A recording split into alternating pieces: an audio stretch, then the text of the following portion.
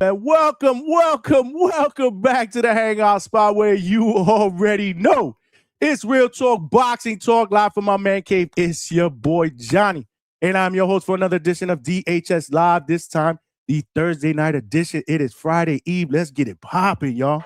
Let's get ready to rumble.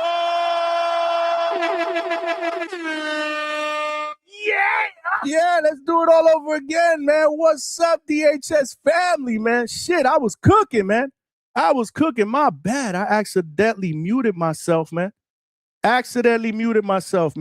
But I say that to say, man, I just want to thank everybody for rocking out last night, man. We did 6.5 hours.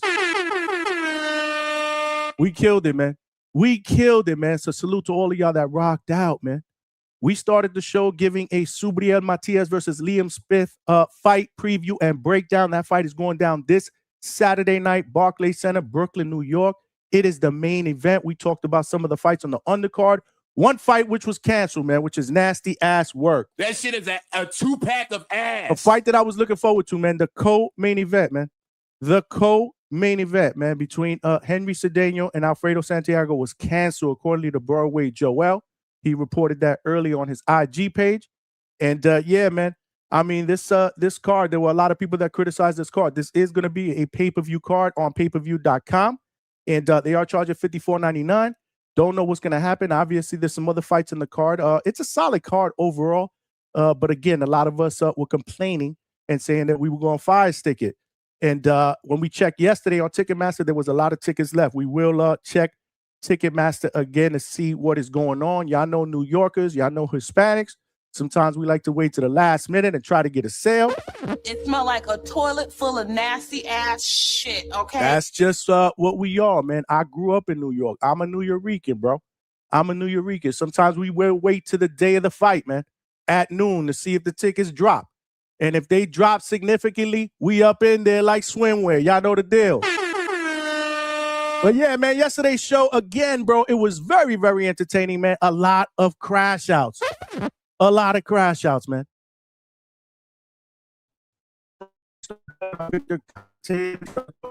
Pacquiao, Mick Doonan from Scotland, crashed out on Ryan from the 6th.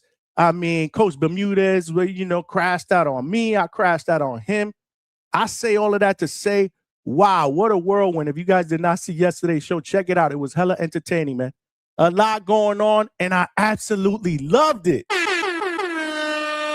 Let's go, champ. Word, man. And tonight is no different. Like I said, we're going to cook, man. It's Friday Eve, man. It is Friday Eve, and I see y'all filing in, man. Make sure you guys smash that like button, man, on the way in. Y'all know the ground rules here at the Hangout spot, man. If you're watching this live on YouTube, make sure you please smash that like button, man, and help us get this show and channel out into the homepage of other true hardcore laid-back boxing fans so they know we rock out weeknights, Tuesdays, Wednesdays, and Thursdays, 9 p.m. Eastern Standard Time. Sunday nights, our recap show, 8 p.m. Eastern Standard Time. And let's not forget, man, now here at DHS, we are cooking with the live fight chats. We cooked this last week, man. 7 hours, man, Saturday into Sunday, because after the fights are over, the show does not stop. It just begins, man. That's when we open up the phone lines and we get immediate post-fight reactions, man. We are cooking, doing shows 4 or 5 times a week, man. We do betting shows, man. You never know who's going to pop up at the panel. You never know who's going to be in the chat. You never know who's going to crash out on somebody. That shit is a two-pack of ass. But it's all in good fun, because I say that to say, we are family, man. We meet in the middle. We love talking this boxing shit, man. And here at DHS, y'all know the deal, man. Family up in the building, even for the people that call me a fraud. Shout out to the boxing outcome, man. Yeah, man, there was a lot going on, man. It was a very, very entertaining show, man. You guys got to check out the playback, man. But that's what we do here. Some chill, laid-back boxing talk. So again, if you are watching this on YouTube, smash that like button. We've been getting a hell of a lot of elevated audience. We've been getting more people in the chat, more people to eventually call in. That's the whole plan. More subscribers. And that's because we're smashing that like button and we're getting 100 likes at minimum every single show. We've been doing it for the past 5 or 6 weeks. We cannot let our foot off the gas pedal, man. We are making a lot of momentum, man. You smash the like button, we get 100 likes. YouTube does its job and it puts it out there, man. It puts it out there. People are checking us out. and they're giving us some great feedback. Like I said, 2025, we made our mark, man. We became contenders in this boxing YouTuber game, man, in 2026. What do I always say? What do I always say, man? We going for a motherfucking world title in 2026. And we gonna do it Mike Tyson style. I'm the most brutal and vicious and most ruthless champion there's ever been. There's no one can stop me. Lynx is a conqueror. No, I'm Alexander. He's no Alexander. I'm the best ever. There's never been anybody as ruthless. I'm Sonny Liston. I'm Jack Dempsey. There's no one like me. I'm from Nairclaw. There's no one that can match me. My style is impetuous. My defense is impregnable. And I'm just ferocious. I want your heart. I want to eat his children.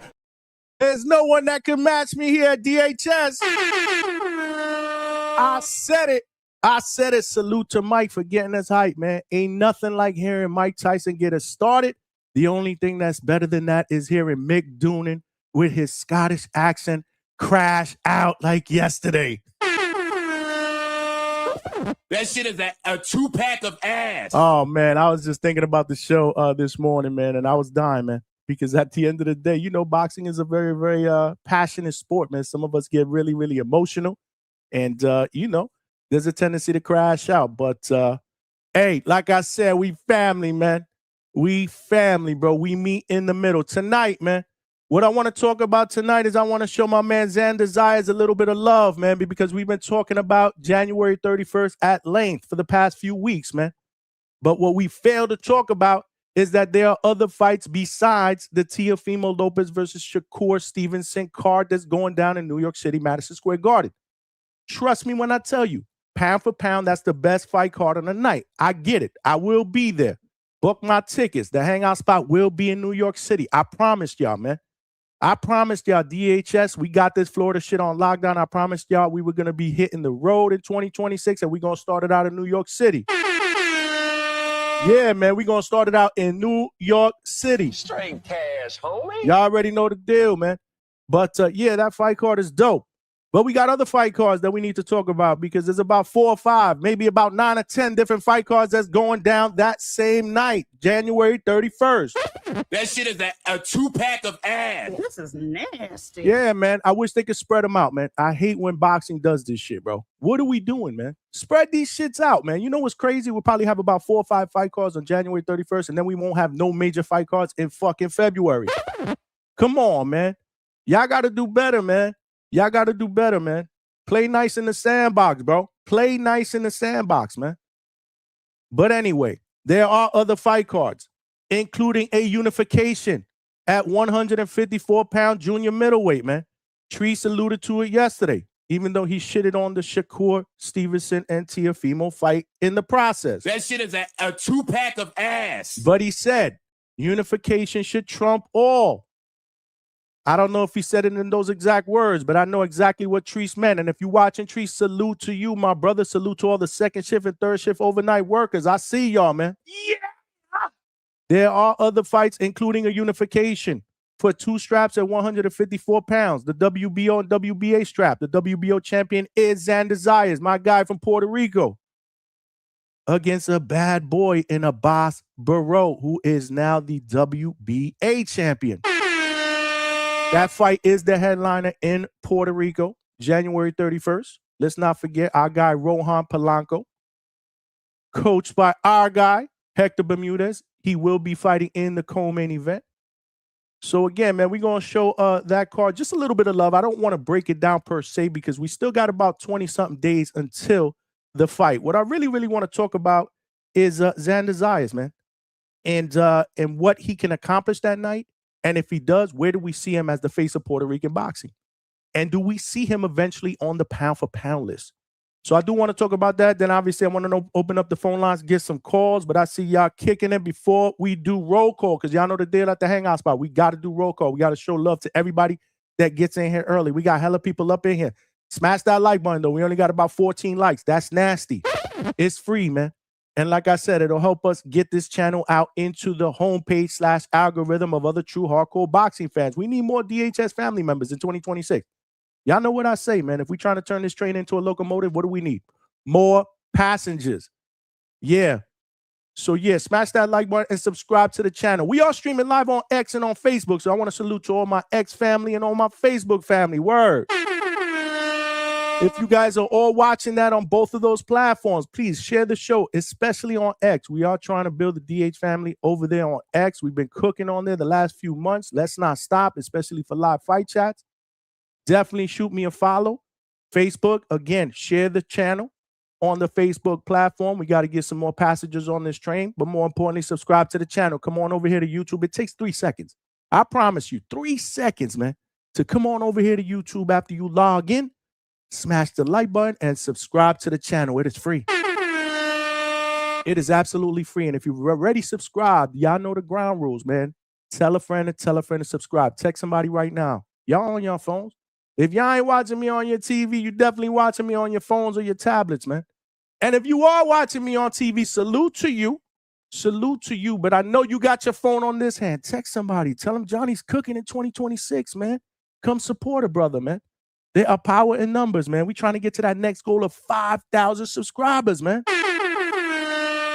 Right now, we at 3,100, man. We got to keep cooking, man. We've been making a lot of traction. A little bit over 100 subscribers in the last 28 days, man. We got to keep our foot on the gas pedal, man. We got to keep our foot on the throats, man. That is a ground rule. Last but not least, the most important ground rule is y'all got to cook in the chat, man. I can't do this alone, man. I need to rock out with the best boxing podcast chat out there, the DHS family. I need to rock out with y'all, man, because y'all bad boys, man. He's a bad man. Let's talk about just how bad he is. Woo! Y'all some bad MFers, man. Word, the DHS family. Y'all be representing, man. One of the best boxing podcast chats out there, if not the best, man. Y'all like to cook. Y'all like to troll. Y'all like to get on each other. That's what it's all about here at DHS. It's okay to share an opinion. It's okay to agree to disagree. We're not always going to see things the same way. But again, what do we all have in common? This boxing shit that we love, man. And we here in family form to talk about it, man. I'm inviting y'all into my living room, man, into my man cave, man. This is what it's all about here at DHS. So y'all got to cook, man. Do me that favor, cook. I can't do this by myself. But if you do have a question or comment that you want to make sure gets read out there in these live YouTube streets, the best way to get that across is via Super Chat because our chats be cooking. I miss a lot of shit. I ain't going to lie. Especially when I'm talking, man. I miss a lot of shit. So if you want to make sure something gets read, Super Chat is the best way to go. It also provides your boy with a little bit of a donation. And that never hurts, man, because we are putting in the work, man. We're not afraid to put in the work. 6.5 hours yesterday. We may do another 6 hours tonight. I don't know. We'll see. I do got to get up in the morning. But I love this shit. I'm passionate about this shit. So again, Super Chat is the best way to go. Another way to make a donation or another few ways to make is a super sticker, super thank you, or the Cash App or Zelle QR codes that are on the side of the screen, man. Every penny counts. We're putting in that work for the second shift and third shift overnight workers. We do have a 10 Super Chat goal. I just want to thank everybody for making us, for helping us reach that goal yesterday. For helping us reach that goal yesterday. Y'all the true champs. The champ is here! The champ is here!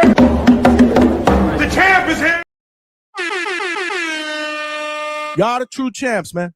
Thank you for helping us hit that Super Chat goal, but we got another one there tonight, so let's help us get there. It could be a Super Chat of any denomination, $1, $2, $10. It don't matter, man. Every penny counts, man, and more than anything else, it goes right back into the channel because, like I said, 2026, we trying to make the DHS experience, the live shows, the live content that we do out in the field. We're trying to make it the best, the biggest and best for the best boxing podcast family out there, man. If you guys want to become a member of the Pound for Pound list, that link is pinned to the chat. It is only $2.99 a month to join. It is cheaper than a Happy Meal at McDonald's. Let's get it popping, man. A lot of cool perks, emojis, the ability to ask any one of our interviewers, fighters, trainers, anybody that we bring on board to ask any questions that you want. We will be doing some live content as well, starting in New York City. That's going to be for members only first. So again, subscribe, man, and join the membership. It's $2.99 a month. I just want to thank everybody that has already joined the membership. We cooking. We absolutely cooking. Y'all know the deal. Let's go, champ! Word, man. But before we get in and start taking some calls, man, y'all know the deal. It's tradition here, man. New York Yankee style, man. We got to do roll call. Who's the first one in the building? Who's the first one in the building? We got Natalia was the first one in the building. Natalia said he barely 23. She talking about Xander Zayas and already better at that age than Boots and facing better competition. He was school Boots. Oh, shit. Let's go, champ. Let's go, champ! Woo! Natalia. In fact, there was one before that, but it came from Natalia as well. Natalia, salute, man. Yeah. People don't want to hear the truth, but Xander beats Boots. Okay, and then the next one broke it down. Let's read it one more time. He barely 23 and already better at that age than Boots and facing better competition. He was school Boots. I wonder if everybody would agree with that. It's okay. We're all going to have our own opinions, man. I think Xander has a lot of potential to be a special fighter at some point down the road. Not today. He's only 23 years old. And we will get into that because sometimes you put thumbnails out there and you put titles out there and people run with it. Reading comprehension, I get it. Some people don't comprehend things the same way we do, or don't see the true intention, or don't read the description of the show. Either way, like I said, I think he has potential to be a future face of Puerto Rican boxing at the very least. And I'll tell you why. Because we have not had one since Miguel Cotto. But I did some research, man. I did a little bit of research. At this age, both guys, there are a lot of similarities. And we saw how it worked out for Miguel Cotto. Let's see how it works out for Xander Zayas. So again, we're going to throw some perspectives out there before we take some calls. Appreciate that. Oh, Wizzy in the building. Salute to you, my brother. Yeah. All right. Nice and early here. Thursday night, Friday Eve. Appreciate you for rocking out at DHS. He said, DHS family, we here. That's right. I'm here for y'all as well, man. Manuel L. say, yo. Saludos. We got Mexican boxing. What's good? He says Xander convinced me when he took Jorge punches clean and took them well for the most part, and he looks like the real deal. That's what I'm talking about. Let's go, champ. My man. Yeah, man. Xander can box, man. Xander can box. But he does get a bad rap, man, and we'll talk about that. And we'll talk about why. In fact, we've talked about that on prior shows. But again, we got to show these two fighters, Xander Zayas and Abass Baraou, some love too, because they are fighting January 31st, and it is a unification bout. And I don't know about you, but I love when these guys unify the titles, man. Let's try to get one undisputed champion per weight division. It doesn't happen that often. It doesn't happen that often. But maybe Xander wants to try to become undisputed in this division. I don't know. This division, as we've said in the past, is shark infested. But, he's a champion, and he's a shark in these waters as well, and he cannot be dismissed. Determinology was good, champ. My man. DHS, we live. Salute to you with both hands, my brother. We live. Thursday night, Friday Eve. Let's get it popping. Mexican boxing said Mexico with the Mexican flag has 16 champions.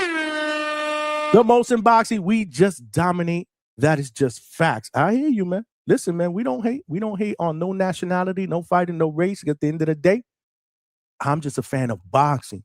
I'm just a fan of boxing, man. I'm just a fan of boxing, and it's okay to put shit out there. Sometimes people are not going to agree. But you're putting it out there for content, for verbiage, for conversation, perspective-wise. It is what it is.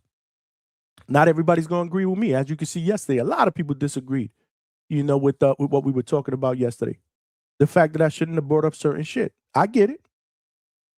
Not my true intention to hate on anybody, especially a fighter I rock with. But, again, just throwing shit out there because, people are going to talk. And believe it or not, the true intention is to try to stop the chatter, but maybe that wasn't the right way to go about it. It's all good. It's all good. You on mute, my man. I know Mick Doonan let me know that I was on mute, but that was a long time ago. I'm good. I ended up doing about 2.5 minutes talking to myself here. That shit is a 2-pack of ass. That's a first. Luckily, I looked at this shit 2.5 minutes in, and I didn't decide to look at the chat 10 minutes in. I would have been tight because there was no way I was going to repeat everything I said in the first 2.5 minutes. But I basically did, man. I did it twice, man. I'll cut that shit out on the playback because that shit's going to be nasty ass work. It smelled like a toilet full of nasty ass shit. Okay? Oh, shit. But I appreciate y'all, man, for looking out, man. Look, y'all getting on me, man. Look at this. Everybody getting on me. Damn. Okay, we good. This is what we got. This is when we got back. This is what we got back. This is what we got back. El Bandito channel was good. He said we good. Okay, I appreciate you. My man Mick Doonan, there you go. We can hear you now. We missed the first 2.5 minutes, but I did repeat it. Maybe not word for word, but it was damn near close because I'm just good like that. I ain't going to lie. And I'm excited, man. If that shit would have happened late in the show when I was half asleep, if that shit would have happened late in the show when I'm looking like this, y'all would have been asked out. Y'all would have been asked out. Because I would have been like, I'm too tired to repeat what I just said. Play it in slow motion on the playback and read my lips. That shit is a 2-pack of ass. You got to have a good time with it. There goes my guy, the Boxing Outcome. What's good, champ? Appreciate you, man. Appreciate you. My guy, man. My guy, McDonough said, keep the streams up. I've been watching. That's what's up, man. At the end of the day, what do I say? We all family. A part of that, though, is smashing that like button.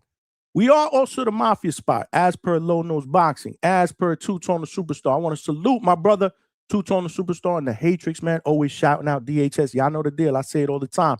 Two-Tone, the Hatrix, DHS, we all blood brothers. TBV, we blood brothers. Word, salute to all my family out there and TBV and the Hatrix, man. But we are the Mafia Spot on occasion. So if you don't smash that like button, you will get clipped Mafia style, baby. Mafia style. This is nasty. So smash that like button. We got about 32 likes. Y'all know the deal. Do your math, man. Less than 70 to get to 100. Word. AB 2 times. What's good? My man. Let's go, Johnny, with the Mexican flag. Salute, salute, saludos. My man Chad up in the building. All the way from Canada, man. Y'all know the deal. We got DHS family members all over the world. Canada, Africa, Australia, Scotland, Mexico. Y'all know the deal. UK, everywhere, man. We rocking out, man. Let's go, champ. We rocking out, man. We rocking out. McDonough said, Johnny, I just keep it real, though I shouldn't have crashed out on my fan. Us. It's all good. It's all good. I got to do a better job of just cutting that shit. Like, because, again, there are times where dudes aren't really debating. They're arguing with each other. And when you argue, you get loud, you get emotional, and you start talking over and yelling over each other. You know, and shit starts getting hostile. Again, a debate is, you know, one guy talk, next guy talk, one guy rebuttals, the other guy, you know, responds, whatever you want to call it. That's a debate. But I got to do a better job of realizing when dudes are starting to get emotional and they're just going around in circles and they're not going to agree with each other, just cut it, man. And take that shit to the back hall. Word. Take it to the back hall where y'all could curse each other out. Y'all could duke it out back there. But, you know, it's not really entertaining. Some people like it. Some people like it. I think more people like the crash outs, though. The crash outs is what people like. So we going to have some crash outs. That's a part of the game. But the arguing back and forth where it's loud, where I just got to start yelling over people like one by one. I got to ring the bell. I got to go neutral corners and be the referee. I got to be Steve Willis up in this point. Steve Willis. You know, it gets tiring, especially at 1 o'clock in the morning, man. 1, 2 o'clock in the morning, dudes want to argue, man. It may not be 1, 2 o'clock in the morning where you at, but it is where I'm at. If you out here on East Coast time. So I got to do a better job of just cutting that off and letting y'all dudes live to fight another day. Word. But you know, we getting better. We get better at modifying, you know, and letting dudes cook. I want to let the dudes cook. That's what the Hangout Spot is all about. But shit, again, I don't want to be a referee. So yeah, man, we'll do a better job of that, man. We got to keep control, man. We ain't other channels, bro. We got to keep control here, man. This is entertainment for other people. Some other people aren't watching. Remember, they are working. They got their phones in their pockets. They got their earphones, their headphones on. They listening. You can't listen to that shit. I looked at it. When you dudes are going back and forth, I was losing viewers. And I don't blame people because I would do the same thing. If I turn on a channel and I see dudes just yelling and screaming and hollering over each other, you can't understand either one of them. And then the host is like, yo, one by one, ringing bells. I would have been like, yo, this is too chaotic for me. I'm done. Don't even know if I give them a second chance. We need to keep people and we need to get more people here at DHS. We don't need to turn people off, especially newer people. So just keep that in mind, man. Keep that in mind. And I say that from El Corazon.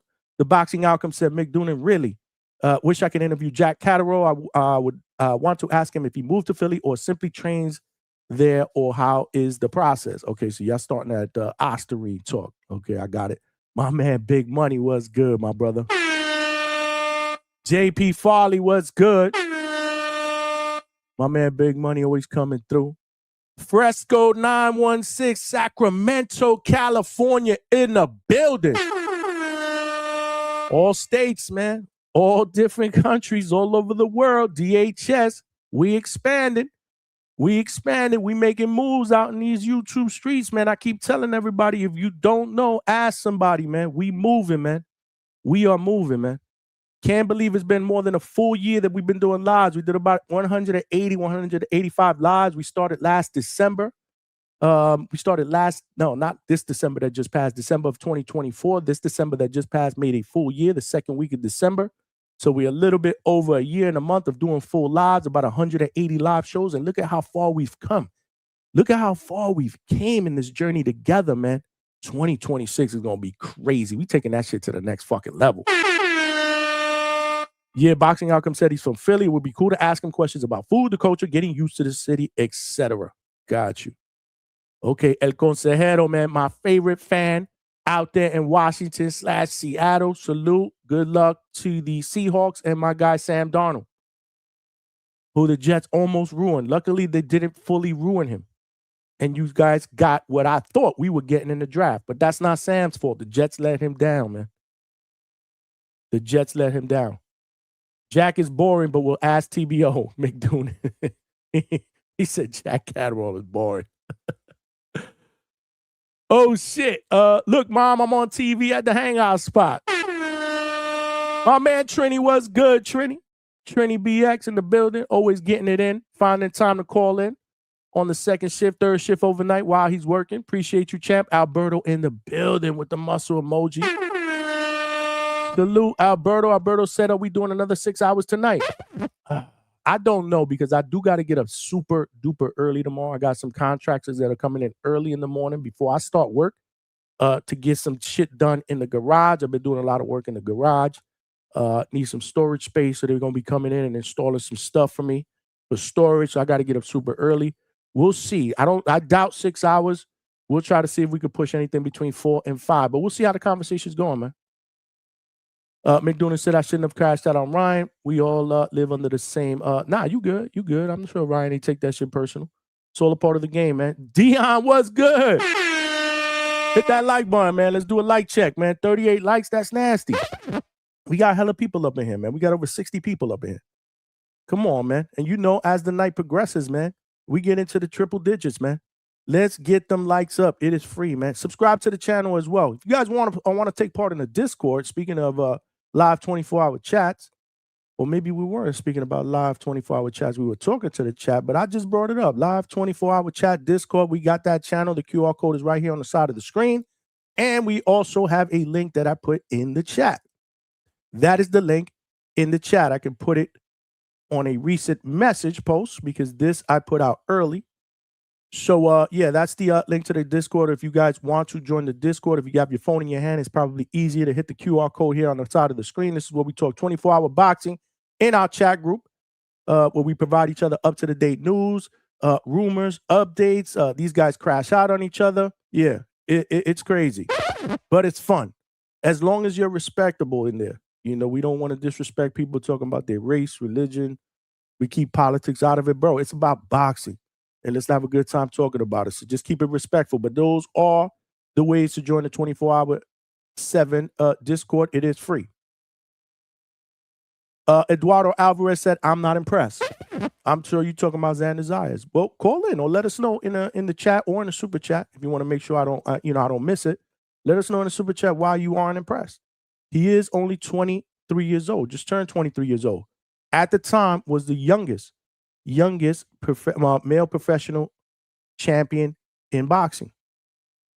The youngest world champion in boxing at 22, just turned 23 recently, I believe.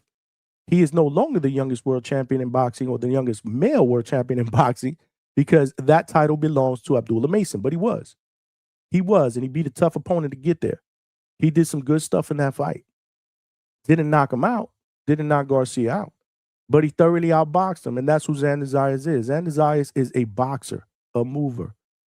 Hella shit to like about Xander Zayas, and I'll tell you why. And he's also a great, great young man, man. A great young man. I've met him on numerous occasions, always shows me love. I've interviewed him a couple of times live. I'm trying to get him on the show. I'm trying to work with his manager, Peter Khan, to get him on the show, at least for about 15, 20 minutes. There's a few questions I have for him. So we're working on that, but he's a great guy, man. He's great with fans, with kids. I mean, phenomenal young man, man. Trust me when I tell you.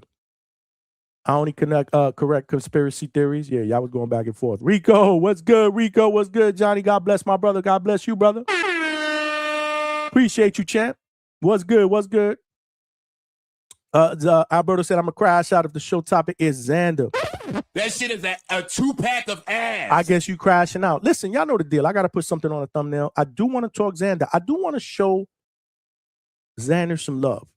Again, because it's not every day that we see a guy his age win a world title, and in his first fight after winning that world title, he's actually trying to unify titles.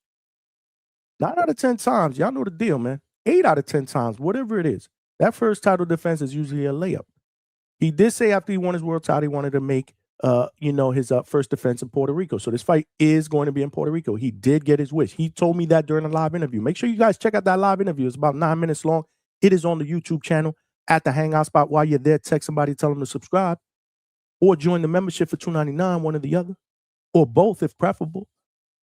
So he did tell me that he wanted to that first title defense to be in Puerto Rico. He said he wanted it to be in December, because this interview was obviously, I believe this interview was in August. Might have been the end of July, August. I'm not sure. It was obviously after he won his title. Kept his promise. And he did tell me that he wanted that guy to be Abass Baraou, because on that same night, Abass Baraou shocked everybody and beat Yoenis Tellez, which a lot of people had Tellez winning, the favorite going into that fight. I'm sorry, not winning the fight. Abass Baraou is a really, really good fighter, man. And another cool dude, man. I met him after he won his title in the locker room, man. Great dude, man. I mean, it was the ultimate story of, man, nobody believed in me, and look at me now. I'm holding this title. I'm looking at it. It was special, man. I took a picture with him. I talked to him for a little bit. Yeah, man. So a good guy, and they are, they are familiar with each other. There's familiarity with each other because they've sparred numerous rounds. But I say that to say during that live interview, Xander told me, yeah, I'm here because I'm lobbying for the winner. Whether it was Tellez or Baraou, obviously we saw Abass win, so I want Abass, man. I'm going to have my people reach out to him, and we're going to try to set something up. He told me this a few months ago, and here we are. End of January is going down. He kept his word. His people kept their word. That's the fight he wanted. And now it's a unification. So again, at 23 years old, trying to unify titles, pick up 2 titles in a division that we can all agree is shark infested. I mean, that's nothing to sneeze at, guys. We got to give credit where credit is due. We complain that other fighters, other bigger name fighters, other fighters that obviously on paper and based on experience might seem to be a lot more skillful, more accomplished. We complain that those guys don't unify against some of the better fighters or, again, the champions in their division. But then we got a dude that does it, and we want to sit there and say, well, I don't know about Xander, blah, blah, blah. And again, we're all going to have our opinions. I'm just throwing my perspective out there. As a fighter that wants to fight for legacy, I like what Xander is doing. He's off to a very, very good start. I'm a Xander fan, but I say that truthfully. Y'all know the deal. I keep it real. There's something there. There's something there. It may not be what we think it's going to be today, tomorrow, maybe not even this year or next. But there's something there. Bright, bright future, man. I see it. I feel it, man. I feel it, man. But we'll see.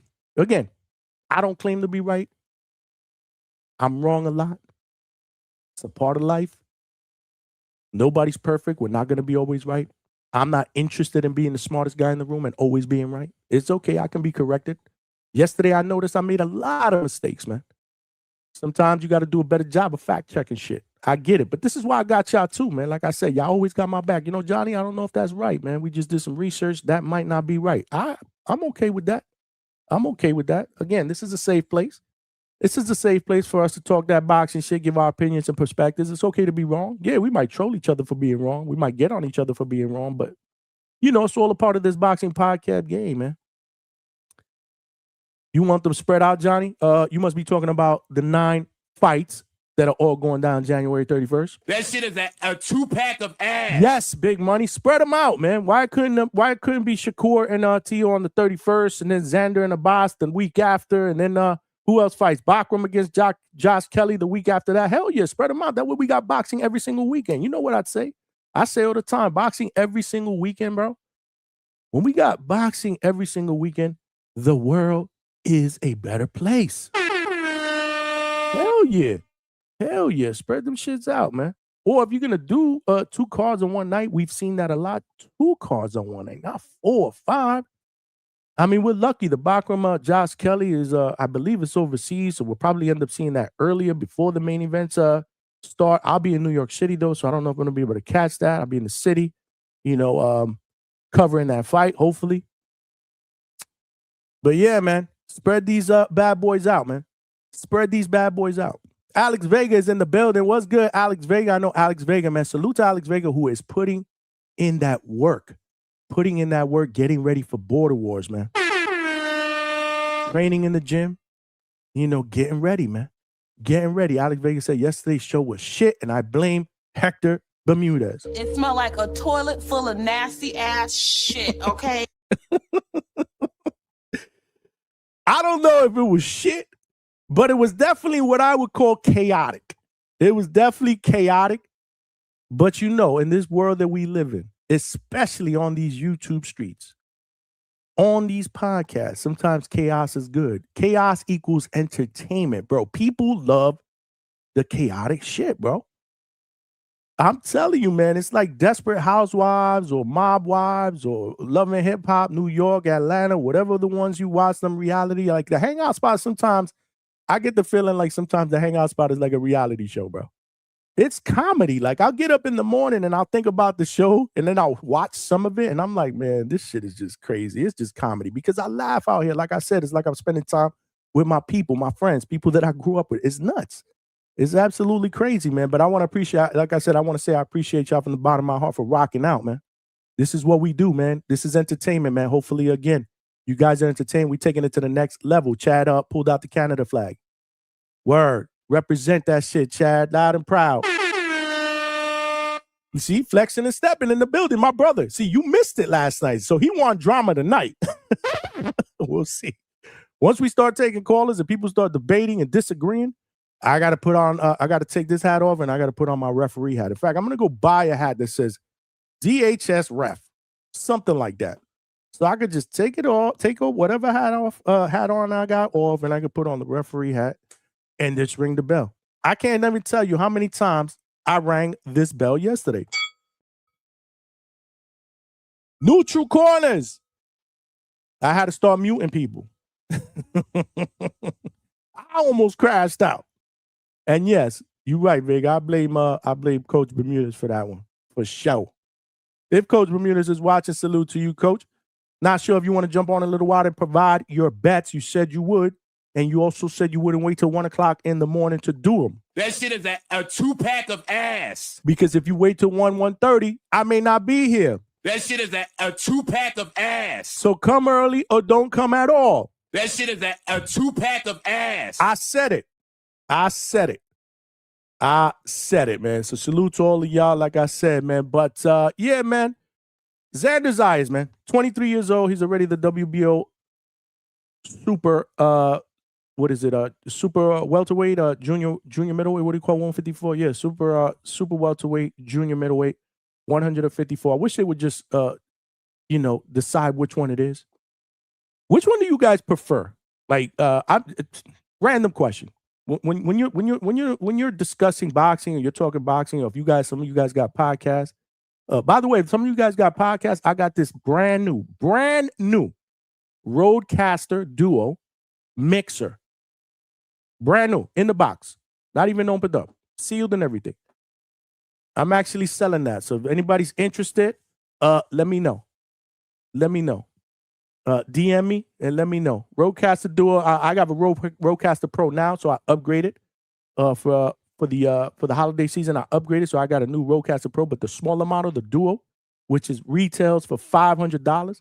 I'm selling that, and it's brand new. So let me know if anybody's interested. Just let me know. DM. We'll figure something out. Whoever's interested, just shoot me a DM. I can send you a picture of it. It's brand new. But those are for you podcasters out there that are taking this podcasting game serious. It's one of the it is. I don't think there's anything better than Rodecaster. That's just my opinion. Ask Ness from the Boxing Voice as two-tone. That's what we use, man. We use Rodecasters. I use broadcast mics.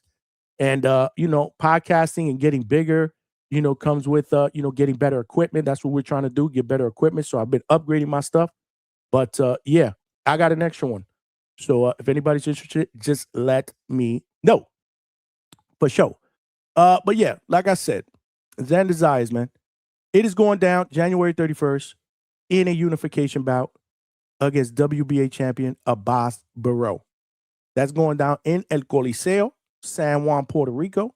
I believe that's the same venue where Amanda Serrano just fought this past weekend. We did do a live fight chat for that. If you did not check that out, it was entertaining, especially the post-fight, immediate post-fight reactions. Check out the replay at the Hangout spot on YouTube and smash that like button while you're there on the show, and subscribe if you haven't done so. But yeah, he's going to be fighting Abass Baraou. The winner will be a unified champion at 154. So 2 out of the 4 classes will be one of these guys as champion, unless we get a draw. I did put a poll out there, and it's just prelim. Y'all know the deal. I like to put feelers out there. You know, I usually a little bit more than 30 days before a fight. Obviously, we have less than 30 days, but a little bit before the fights, usually a month and a half out. I like to throw out a feeler, and then I like to compare the results a month and a half out to the results week of, see if anything's moved, the needle moved, and see if, if 50% of the people were picking Xander today are the same 50% picking him on the week of the fight. Did something change? You know, shit changes. A lot of us flip-flop based on what we see, interviews, training, whatever it is. I have flip-flopped many a times in the past. I'm very, very guilty of that. So I did put a poll out there. Who do you guys think wins that fight? I'm not going to break down the fight. Like I said, we will wait till later on in the month to do that. But yeah, the other 2 champions are Bakram. You know, Bakram is fighting on, he's fighting Josh Kelly. He's fighting Josh Kelly on the same night. So another 154-pound champion will be fighting on the same night as Xander Zayas. And then we got Sebastian Fundora with Virgil as the interim. That's what I'm looking at in the boxing scene rankings. So the winner of this fight will have 2 out of the 4 major belts. I'm not sure who the Ring Magazine champion is. I don't think we have a Ring Magazine champion at 154. But again, my chat, I need y'all. Do we have a champion at 154 on the ring? I don't think we do. So you got 2 out of the 4 belts. Hopefully the winner will be able to go on unify against either Bakram or Fundora if Bakram beats Josh Kelly. But yeah, to me, at 23 years old, that's good shit. He's off to a great start in his career.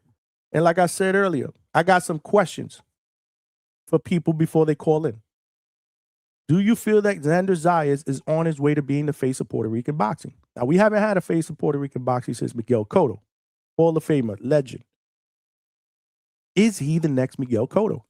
And again, let me break that down. Let me break that down to what I exactly mean. Let me break that down. Does that mean that hold on a second, because I may be having Coach Eric Roman jumping on.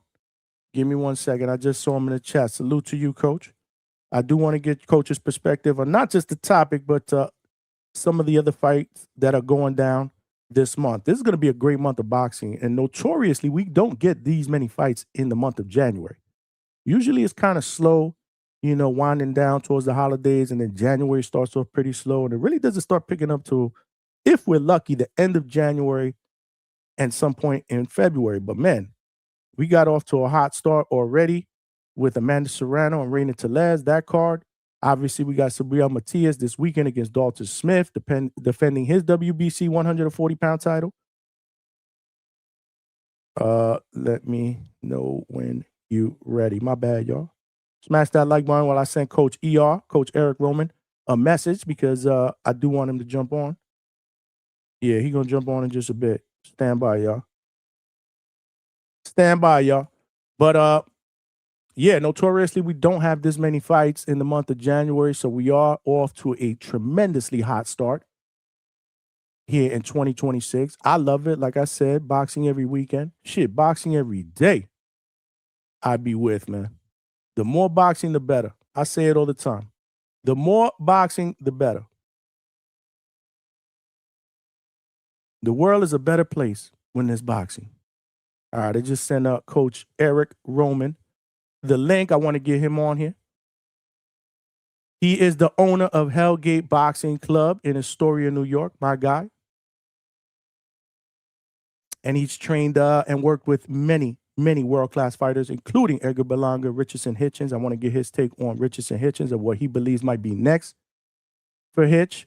Obviously, we wanted, I thought, Richardson Hitchens was going to be on this card, January 31st, against Jermaine Ortiz. I was hearing a lot of rumbling about that, but that didn't materialize. And now we got Jermaine Ortiz against Keyshawn Davis, which is a really good fight that I'm looking forward to. And we'll get the coach's take on that as well. Break shit down. Chevy Red, what's good? She in the chat. She said, how many hours the show going to be today? I'm going to take a nap and come back. We'll play it as it comes, man. We do 4 or 5. Yesterday was 6.5. I doubt we do 6.5. But we'll shoot for about 4 or 5. Depending on how it goes, man, y'all got to keep me awake, man. Y'all got to keep me live, man. Ask questions. Get involved. Send super chats. Whatever it is, man. Keep me involved. Keep me up, man. Keep me up. Hopefully I can keep you guys up. We keep each other up. That's what we do. I just sent Coach Eric Roman the link. He's going to be jumping on in just a second. But yeah, man, do you feel like he can be the next Miguel Cotto? And when I say that, I'm not saying that he is or he isn't. I'm not saying he's close to being that guy. But when you got a guy that at 22, 23 years old has already won a world title, could potentially unify, it's not far-fetched to say that eventually he will be. Now, I know there's a lot of work to be done. But if you look at the comparison, and I did some research today, when Miguel Cotto was this age, there were a lot of similarities, man. Xander Zayas' record when he won his first world title was 22-0. Cotto was 21-0. Yeah. They both, Miguel Cotto fought the majority of his career on the top rank. Y'all know how they do for fighter development. Same thing with Xander Zayas. Now, obviously, Miguel Cotto went on to have a Hall of Fame career. So, again, there's a lot of work to be done. But there's a lot of about Xander Zayas and his future. So, again, I can break that down a little bit later. But I don't want to keep my guests waiting. Like I said, man, he is the owner of Hellgate Boxing Club in Astoria, New York, doing big things in the world of boxing. He's my guy, so we got to give him a warm DHS welcome. This is the first time we've had him up here, and I'm excited to get him aboard. My brother, Coach Eric Roman, ER. What's good, champ? What's good, my boy? How you, Johnny? Man, you already know, man. Thank you, man. Thank you for jumping on, man. And more importantly, man, thank you for showing love, man. I appreciate you, man. No doubt, brother. No doubt. Listen, man, I love what you're doing, man. I love what you're doing. And, I'm a fan, man. And anything I can do to support, I'm here, man. Sounds good, man. I appreciate you. So what's good, man? Talk to me, man. Introduce yourself to the audience, bro. I'm Coach ER. I'm originally from Brooklyn, Bushwick, like my brother Johnny here. Let's go. Let's go. Yes, sir. Just recently moved out to Astoria, Queens, my gym and everything out that way. I own Hellgate Boxing Club, where basically, man, we just giving back to the youth in the area. You know what I'm saying? It's like a poor area of Queens, the poor side of Astoria, Queens, where we got a bunch of project buildings out there. If anybody knows about New York, the projects is like still roofless, And I'm just trying to help out and save the young kids, man. You know what I'm saying? And do what I do, create champions, create millionaires. That's what's up, man. Listen, if you guys got any questions or comments that you want to make sure gets read to Coach Eric Roman, the best way to get that across is via super chat, because the chat's cooking right now, and I can't monitor and determine what the comments are from the questions. So again, it will come up as a start message. Y'all know the deal.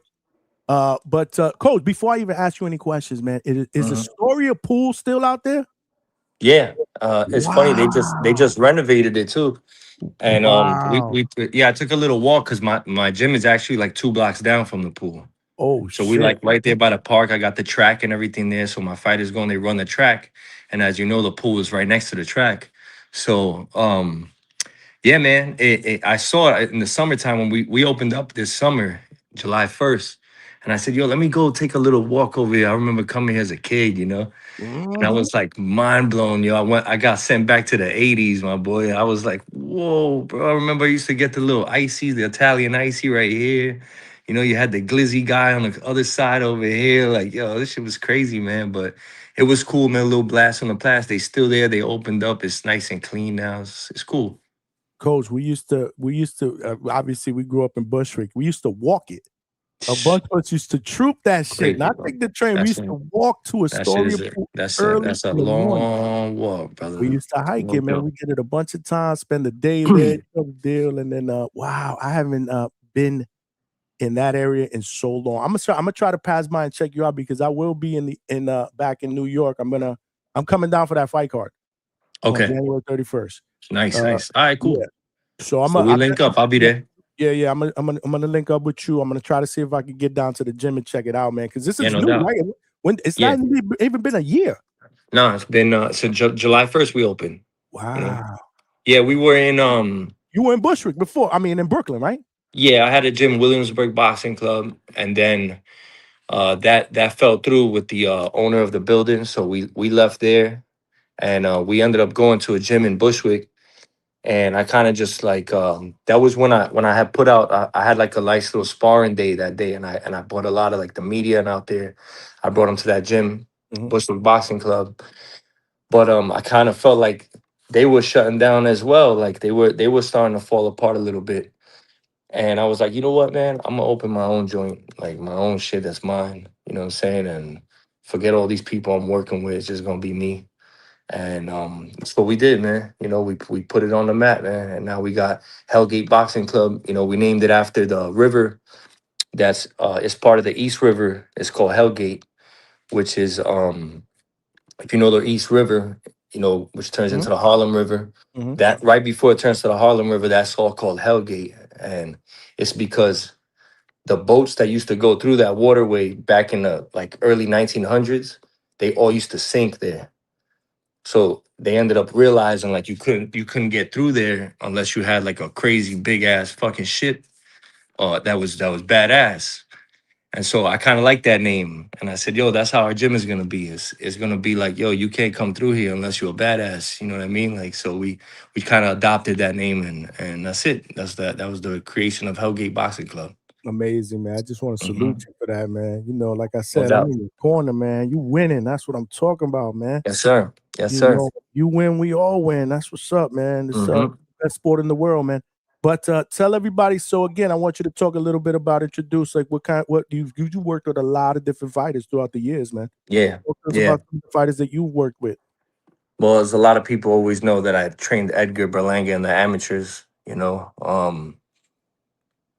He's still like family to me. You know, it's like my little brother. You know, I got mad love for him, his pops, his moms, like his whole family. We all still close. We all good. You know, I work with Richardson Hitchens. You know, everybody knows he's champ of the world. You know, um, he was stuck in a contract with Mayweather for a long time. I helped him get out of that.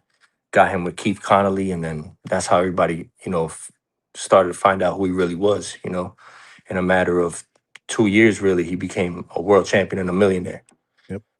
You know, I work with a kid named Khalil Cole, Mm-hmm. you know, from Jersey City, bad motherfucker, you know, like knockout king, you know. Probably, you know, no disrespect to none of the other fighters I've worked with, but talent wise, athletically, probably the best talent I've ever worked with. Khalil Cole, you know. Wow. Pure power, you know, great boxing ability, great jab.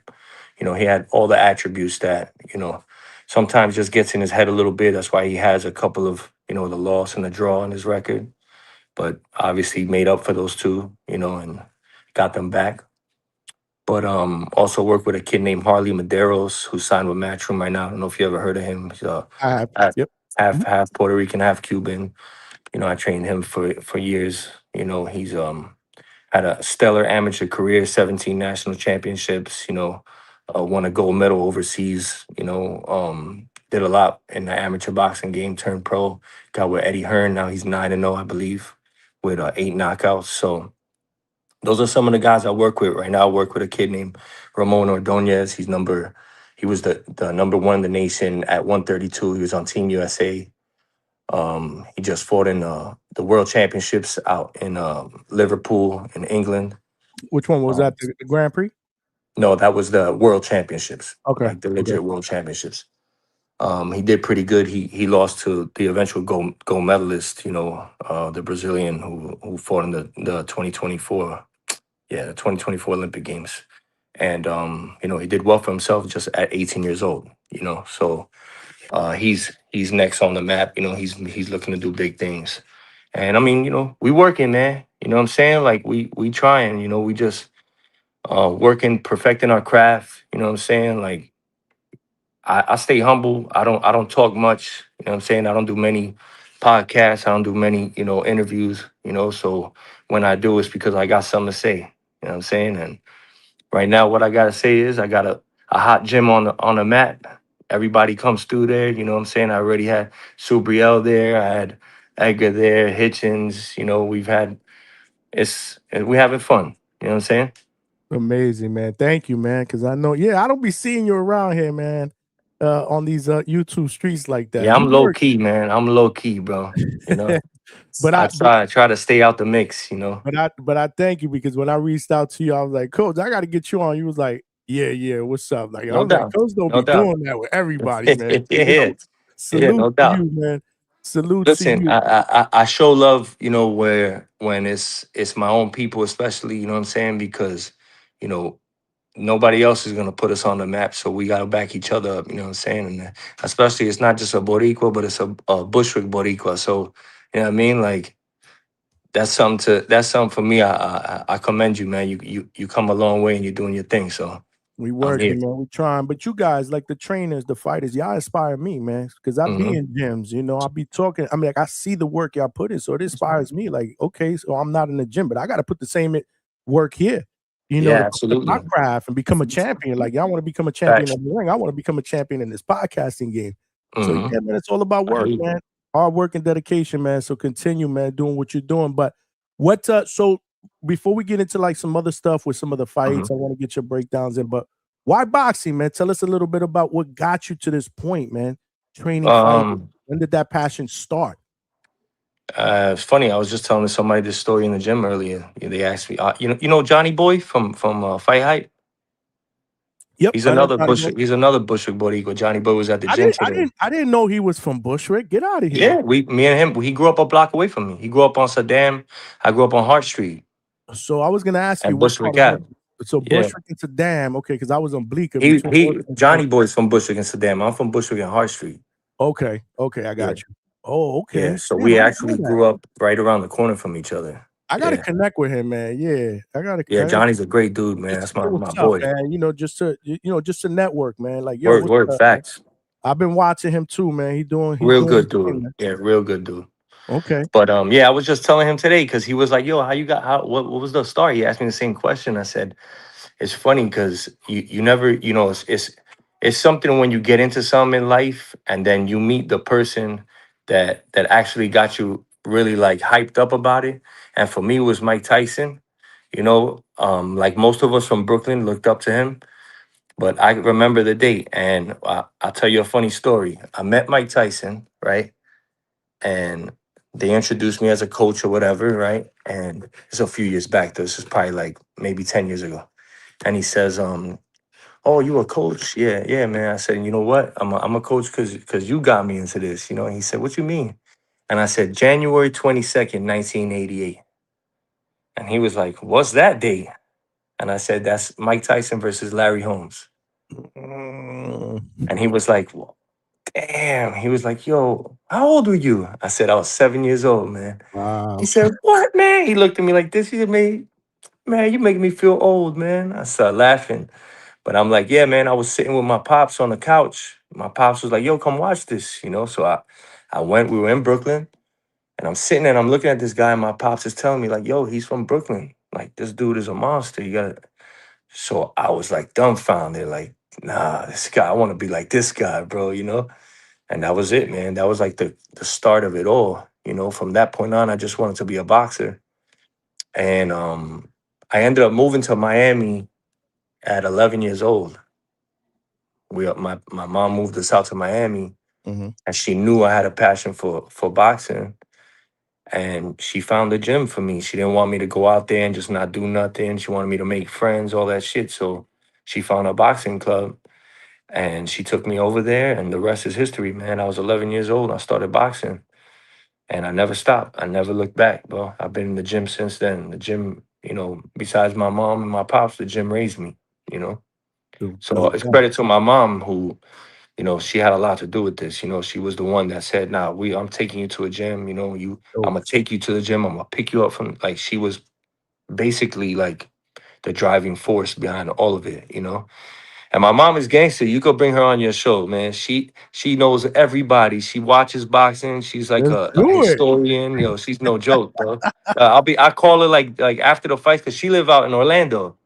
Ah, so So she's right here, right in my yeah, neck she's of the right there. woods. She I'm probably like live right 20 across the minutes. street from you. I'm But she about goes, 35, 40 minutes from Orlando. I'm okay, in and out of there because it's. yeah, she's right in the city. So I said I call her like right after the fights, I'll call her up, and she'll be like, chacho, papi. And she'll just start telling me like whatever, you I know, love it. if her fighter did good, she tell me. If not, she don't. And she'll be like, he wasn't using his jab, and she goes right in. I start laughing. Even to this day, I go, damn, ma, you the shit, man. You the truth, bro. That's You know? dope, man. Because usually, like I said, I mean, I've interviewed, I don't even know, hundreds of fighters, trainers, or whatever. When we ask these Yeah, questions about what got you into boxing, especially the fighters, they say, "Well, my mom didn't really want me in boxing." yeah. That's weird. That's different than Yeah. your mom was like, I "No, mean, I you mean, actually got to she would tell you because she does say this story to people because me and my brother it was both me and my brother that boxed, and she brought us both to the gym. But she will tell you like she hated us when we fought. She hated it. She was nervous, scared. She went through all the emotions, you know, tears, everything. And but she knew that it was what we wanted to do, and so she was riding with us. You know what I mean? So my mom is a trooper, bro. She's no joke, man. She's like all about her sons. God bless, man. God Thank bless. you, bro. And I'm sure you come down here to visit. You gotta let me Yeah, know next time yeah, you yeah, come yeah. down here. Nah, no doubt. I will. Literally right around the corner. I Yeah, go, yeah, we'll do, we'll do. perfect. That's what's up. Great. Did you fight any amateurs or Yeah, did you yeah. fight any Hell amateurs? yeah. Hell yeah. I won tournaments. I had my first amateur fight was actually in the Golden Gloves in March of 1993. I was 12 years old. Wow. My first fight. Yep. Yep. And then my last fight was in 2006, you know, Mhm. and then I kind of was already like done with it, but you know, I had kids already at that time I and was gonna ask you, why didn't you pursue a pro career? so I had you know, I had at that time I had 3 children Okay. and you know, it's not easy to, you know, I mean, aside from that, it was me too. Like I'm not gonna sit here and like bullshit around. Like I was a menace in the streets and you know, out there. I lived in Miami, you know, and it's like, yo, Yeah.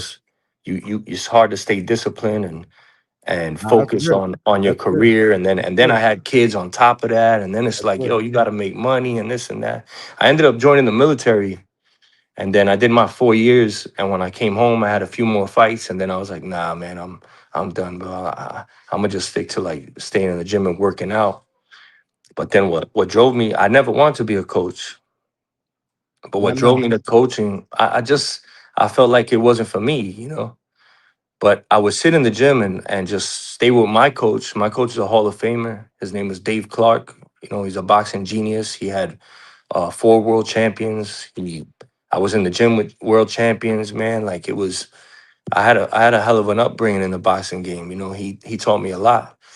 And once I realized like I couldn't really keep up with the young guns no more like I wanted to, and I took too much time off when I went in my military stint and all that. I tried to come back and it was not easy, man. It was not easy. So I said, you know what, man, I'm just gonna sit here and chill out and just relax and work. And but I started looking at these young kids and I was going, bro, these kids suck, bro. Like, I can't sit here and just allow this to happen. My coach was old already, so he really didn't give a shit like to sit down with a young boy. You know what I mean? My apologies, man. I got a new baby now. You good. No, you So good. You good, man. what's up, Smash Papi? I'm that here. like button, man. Smash that like button. We got Coach Eric Roman. We call him Coach ER. He's in the That's building right. from New York City. Make sure you guys smash that like button and show Yeah. him some love in the chat, man. Yo, and I'll tell you a story about how they gave me that name. That's not Coach ER just because it's my initials. It's part of Uh-oh. it, but I I think I know a little bit about it. But go ahead. Cook, go yeah, ahead. Put your apron on. Cook. they named me that because, well, it came about first because I would take a lot of fighters that were messed up or like almost broken, and I would fix them. And so they were like, yo, we're bringing him to the ER, man. This motherfucker fixes all the Oh. fighters. But then it turned into all my fighters was knocking niggas out and putting them in the ER. So then I said, yo, and so like the whole wordplay was like, that's my initials too. So everybody just took to it and that was it. You know, that was a history there. But back to what was I saying again about my bad, I'm punching a little bit. Nope, you Um good. You good. You yeah, good. yeah. No, no, So no. so then that's what happened with my coach. I started picking his brain, you know, and I started going, yo, how you do this? Yo, like what's and I started understanding boxing more, like more than I ever did. Like once you start coaching, you start seeing things that you never saw as a fighter. And so I was like, wow, like this is I'm seeing boxing from a different standpoint now, you know, as a coach. And I just took a liking to it. And I started really like training the younger kids, the amateurs and everything. And we started winning shit, you know, and I started going, damn, my coach said, yo, that's it, man. Like you about to be the truth, man. I'm telling you, like he was like, you got it, bro. You got it. You're gonna be a great coach. And it just started, man, from there. That was probably like 2008, maybe, you know, 2009-ish, like around there.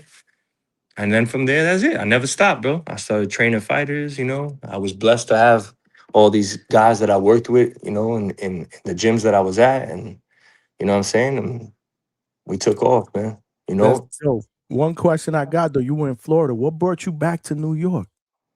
Especially Brooklyn. that's a good question. So like there, first of all, there's no money in Miami, really, right? Like you really, unless you see, I wasn't established as a coach yet, right? So to start out somewhere, I was like, damn, man, like there's not really like any dogs out here in Miami. You know what I'm saying? Like a lot of the kids come from good homes, especially where I was at the time. I was like, damn, there's not no real live dogs here, man. I want to go somewhere where people are hungry, you know, like I said, where better to go than back to my hometown in New York City, man. You know what I mean? There's animals out here, you know, trying to become something. And I was hungry, you know. So I came out here, I made the move. It was like spur of the moment, really, man. I just said, man, fuck it, I'm gonna do it. And I did it. Came out here, I got to a gym right away. I started working with a few kids, end up going to like the Golden Gloves, end up winning that shit, end up going to all these local tournaments, winning them shits. Then I started going like, damn, like everybody started flocking towards me, you know? And then that was it. You know, I ended up, you know, in the right place at the right time. That's all I can say. And I owe all that to God, you know, because Everything I, happens for a I reason, man. yep, and I took the risk because I believe in God. I knew God had my back and I had no fear. I had no fear. And I just said, yo, if I'm gonna do it, I'm gonna do it right now. And I did it. And the next thing you know, boom, you know, here I am now. That's inspiring, Mhm. man. It is Mhm. because a lot of times, you know, even me when I was younger, man, you want to do shit, but you're afraid to take that plunge, right? Of course. Of And course. I learned later on when I got older. Wish I had known all this shit when I was younger, growing up in Bushwick. Again, like you, not focused on what I needed to focus, wanted to run Mhm. trees, girl. You know the deal. Of You know course. the deal. You Yep. from Bushwick. Yep. I wish I knew what I know now that I didn't know back then. But sometimes you just gotta go for it. Yep. You know, there's no failure in trying. Yep. You know, and the fear Mhm. of failure is what kind of pulls people from trying. Don't just Yeah, but that's what kind of like pushed me. mm, It was the fear, like, yo, you really not gonna do this? Like, you just gonna walk away from it? You're just gonna, nah, you gotta do it, man. I can't die and knowing like, yo, I could have did something, but now it's like, yo, I've been on a big screen in Madison Square Garden. How many people could say they did that in this world? dope, You know what I'm dope. saying? Yeah, no, absolutely, brother. Like I said, man, salute to you. Um, so in your gym, do you train what amateurs? You're like everybody, Everything. any Everything. level is welcome. Any level, what I'm saying? I got a coach for everybody. Not everybody's gonna be trained by me, but what I'm saying, if you're an elite fighter, obviously you're gonna be trained by me. And I have a crew, I have a great assistant coach, who's like my brother. He the most loyal guy you could fucking imagine is my assistant, and I'm super proud of to have him and call him my brother. And that's my coach Joey, that everybody knows when they come through, they know who he is. And then, you know, I work with a lot of these. When I work with these kids, I work with their parents. You know, we got the kid Ramon Ordonez, his father Victor Ordonez, a hell of a coach. You know, great coach. You know, trained his son to be a monster. You know, and now they brought me in to help out, and you know, to do my ER thing. You know what I'm saying? And I think that kid has the sky's the limit for that kid. Like he's gonna be, he's one of them ones, as they say. You know, he's one of them ones. And we got another one, man. And he's next up to become a world champion, a millionaire, to do all that stuff. You know, and if you don't follow him now. His and Instagram is Ramon Ordonez. You know, Okay. follow him at that. You know, Google him, whatever you gotta do. You can YouTube his fights. You know, he's fought all over the world now since he was on Team USA. And he was the youngest member of Team USA, which is dope. You know, he was winning, doing all those things at 18 years old, man. So We got to get him on here, Coach. yeah, we will. Yeah, absolutely. You know, once we figure out what's gonna happen with his career going further, you know, I don't want to make any announcements now or do anything like that because we still like in talks and trying to figure out what we want to do, you know, because he has options, you know what I'm saying? And that's one thing with me, man. When you come to me, I'm gonna get you the options. Like you know, these kids think that a lot of these kids they don't got that avenue. You know what I'm saying? They don't have the connections. They don't have, you know, a way to make it out. Well, I do. So like a lot of people come to me for that alone. You know what I'm saying? And but That's a compliment to you. You know, no, I of mean, course, again, absolutely. it's more than just boxing. You're also looking out for their livelihoods, their future. That's my main concern. You know what I'm That's it. saying? Like I was going to for ask me, you, how yeah. important is that to you compared to what you're making them as a fighter or as a Individual, a individual? human being. For me, you know, like I'll give you an example. Africa, right? Richardson Hitchens was trapped in a contract with Floyd Mayweather for years. They had him on a bench. Yep. I didn't understand it. I was in the gym with this kid every day. I'm watching him spar some of the best fighters you love, right? You name him, he's been in the ring with them, and he's whooping them, and I'm going, bro, why is Floyd not making no move on this dude, man? You know what I'm saying? And it was really his love for Floyd that was kind of holding him back because for him, that was his idol.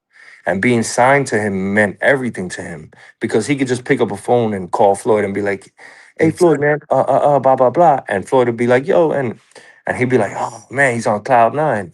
Right. And I'm looking at it like that's cool, but this is prize fighting. Word. Why are you not getting the prize? Right. Right? And he just kept on like, nah, but I believe we're gonna win. And I kept saying, nah. So on the side, I was talking to Keith Connolly, and I was telling him, like, yo, we were signing, he was in the process of signing my other fighter, Harley Medeiros. And we were going to meetings, and I kept saying, like, yo, you gotta look into Africa, man. And at first he didn't want to sign him at all. Like he was like, nah, I'm not interested, man. I mean, I don't know. Can he fight, man? I don't. Why I'm was like, he not interested? Because I think a lot of people talk about Africa, you know, and the word is, oh, like he's quote unquote not a puncher, right? Like he's just a pure boxer or whatever. And I'm trying to tell him, like, yo, bro, he has everything. He has everything. Sure, he's not a one punch knockout artist, but who is nowadays? Like that's rare. That's a rarity, right? But you have a kid that's such a pure boxer, man. Like he could one day, you know, be on the pound for pound list. And nobody knows this. Like this kid is just flying under the radar, right? So he was like, at one point he was just like, and he has a partner, and his partner, I brought his partner to the gym. I said, you gotta watch this kid, man. So he watched him spar.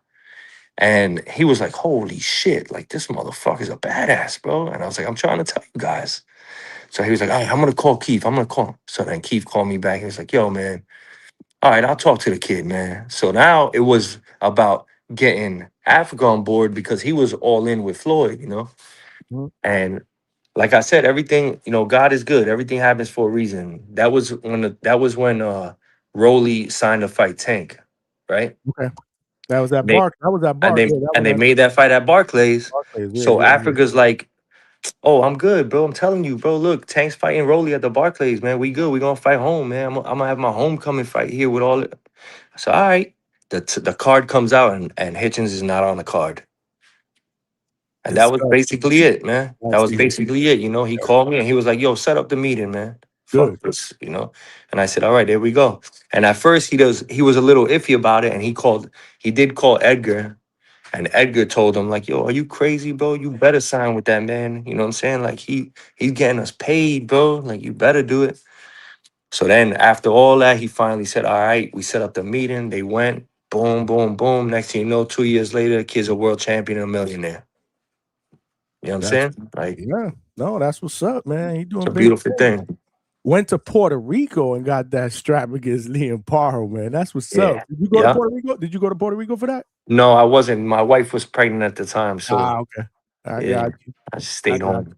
Nah, I hooked up with Africa once out here when he was here for a fight card. I did a quick interview with him live, trying to get him on the show eventually to talk that shit because I just love his confidence. You know, Yeah. he's from New York, bro. This is Yeah. something different. This is something different. Brooklyn. about He's him. Brooklyn, man. You know, Brooklyn. it's There's something different about us, man. yeah. But yeah, man, I was a little disappointed though because I thought he was going to be on this card on the 31st, man. Yeah. But you know, things happen, man. So like I said, trust the process. You know what I'm saying? Like I was just as shocked as everybody else that you know they put Keyshawn instead. I wasn't sure why that took place, but they got a plan, man. You know what I'm saying? And you know, if everything falls into place, then it'll all make sense. You know what I mean? Like I spoke to him this morning, Mhm. and you know, I know who the new opponent is. You know what I'm saying? It's an opponent to get him ready for the big show. You know what I'm saying? So like he hasn't fought since he stopped Cambosis, which was in June, I believe, right?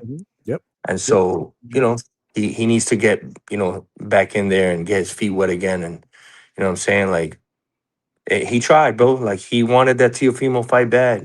You know what I'm saying? You know, it's unfortunate Shakur came in, intercepted it. You know, it's the business. You know, we can't be mad at it. You know, he's not mad at it. You know, it hurt him a little bit because he really wanted that fight.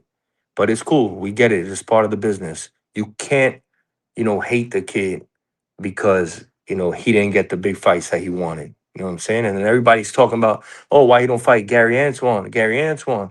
Gary Antoine's with PBC, man. Don't nobody know what's going on with I them. want you to explain that because we did have somebody in the chat. Somebody super chatted yesterday that said that he was a duck. Because Yeah, I read the super chat. You know the deal. Make sure you guys smash that like button, man. Somebody was like Hitchens is a duck or whatever, and somebody was like, "How is he a duck or whatever?" So explain no. that situation real quick. It is what it is, man. You know, Gary Antoine is with PBC.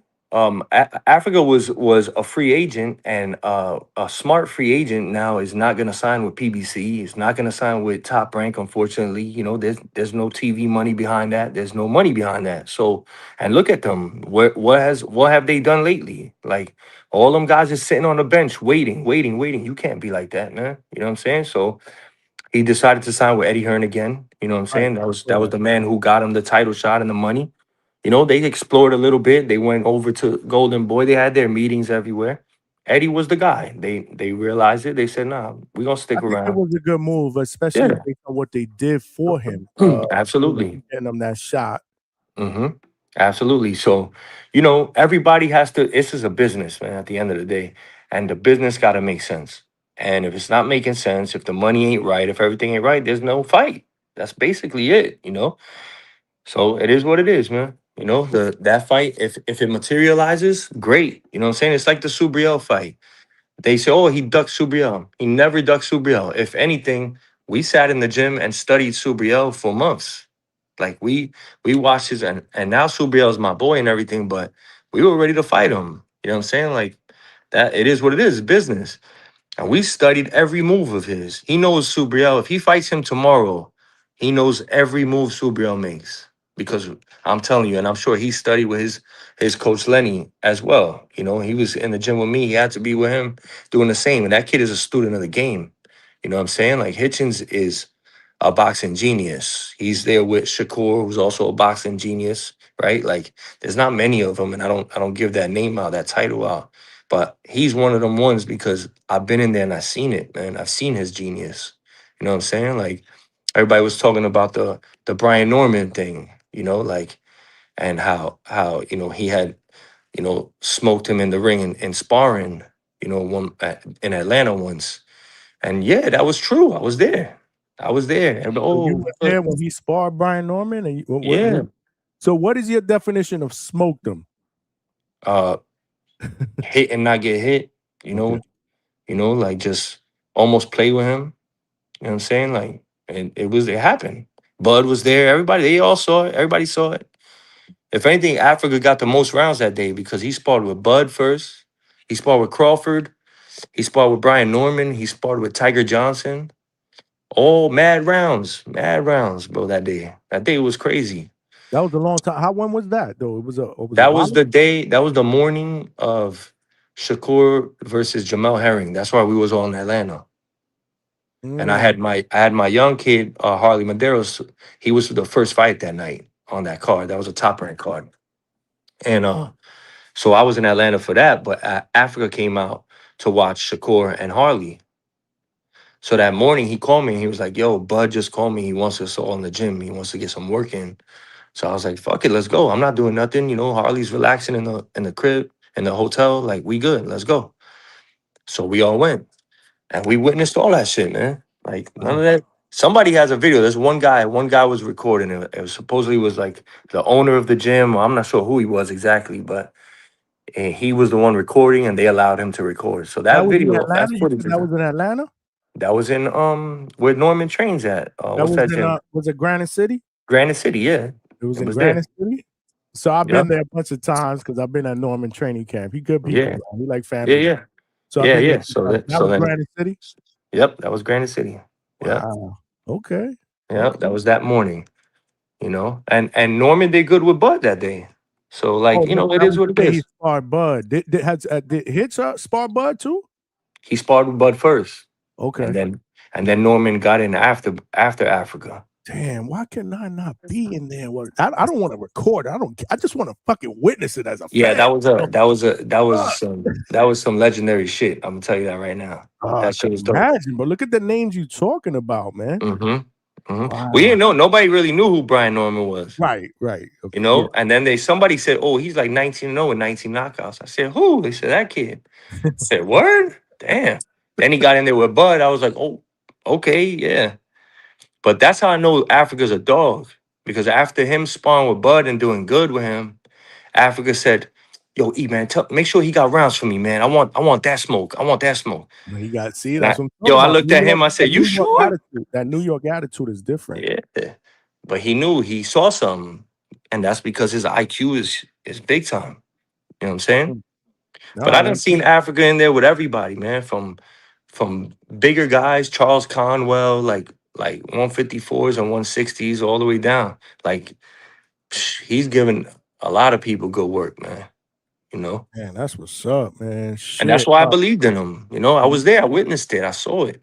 You know what I mean? Yeah, Brian Norman Jr., that's my guy, man. I know he gonna come back, man. This is boxing. This is boxing. Of course. He gonna come back. I'm here with Coach ER, Eric Roman, in the building. Make sure you guys continue to smash that like button and continue to show them up. There's mad people showing you love up in the chat, but there's a lot of people up here. There's a lot of people up here, so I can't read on any of these. But that's dope, man. Listen, so when can we realistically more or less expect an announcement for a future fight for Hitchens' next fight? Is it soon? Yeah, we got the opponent. He got it today. Okay. So it should be within this coming week. Damn. I would say. Shit. Fuck. Wish you could announce it, but I know you can't. It's all good. Yeah. It's an exciting fight though. It's good. It's not one that everybody was like clamming over, you know what I'm saying? But it's a good fight. Like I told him, I said, yo, I like that fight. It's good. What date range are we talking about month-wise? It's gonna be in February.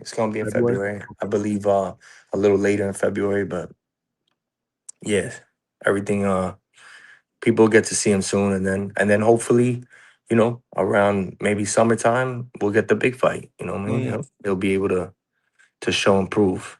That's I know he can. That's what's up. What do you think? What do you think is next for Edgar, man?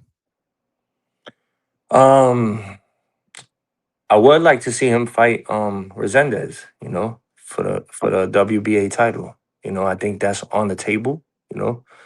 But like I said, money gotta make sense. You know what I mean? Like he has to be comfortable with what they offering, you know. Like they offered him a fight against a older gentleman that I'm not gonna say who, but if maybe you could read between the lines.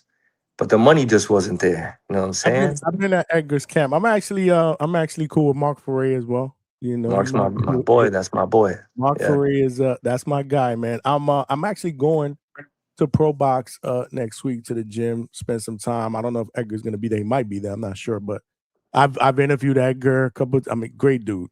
Yeah. That's another Yeah. thing. A lot of people don't know Edgar behind. Yeah. Nah. Yeah. He's misunderstood. He's misunderstood. Phenomenal. I mean, look, let's be real. man. Let's be real, right? Like he's misunderstood because he did it to himself, right? Like that's just him. He went out there and he put himself out there to be, you know, at times the villain, you know, and you know when you play that role, you get haters, right? But let's all be honest. It is what it is. It's a role. He's playing a role.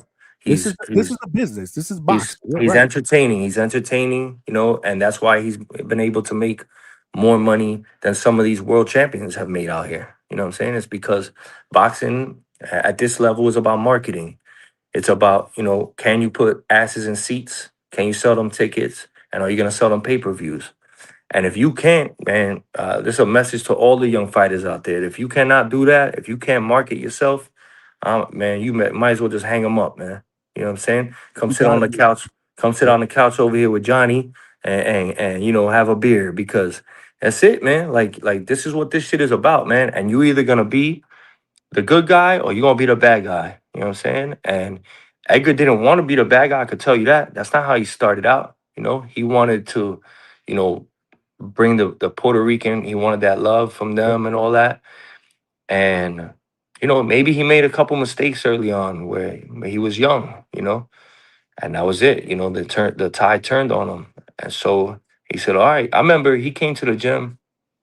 I want to say probably around 2022, and he was down in the dumps. That was He was down. down That was after COVID, yeah. after COVID, yeah.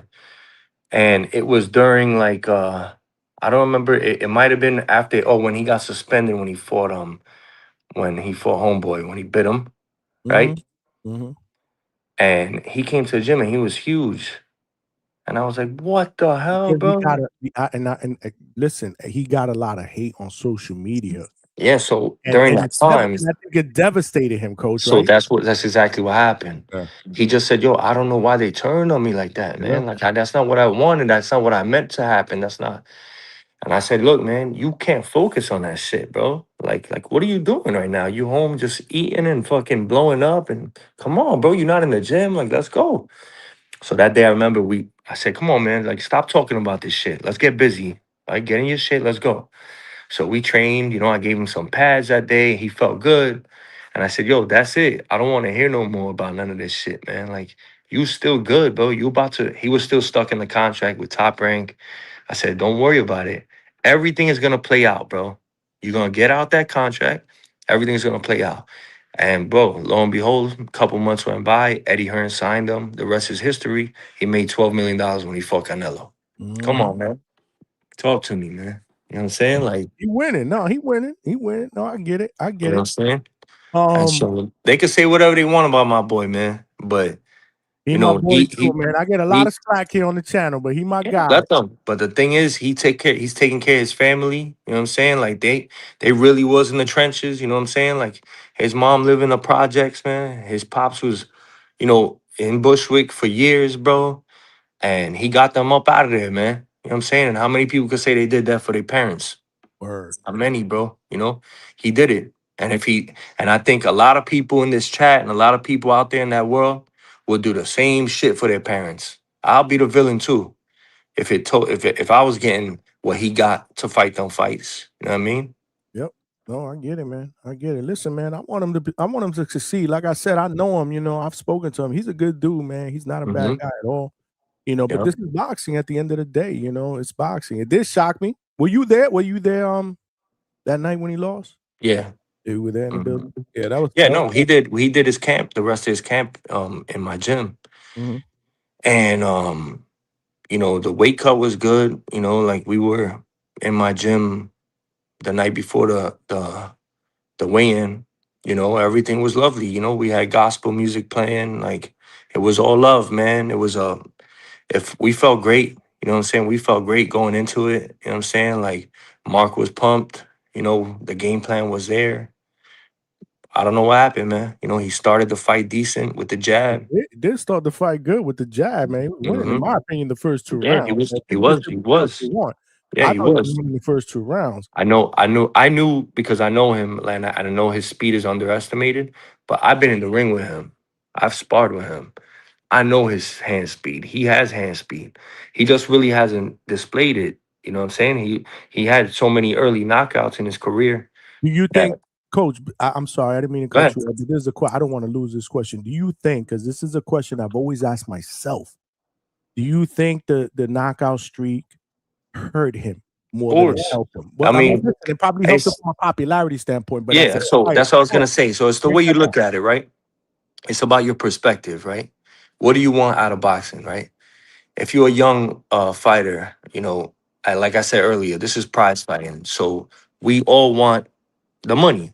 You know what I'm saying? Mhm.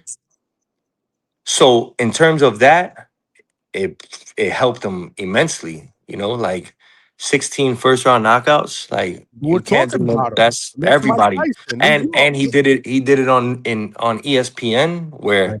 everybody's mama's mama got ESPN and watched that shit. You know what I'm saying? It blew him Mhm. up. It blew him up. You know, he had 3,000 followers overnight. He had like 130,000, Wow. and then it went up. Now he has, you know, whatever he has. But Mhm. it's like, yeah, that popular for popularity, it was great. But for boxing, now we talking boxing. Now we talking about, you know, the craft. Shit hurt him bad, man. Like think about it. Let's talk now. Let's talk boxing, right? Put on your apron, baby. Let's Here we cook. go. You got a kid that turned pro at the end of 2016. Okay, Mhm. for 5 years, he was 16-0 with 16 knockouts, right? All in the first round. So how 16 many? rounds. So 16 how per round. less? Oh, Less. Because less. Right. some And of them fights was 10 seconds. He walked right. in, boom, blazed them. Right. So you Right. figure, let's say he did 12 rounds in 5 years, bro. How terrible is that?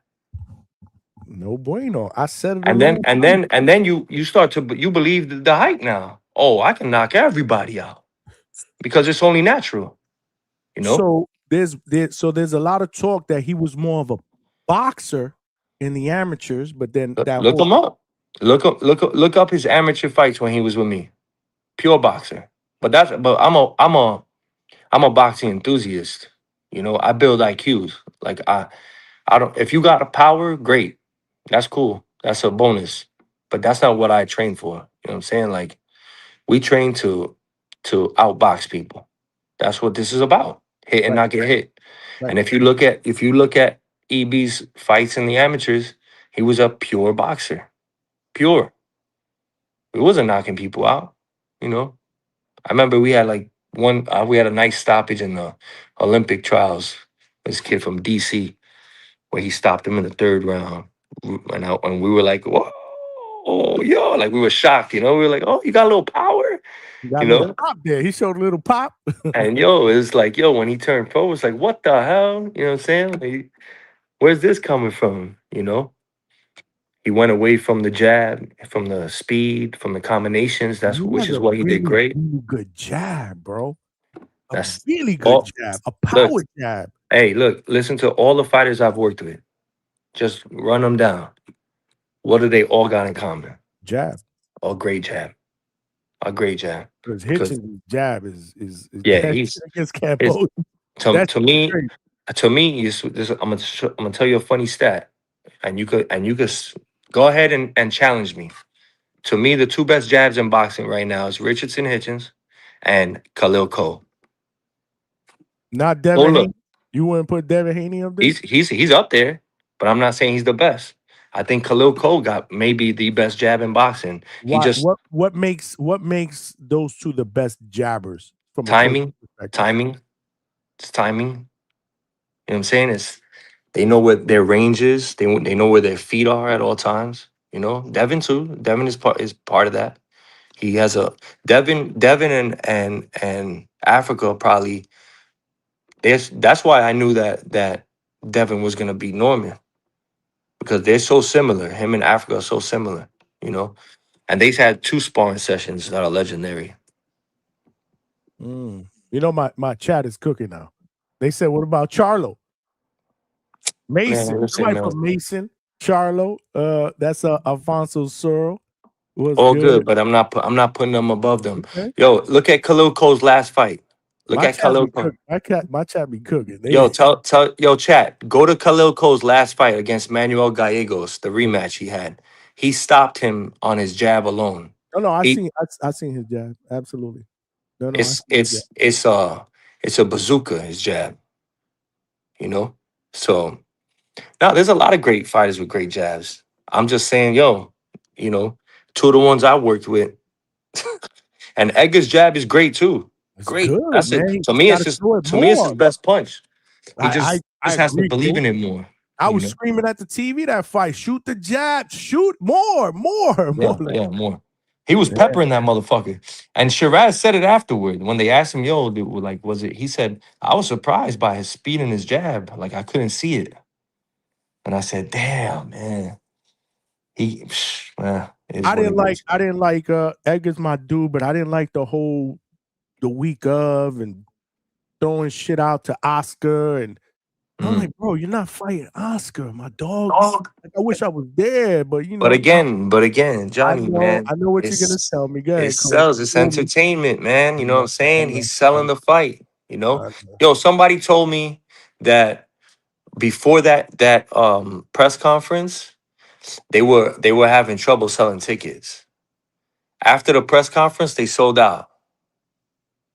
See, this is what I'm saying. You know, I wasn't I there. mean, I get it, but like, for me, you know, I'm old school. Like, I'm old school. I'm like, I hear you. Yo, I mean, doing, man? Fuck Oscar, you ain't fighting. after that press conference, guess who called me right away and was pissed? Who? My mama. Did she said? Was she saying the same thing I said? She was mad at him. She was like, "Why would he do that?" But she loves Oscar. She loves Oscar, right? So why would he do okay. that? I said, "Ma, where you coming from with this? Because Oscar's your guy, or because you're really mad at him? You know?" She was just like, "No, I didn't like that. You know, like that was not cool." And I said, "Ma, I had to break it down to her, you know, like This is that's different. I get it. But me, I'm like Edgar, bro. Like, concentrate on this. This dude came from overseas, UK, and he looked like, you know, he's serious. Like, stop with the Oscar shit. You ain't fighting Oscar. Get focused on this guy. So yeah." that bothered me a little bit. And again, I don't I know hear if that you. had anything to do with it. That's just me, the fight fan, you know, like I said. But man, it was I hear you, bro. rough. It was rough for me, man, because you know Edgar's my guy, and then I got to come on these shows, and these dudes are trolling. You know the deal. You know the deal. Yo, But listen, nobody knows that's more fine. about the trolling shit than me. Yo, these trolls have turned me into a troll. And for anybody that follows me on Instagram, if they see me Where can they going back, follow you? Tell them where they can follow you now, Coach. oh, Coach_ER_ on Instagram. I think my Twitter is eRoman Senior, if I'm not mistaken.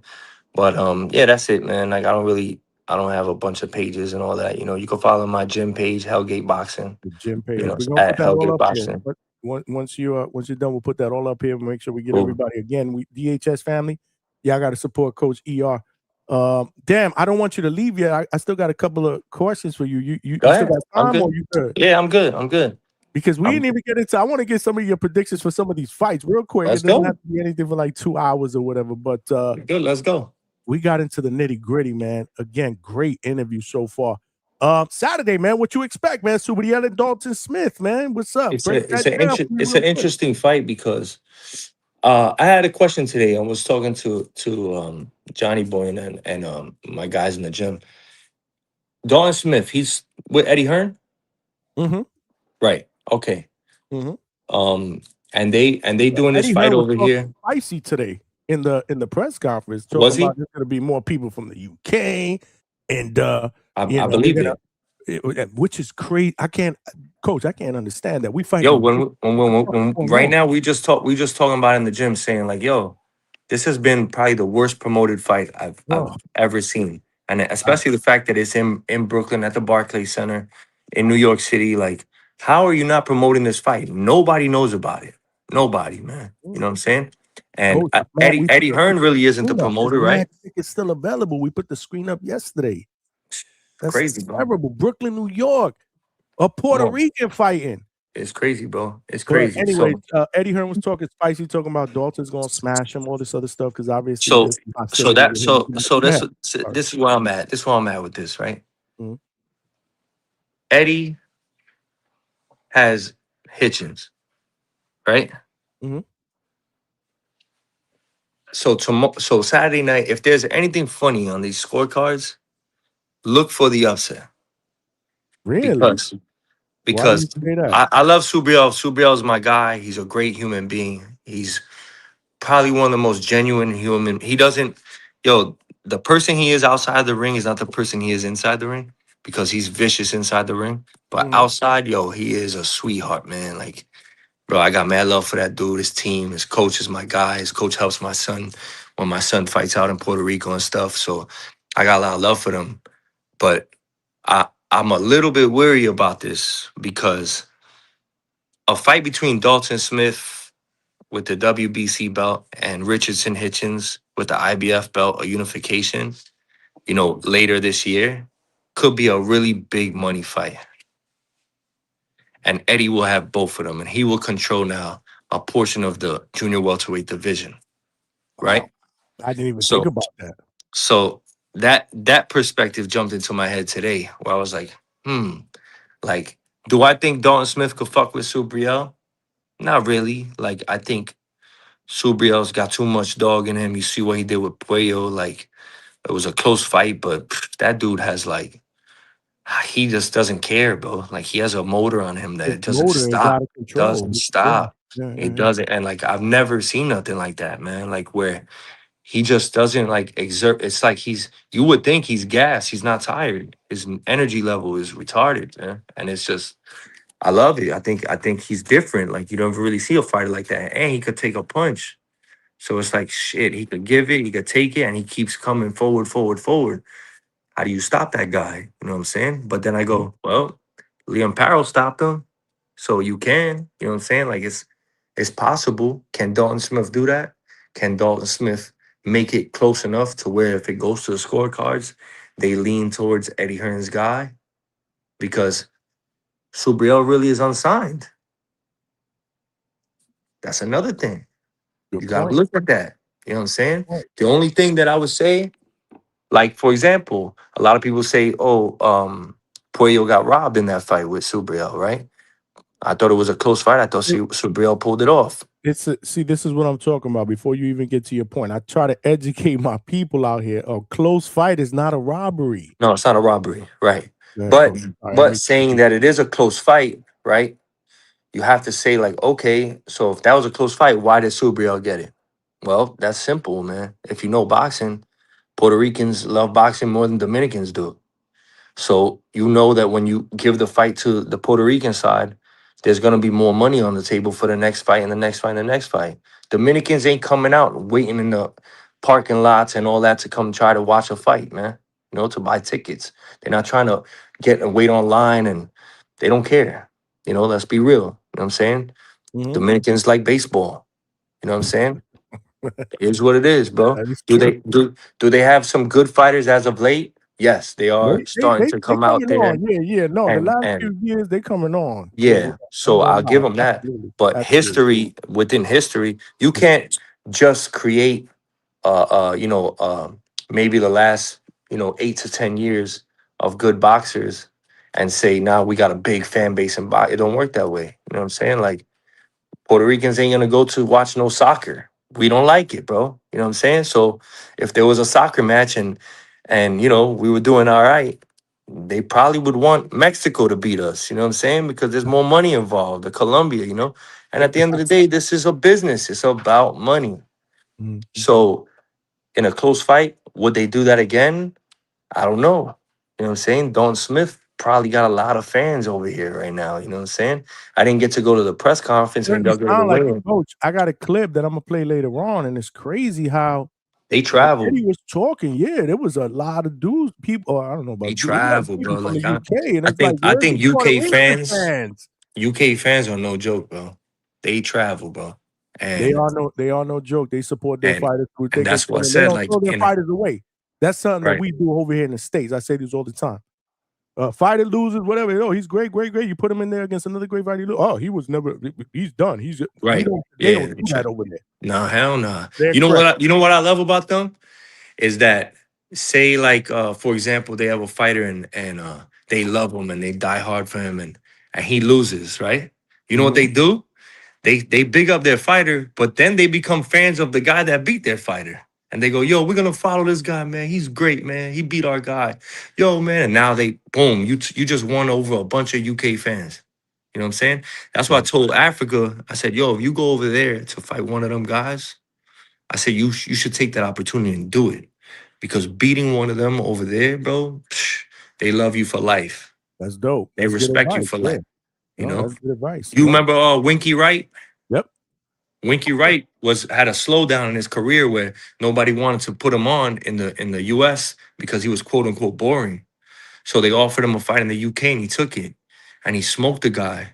They loved him. They brought him back again. They brought him back again. And next thing you know, he was a superstar in the UK. You know what I'm saying? It happens. And then it kicked his career back up. He came back to the States. The rest is he's a Hall of Famer. You know? Yep. Hall of Famer, and definitely more appreciated today when he's gone. And we do this all the time in boxing. We were talking about this yesterday. How many course. fighters that we don't appreciate when they're fighting, but then when they're retired, You go, we appreciate damn, them. that We were man shitting was on them back cold, then. bro. I never forget when I was young that everybody was shitting on Pernell Whitaker. And I was a big Pernell Whitaker fan. Oh, me too. Yeah, me too. Nah, he's boring. He runs, blah, blah, blah. But now today, ooh, my God. Everybody. I haven't heard anybody say anything negative Oh, about hell him. no. The best. Nah, you won't hear The best defensive fighter. One of the best, in my opinion. And I grew up in that era. And this is just my opinion. I think he's the best defensive fighter I ever seen. That's just me. I could be wrong. I would say That's just I'm gonna do you one better. Okay. Talk to me. I want to say this was like 98, maybe 1998. He did a camp in my gym in Miami. Sweepy? Yeah.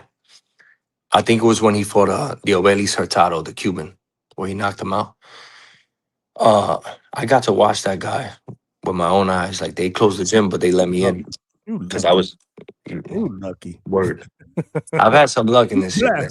You blessed, Coach. Coach ER's in the building. We got hella people in here. Smash that like button and show love to the coach. Go ahead. So he wasn't only the best defensive fighter. To me, he's the greatest fighter I've ever seen with my own eyes. So that's crazy. So if I ask you the best fighter you ever seen, you gonna go Sweepy? Yeah, with my own eyes. So meaning like I know there's a pound for pound list out there of in history. I know Sugar Ray Robinson and Joe Louis and Henry Armstrong. All those guys are up there. But like I wasn't in that era. I never got to see those guys. Coach, you I cut got my to mouth see. off. I say the same thing. I can't got to say those see guys. them. I didn't see them. Good. Yeah, but I got to see Sweepy, man. And what I seen was pure greatness, pure genius. You know, like I sat there and I watched him and he said, I was a kid, you know, I was a teenager. He said, well, he was shadowboxing. He said, what are you looking at? But man, serious, you know? And I got nervous, man. And I was like, oh, nah, I'm just watching, you know? And he was like, yeah, but what you watching? And I was like, I'm watching you. And he said, but what? And I was like, you? Like, I didn't know what he was getting at, you know? He said, you're not watching the right thing though, man. He said, watch my feet. So I looked down, I just watched his feet. I don't know why he told me that. And as I became a coach, I realized that your feet is everything. It's your first line of defense. And he dropped a gem on me that day, you know? And now I can go and teach my fighters that, you know? And bro, we was in the gym. It was me, my coach, Lou Duva, Ronnie Shields. Like there was pure greatness in the gym that day. And I got to watch and see for not that day, that week. And I got to see him, bro, every day. And phenomenal, man. Just rest in peace, Sweet Pea, man. Probably, Word. I think he's in the top 5 pound for pound in history. You know, One people. of my all-time favorites. If people ask me my favorites, But what's crazy is I'm telling you that, but he's not my favorite fighter of all time. who's your favorite fighter of all time? Then I got a couple, but I would say James Toney. really, Yeah, yeah. I've it's studied all these guys. Like more of the defense it was or more the counter punching. the counter punching I'm a counter puncher. off the defense. Yeah, as a fighter, I was a counter puncher, and then I teach counter punching. I see. I'm a kind of coach where I don't have a quote unquote style of teaching because I teach to my fighters attributes. So if a fighter's fast, we work with that. If he's got power, we work with that. If he just got good timing, we work with that. But I've been blessed to have guys that have everything, which is great. Because then I go, nah, we're gonna be counter punches, because when you got the reflexes and the timing to do it, to me that's the best style. The greatest fighters ever were counter punchers. Love it, man. I love it, bro. You dropping gems tonight, bro. I'm trying, man. You I'm dropping trying. gems tonight. I'm like, man, there's just so many different little clips that I want to take from this, man. It's absolutely amazing because I'm gonna get people like, oh, I didn't watch the interview. If you just tuning in, you gotta watch the playback after the show is over. All of our live shows go right on the Hangout Spot YouTube channel. While you are there, subscribe to the channel. We've been cooking. The last few, I mean, we cooking. We got hella people up in here. So just to land the plane, I know we went in another direction. Now, I could do this shit all night. Yeah, that's why I gotta bring it back here. Because I love old school boxing talk. Mm-hmm. I know when me and Coach hook up live, like forget about it. We're gonna be chilling. We're gonna be talking for like forever. But so I know what you said about Subriel and but if there's no shady stuff, you fully expect Subriel to be able to mold through this guy. Okay. Mm-hmm. Okay. Got you. What about the end of the month? Because we've been talking about these fights at the end of the month. Great card. I'm gonna be there. So we're gonna hook up. I do want to get your take on the co-main before we talk about the main event because I'm interested in that, right? Yeah. I'm interested in Keyshawn Davis against Jermaine Ortiz. What's your thoughts on that fight? I think Keyshawn is gonna be a little bit too much for him. I think Jermaine is all right. I didn't like the way he looked with Teofimo. I didn't like what that little stunt he pulled. That's what I call it. I didn't like it at all. Explain, but for my, I don't think that's to me that's not boxing. Like to me, like I hate the term running, man. I hate that term. But if there's anything in running and boxing, that was it. Right? Like I don't like that term because he fought in spurts. He did, and you definitely do have to know how to cut the ring off, and we'll get to that later, right? But I just thought, like, you really want to be champion and you fought like that, man? Come on, bro. Like, whose game plan was that? That was not smart. You know what I'm saying? Like, and no disrespect to him. I think he's a good young fighter. Like, I think that he's just in a time frame where there's a lot of like greatness. You know what I'm saying? So he's one of them guys that, damn, man, like maybe in another era he would have been undisputed champ. You know what I'm saying? But in this era, there's a lot of like great young fighters, and he's just in the mix with them. Can he pull it off with Keyshawn? Yeah, absolutely. I think he could pull it off. It's about the game plan. It's about, how you're gonna press the issue with that young kid who, Keyshawn, he got a little bit of everything. You know what I'm saying? But what I like about Keyshawn is the chip on his shoulder. He's mean. I love fighters like that. I just said James Toney, my favorite fighter. Marvin Hagler is another one of my favorite fighters. Mean. I love Marvin Hagler. They both was mean. Like I love mean fighters, man, because you see these young kids now and they go in there, they trying to be friends with everybody. And man, forget all. That's why I love Abdullah. Abdullah's my boy. And he's mean, bro. You know what I'm saying? Like he don't want no friends.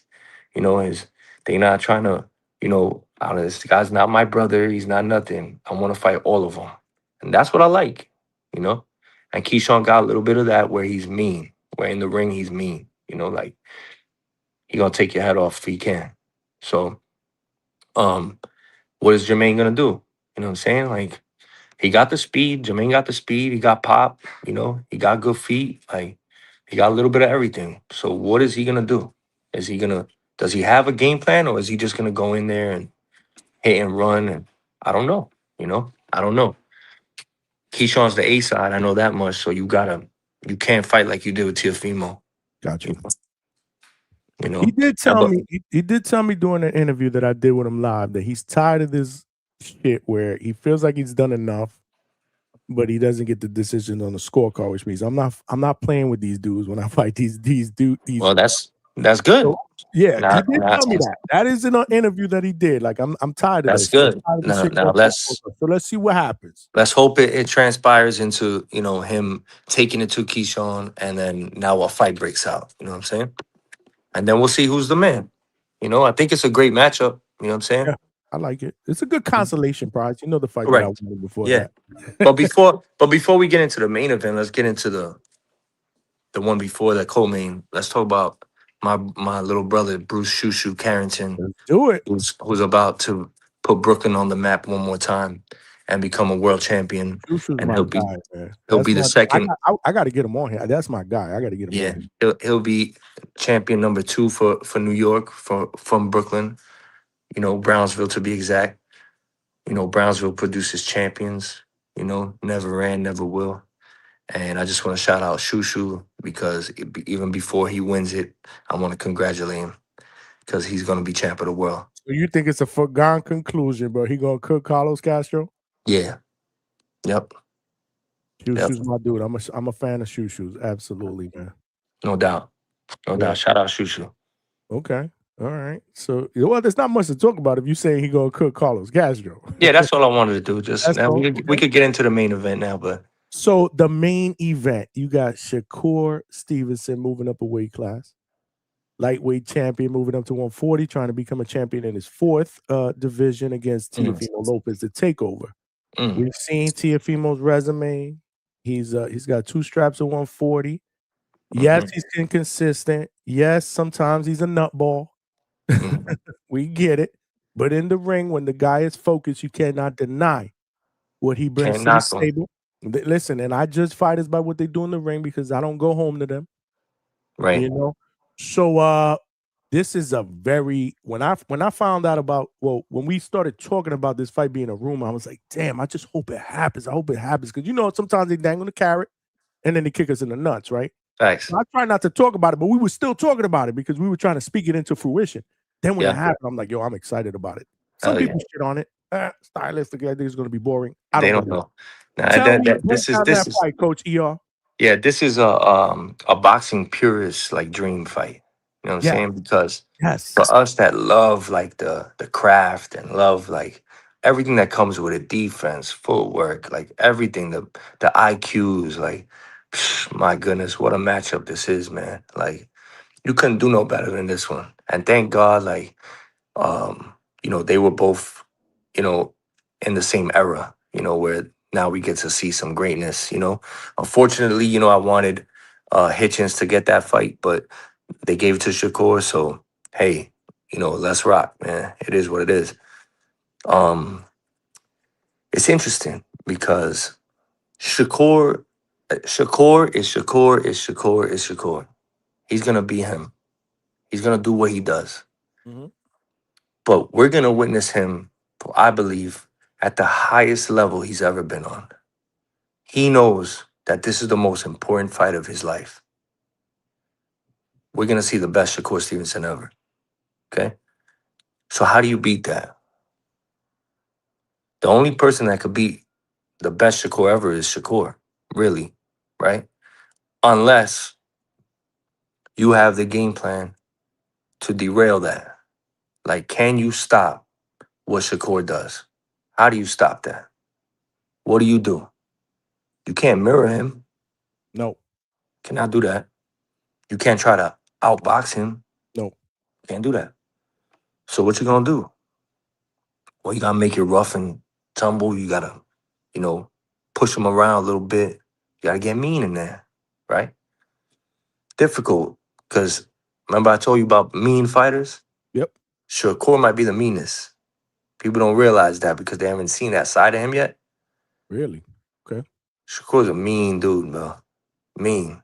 Well, he showed us a different side of Shakur in that last fight against He Cepeda. did. That's what you're Yep. saying. He You're did. gonna have to bring it to, but we saw that. So it's funny because if I didn't see that performance against Cepeda, then I would question it.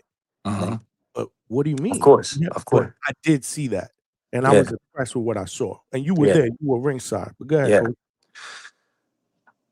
I feel like if there's somebody in this world that could beat Shakur Stevenson, it's probably Teofimo Lopez, right? But everything has to be clicking that night. Everything for him. And that's a tall order, man. That's a tall order because Shakur is like a puzzle that nearly impossible to figure out.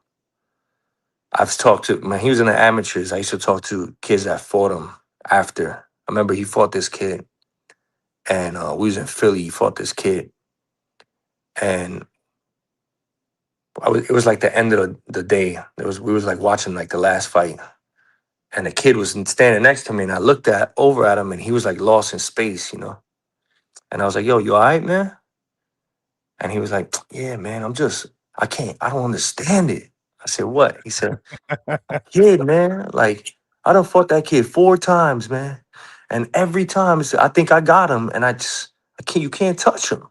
And he goes, "And the problem is, he be right in front of you." He's like, "Yo, you go to step to him, he step back. Okay, I step back, he step forward. Like anywhere I go, he's right in my face. I cannot. And then I throw a punch, I miss, boom, he hits me. And it's like, how do you stop that?" So, nobody has really been able to stop it yet. You know, and that probably was like 10, 11 years ago. Damn. Like, damn, still nobody has been able to do it.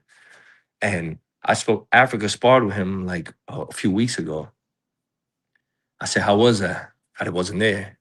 He said, that's a bad motherfucker. For Africa to say that, bro, for him to say that, That shit. Wow. you know, that's because I've seen them spar, you know, and it's pure like it's genius. It's like you're watching 2 master like chess players, you know.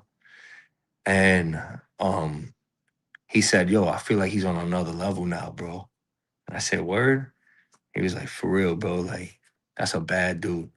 For him to tell me that, I was like, "Damn." So I know he's bringing his best. I just hope Teofimo brings his best because Teofimo's a bad dude himself. You know, he's athletically he's more than Shakur. You know, I think he's more athletic than him. I think he might have faster hands with him. He definitely has more power than Shakur. You know, he has a good chin. You know, I think Shakur got a good chin too. I just think that for Shakur, man, like if he's really on another level right now, like Africa said, and like how, you know, I've been seeing him grow throughout the years, he's gonna be hard to beat, man. Very hard to beat. But if there's anybody could do it, it's Teofimo, man. You know? It's funny you say that because I thought about that a while ago, and I was like, damn, if there's anybody that I would say could be Shakur, because I'm a big Shakur guy, obviously. And I was like, maybe Teo? Right. You know, based on the style, the athleticism, the fact that Yeah, you know correct. I can't get the Lomachenko fight out of my mind. The Teofimo, experience. the You know? experience. I mean, let's not diminish. Again, we had some people on not that long ago that was trying to diminish that victory. I'm like, come on, stop, bro. When Teo beat Yeah. this dude and No outpointed way. him, he was the best fighter in the world. Pound for pound. Yep. Stop this shit, bro. One or two on most people's list. Yep. But Teo was bigger. Last I heard, he made the weight. He made it physically bigger. But how many people have Lomachenko fought that he's bigger than? Yeah. And he cooks. Yeah. So, Talk to me about Guillermo Rigondeaux and that fight. yeah. Kid came up 3 weight divisions and everybody was trashing him. Like, bro, you know what I'm saying? Like, so He yeah, tried to it's that fight, man. He did his thing, man. You know what I'm saying? Yeah, Like, no, he did his thing. That's what I'm saying. So if that and then Teo shows up, I mean, so I'm trying to shit. tell you. Yeah. But like I said, the game plan gotta be on point, man. Like whoever is running that game plan, I don't know if it's his pops or, you know, the other coaches that he has in his corner that work with him. But whoever it is, man, boy, boy, oh boy, you better be on point because it could be a long night. I think it's going to be a great fight. I remember watching an interview that Tim Bradley did somewhere, or maybe he went live. It was like, people got to prepare themselves for what they're going to see, because you're not going to see this rock Right. and stock. This is going to Nah. be, you have to have a high level Yeah. boxing eye for this fight. And if you do, you're going to appreciate it. Of course. Yeah. This is going to You know, be you know what's, I'm gonna tell you two fights of mine that are favorites, right? That a lot of people don't like. Okay. One is Pernell Whitaker versus Buddy McGirt. Which one? Did they fight twice? They fought twice. The first one. Twice. You talking about the first one? Yeah.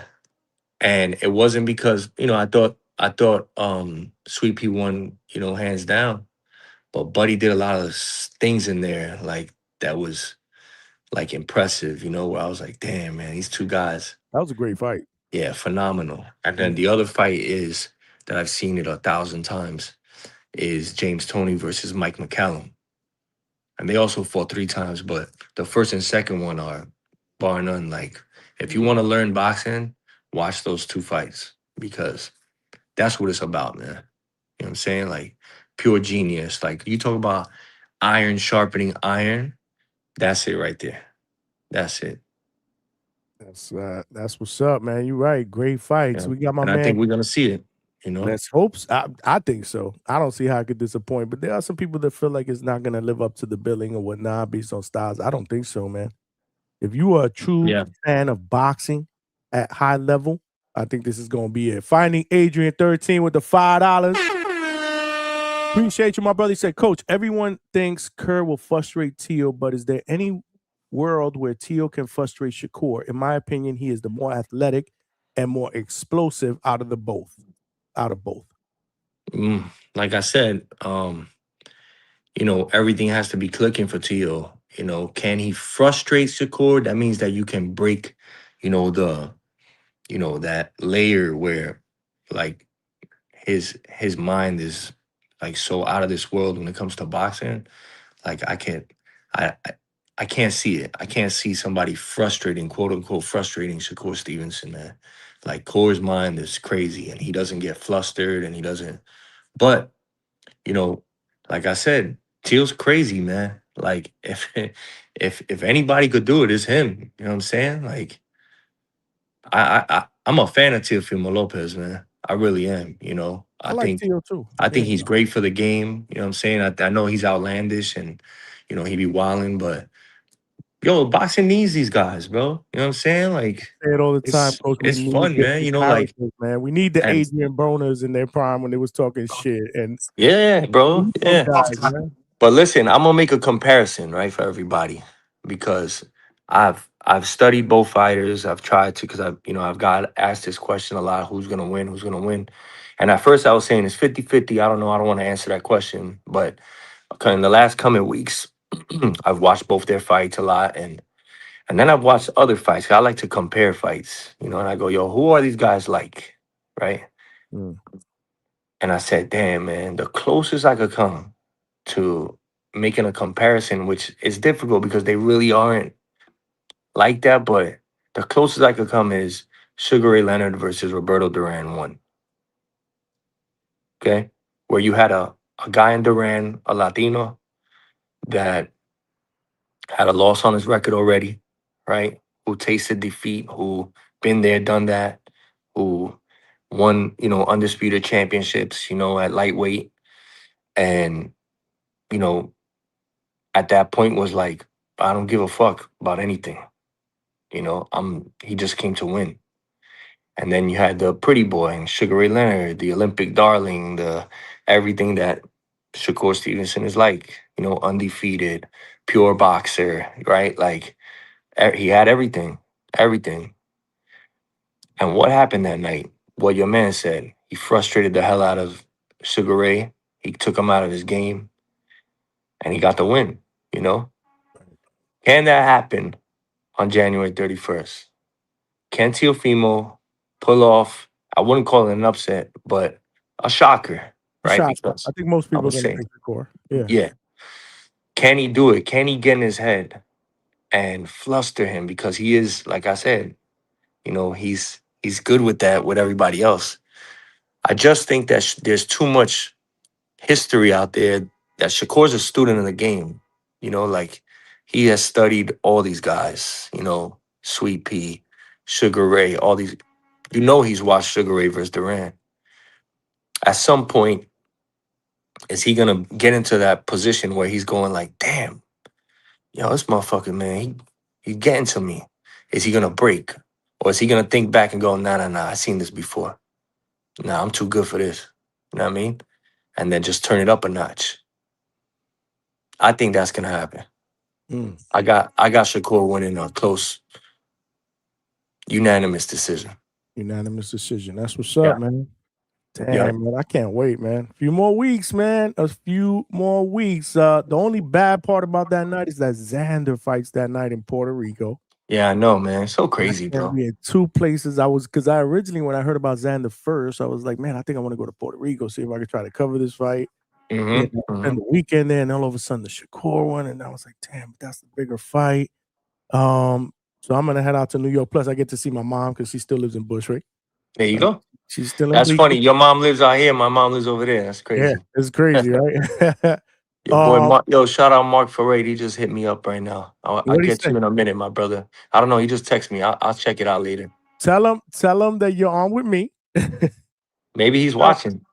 It might be telling him, yo, Johnny said what's up from the Hangout. We'll do. Gonna be like, that's my guy. That's my We'll do. Mark, tell him I'm gonna see him next week because I'm actually going to the gym. So definitely tell him that you were on with me if he did not know.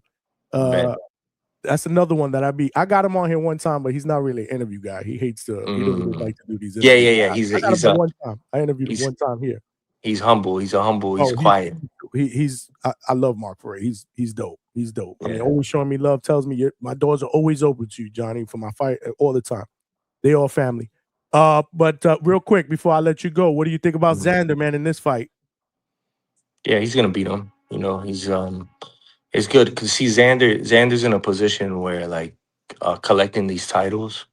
See, most people you say like, oh, you don't need them titles, you know, but for him, I think he needs them because it'll give him leverage going into other fights, right? Like where say he was to fight Boots or Virgil right now, he would be the B-side. You know what I'm saying? Right. But with the belts now he could say, yo, nah, it's 50-50. You know, I got this many belts. Like you know what I mean? So I think for him to collect the titles is smart. And you know, hey, Mike check, Boricua's on the set. You know what I'm saying? Like, yeah.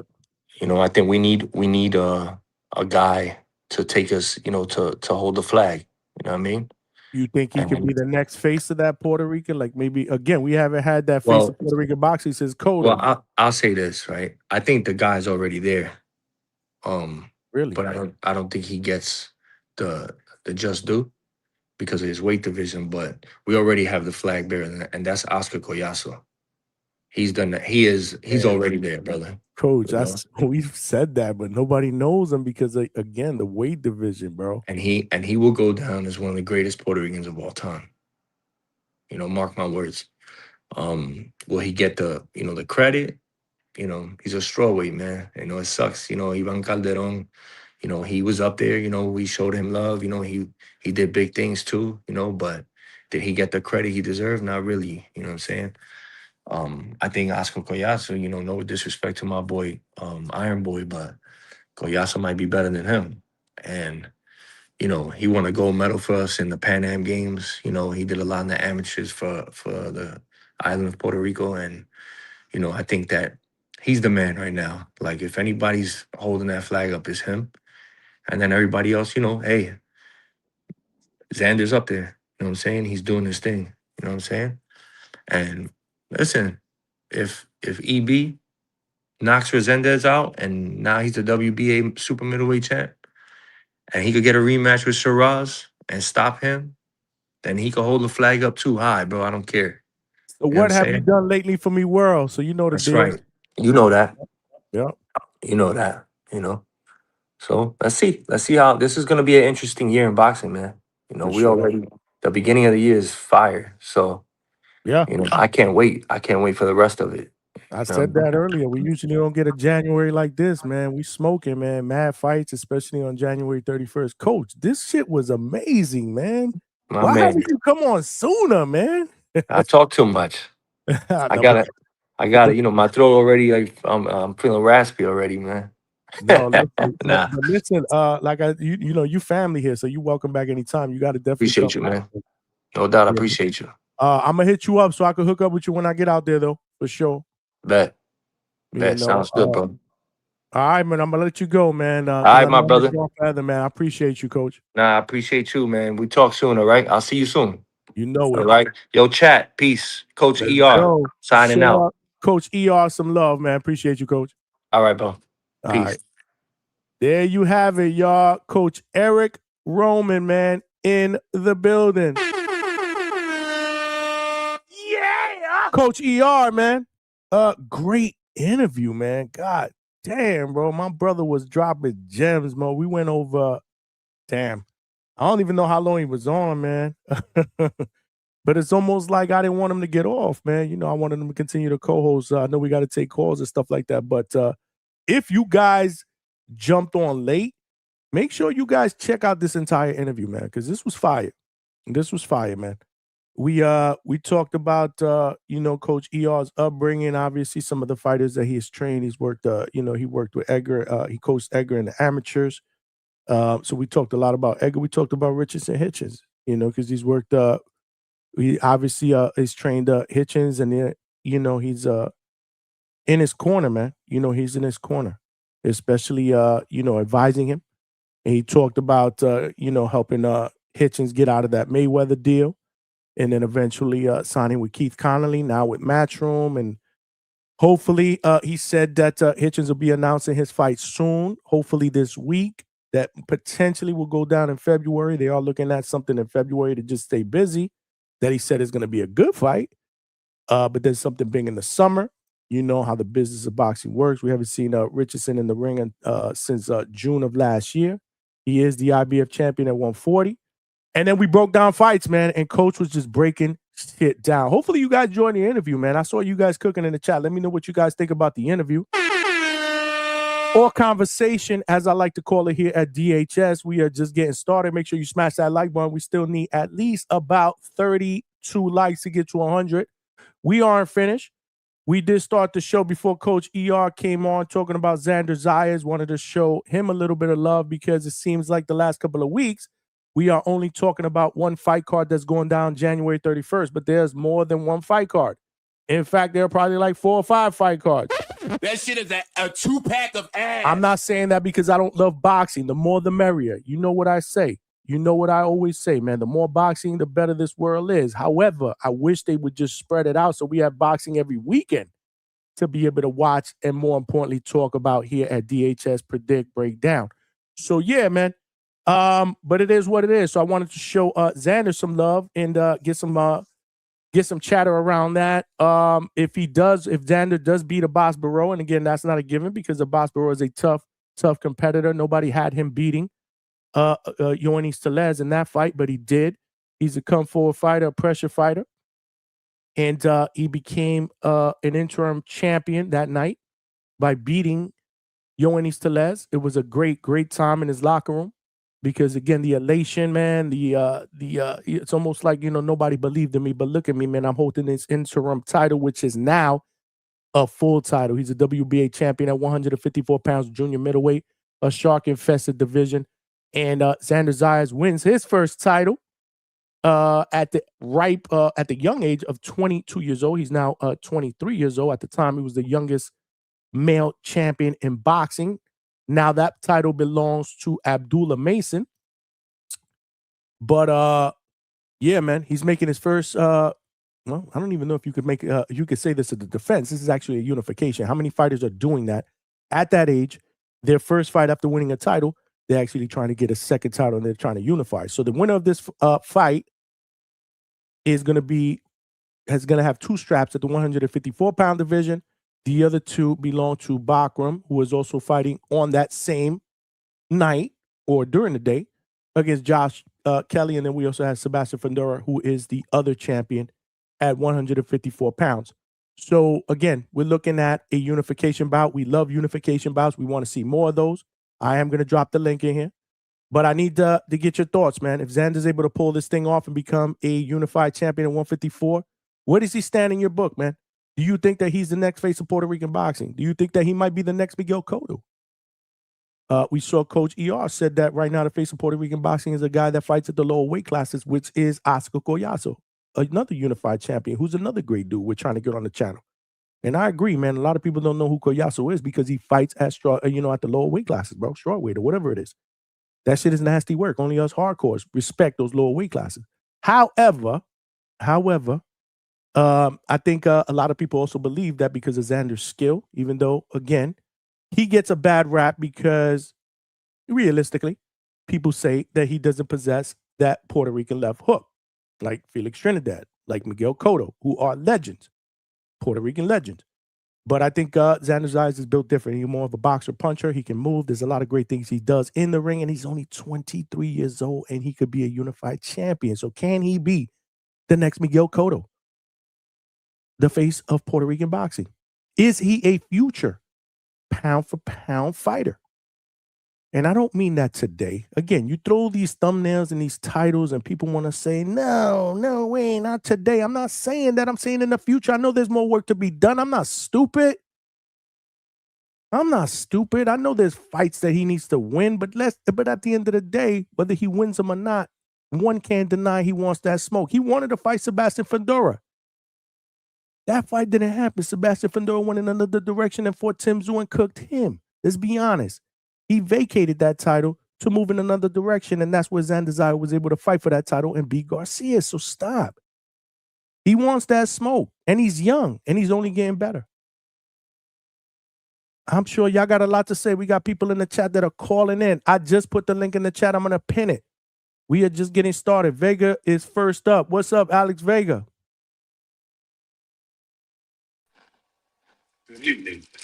Good evening, sir. How are you? How did training go today? It was all right. It was cool. Okay. All right.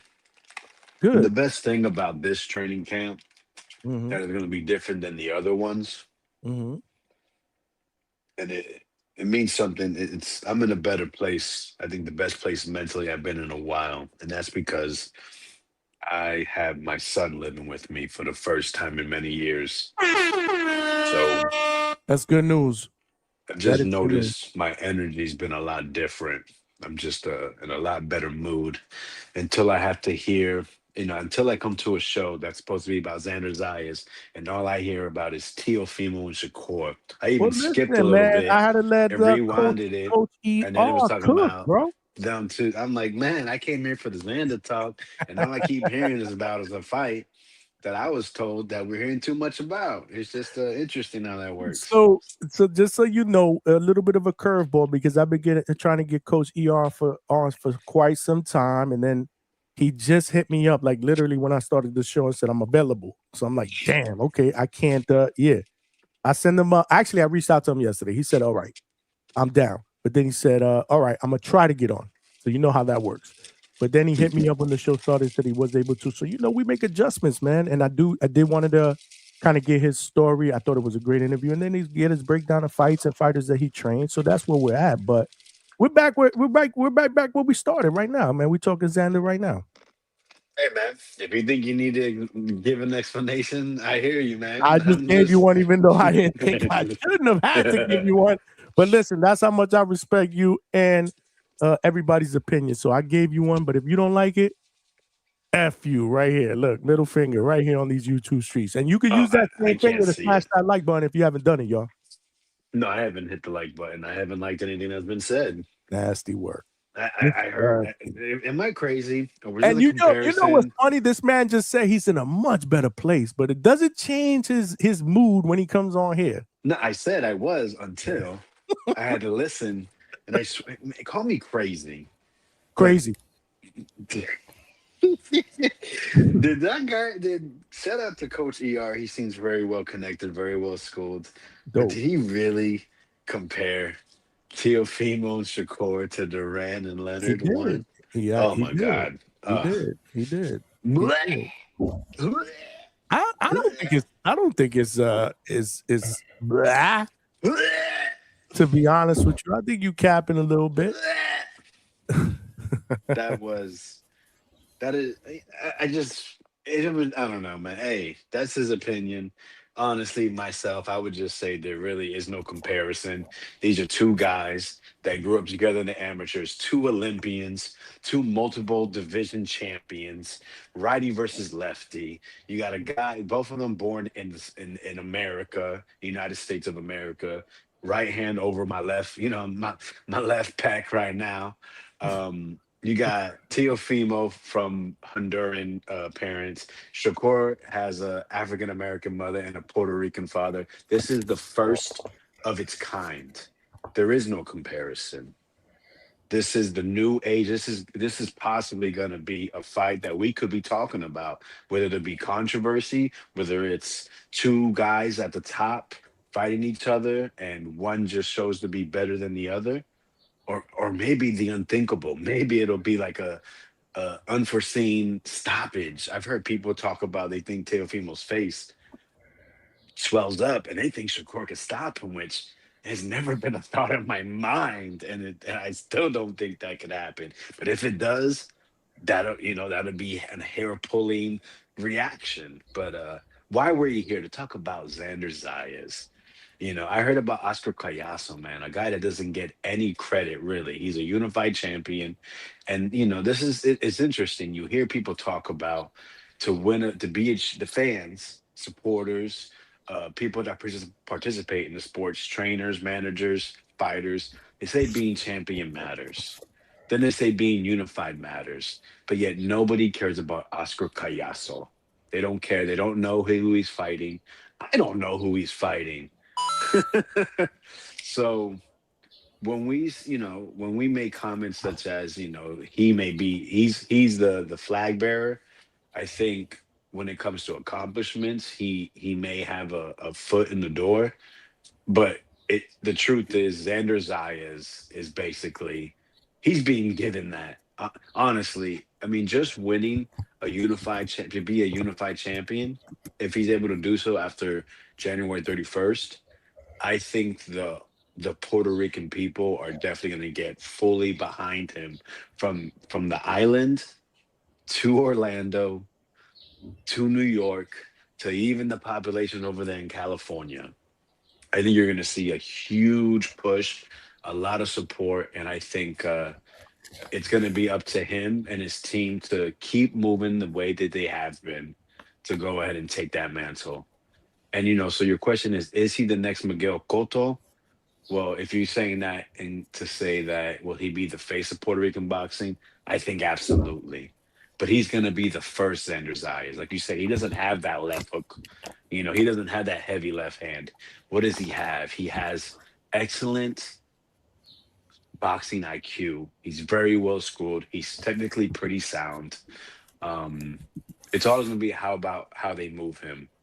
Now, when I look at him, do I see him being this unbeatable force? Absolutely not. I think his style, I think he needs to be, it's either he's going to need to find the right punches to stop guys, to keep them more than honest, or he's going to have to maybe as we've seen with some other fighters, check the thresholds of some stuff, maybe get a little faster, being able to keep that speed towards the back end, just have abnormal readings. That seems to be very popular and accepted nowadays. As long as you're within the threshold, set by the state commissions, you're okay. Maybe that'll help them be a little more athletic.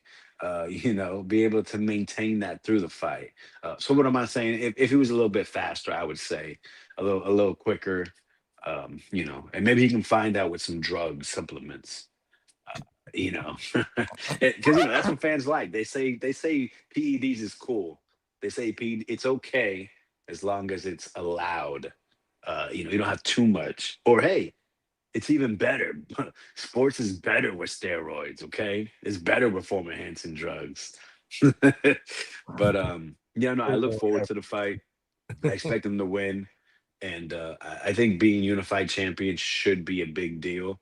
But if you can't say or pronounce the name, and you've only, then the guy that you're fighting doesn't matter. That means he's no good. So when Xander beats Barao, it was a cherry pick. We've seen this story before, and it'll continue. You know what's crazy? But the people that are going to say this is a cherry pick, Xander was there potentially to fight the winner between him and Tellez, and most people thought that Tellez was going to win that fight.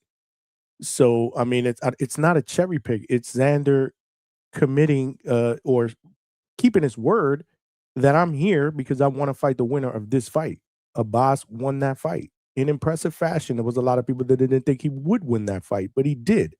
So, I mean, for the people that are calling this a cherry pick, it's crazy because we're not just talking about another fighter. Abass is a champion now. Can we show him a little bit of respect?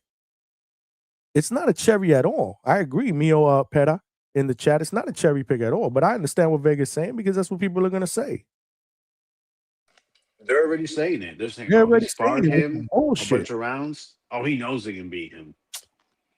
Listen, man, again, Abass Baraou, and shout out to him, or Baraou, he spoiled the apple cart. Most people thought that Tellez was going to win that fight and he was going to get an interim title, whatever it was that happened that night, and he was going to be the guy that was going to go to Puerto Rico and face Xander Zayas. That didn't happen. This is boxing. This is not a cherry pick.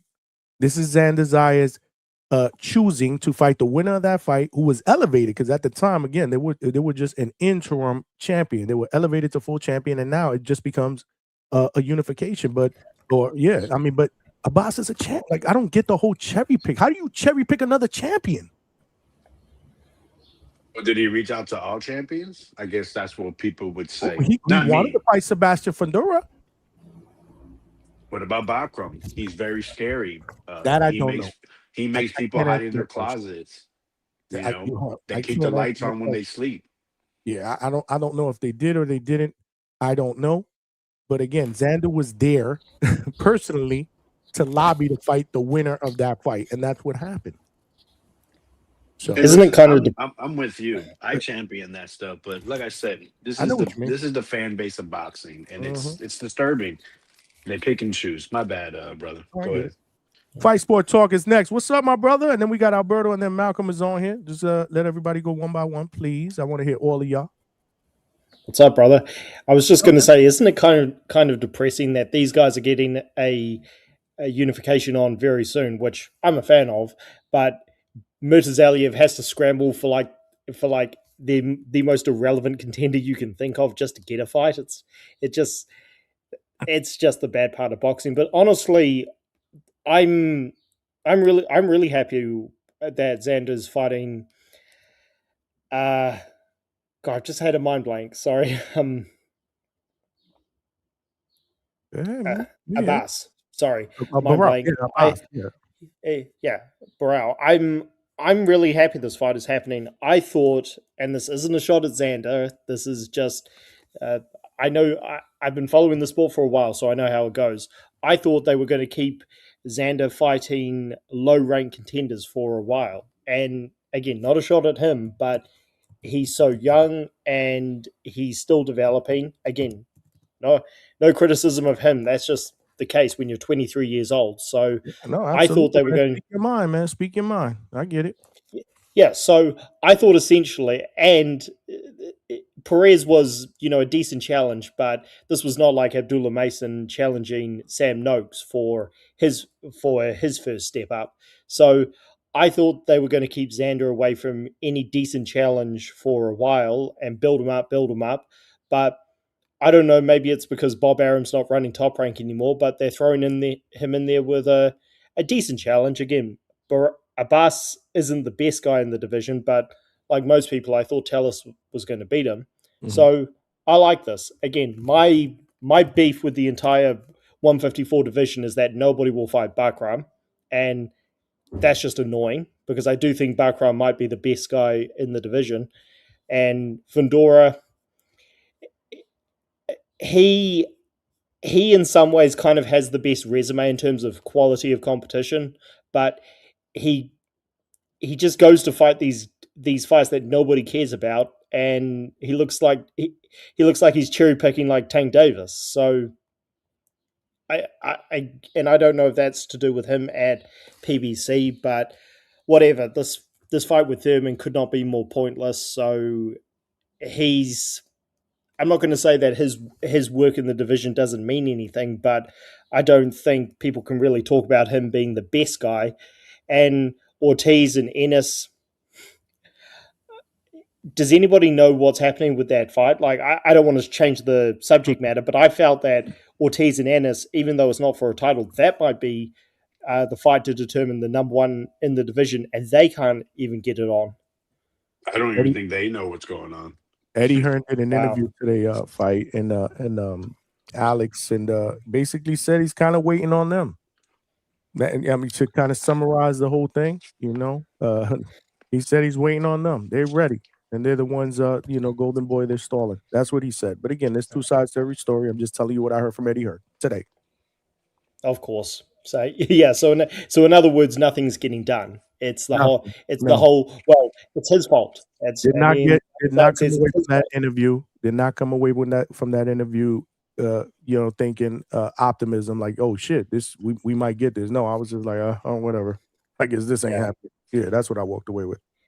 Yeah. To quote Teddy Atlas, it's boxing. It's finger pointing. It's the blame game. It's everything we know and love. So yeah. So to get back to the point, I like this fight. I think Zayas has shown that he's got heart, and I don't know who's going to win, because my thoughts on Zayas is that he's good in all areas, but I don't really see any X factor with him. And Abass, he did have to win his title off of a much better athlete. So yeah, I'm looking forward to it. And I've got no problem with the fight. The only problem I have is what we just talked about, Ennis and Ortiz. Fundora goes from fighting good guys and probably retiring Tim Tszyu, who I'm a fan of, for good, and he's young, to then fighting fights we don't care about, and the fact that Bakram can't get a fight, but all in good time. I'm good with this. Let me ask you. Go ahead. I have a question. Go ahead, Fight Sports Talks. You said something that caught my attention. You mentioned something like this.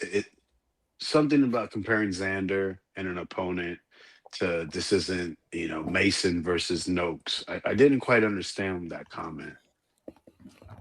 Well, Sam Noakes was just a much better challenge than Perez was for Zayas. Like, Perez was a decent step up for a guy who was only 22, but he didn't really present much of a challenge in any which way. Whereas Sam Noakes, I thought that fight with Abdullah Mason was razor thin, and it's because Sam Noakes was a young up-and-comer himself with a lot of promise. So that's what I mean.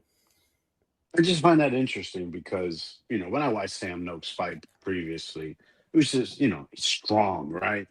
Like it's always been evident. He's a very strong guy. But within actual, other than that, there was nothing else that stood out. So compare it to Perez now, right? Perez, he had a few losses, sure. I think all of them were split or majority decisions. He actually, the thing about Perez, the challenge was he was a lot bigger, a lot taller and longer than Xander. And he just beat an undefeated former U.S. Olympian that was highly ranked. So, we live in a world of who did you beat? Who did you prove your worth versus before? So is there a Sam Noakes opponent we could say that's comparable that he defeated? I wouldn't say that right now. I don't think Sam Noakes had beaten... Yeah, Sam Noakes by himself, he hadn't beaten guys who stood that much further above Zayas' opponents, if that's what you're asking. But he was just more proven. He was European champion. He just proved to be a better challenge, in my opinion. So how did he prove it, though? So he said European champion, but who did he beat? Ivan Mendy. Who again? How old is Mendy? 40. Okay. Okay, cool. What was Mendy's biggest win, would you say, in his 2 to 3 fights before he fought Sam Noakes? Would you know? Well, I'm not saying Ivan Mendy is a great challenge. I'm No, just no, saying, no, and that's a good I, win. That's probably his biggest name, right? probably. But Yeah, I would agree. what I meant, Vega, is that Perez had beaten nobody who was anything as of note, and when he fought Zayas, you could tell he didn't present any major challenge for him. Whereas Noakes, I didn't know how good he was going to do against Abdullah Mason, but in some ways he proved to be better than him, and that was a proper challenge, and it's because Noakes had been challenged a lot more than Perez had before he fought Zayas. So that's what I meant. No, no, no, and I can understand it, but I'll just say this. I think when I watched the Mason versus Noakes fight, actually, Johnny, you heard me say this. He could have and should have made that a lot easier. And what Xander did was he made it exactly what it needed to be, a very easy fight. So I would just say, to that point, it was the way they chose to fight. Xander chose to shut that guy out. Mason chose to fight that guy instead of outbox him when he could have. Well, fair point. But I think the reason Mason got pushed so hard by Sam Noakes is because first of all, Noakes came to fight, and he kind of showed Abdullah Mason isn't Floyd Mayweather when it comes to defense. So again, nothing wrong with that. But I think the reason Zayas was able to outbox Perez for 12 rounds is because Perez couldn't really do much because Perez just isn't that good.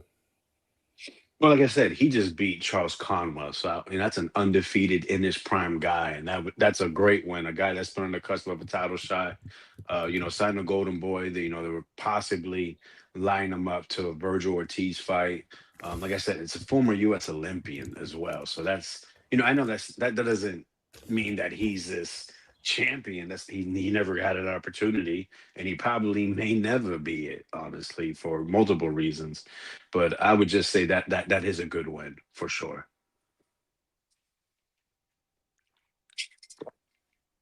Yep. Guys, yep. I hear you, man.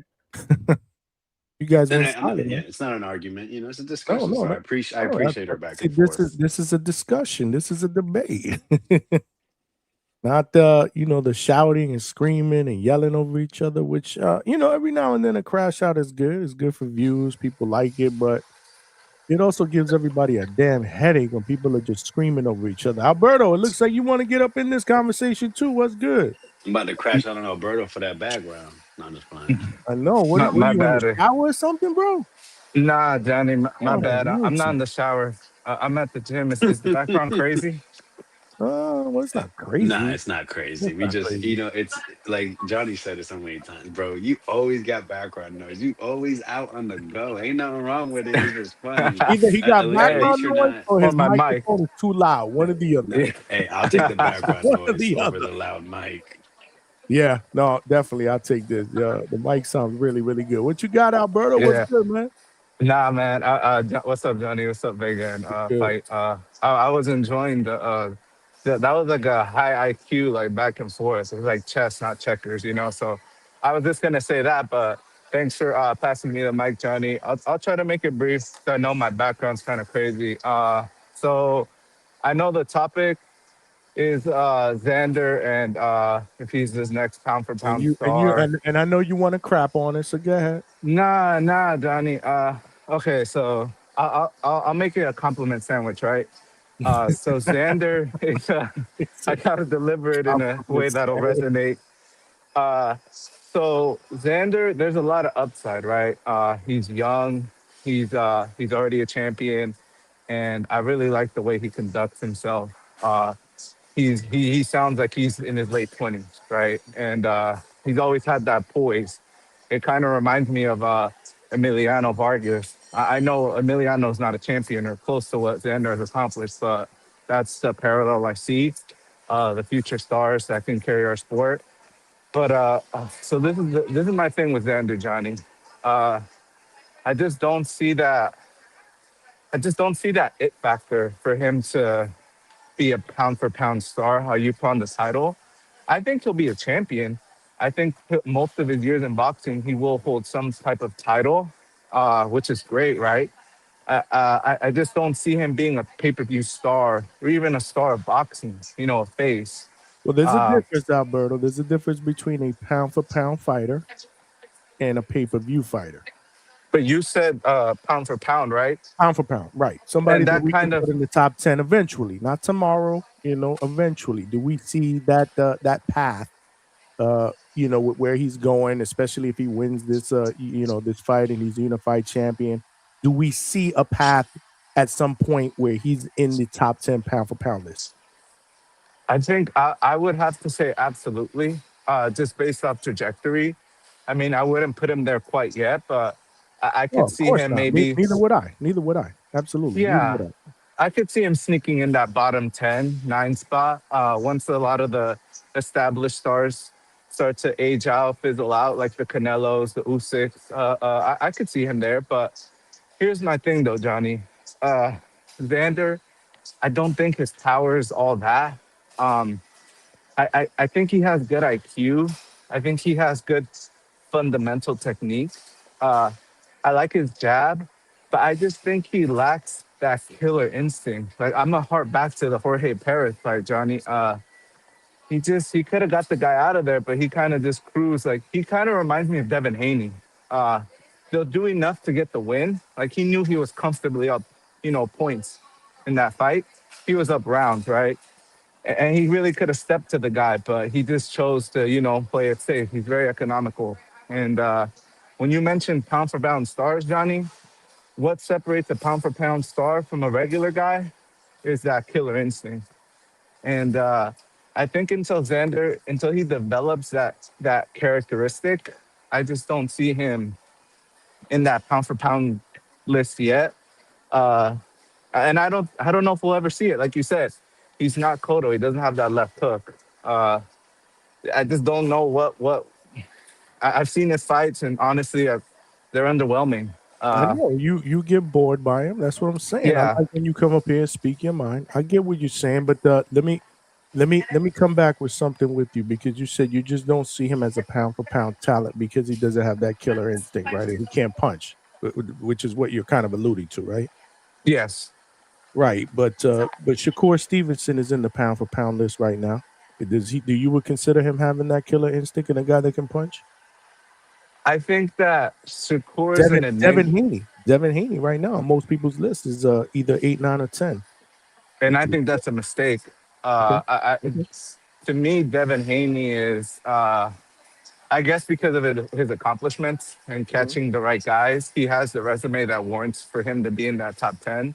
But uh, like I said, Johnny, I'm not trying to crap on Xander. He's a very respectful guy, and I like I that know you're about him. not. I know absolutely. I'm I'm just trying to throwing hold back. different perspectives at you, like giving you an opportunity to think a little bit differently. No, listen, I respect how you feel, and I said this on many of occasions.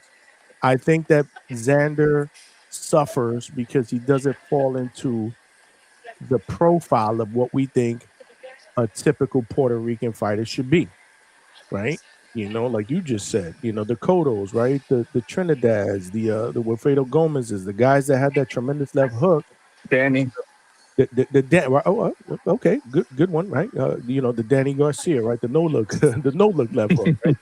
So he doesn't fall into that category. But if you're gonna tell me that, or not you, but if we're gonna say that his career with his fighting style is gonna turn into more of Devin Haney style accomplishments based on the style that maybe he fights like because a lot of people, and I say this to say this, there were a lot of people after that last performance that were throwing that, well, he's the Puerto Rican Devin Haney, more as a diss.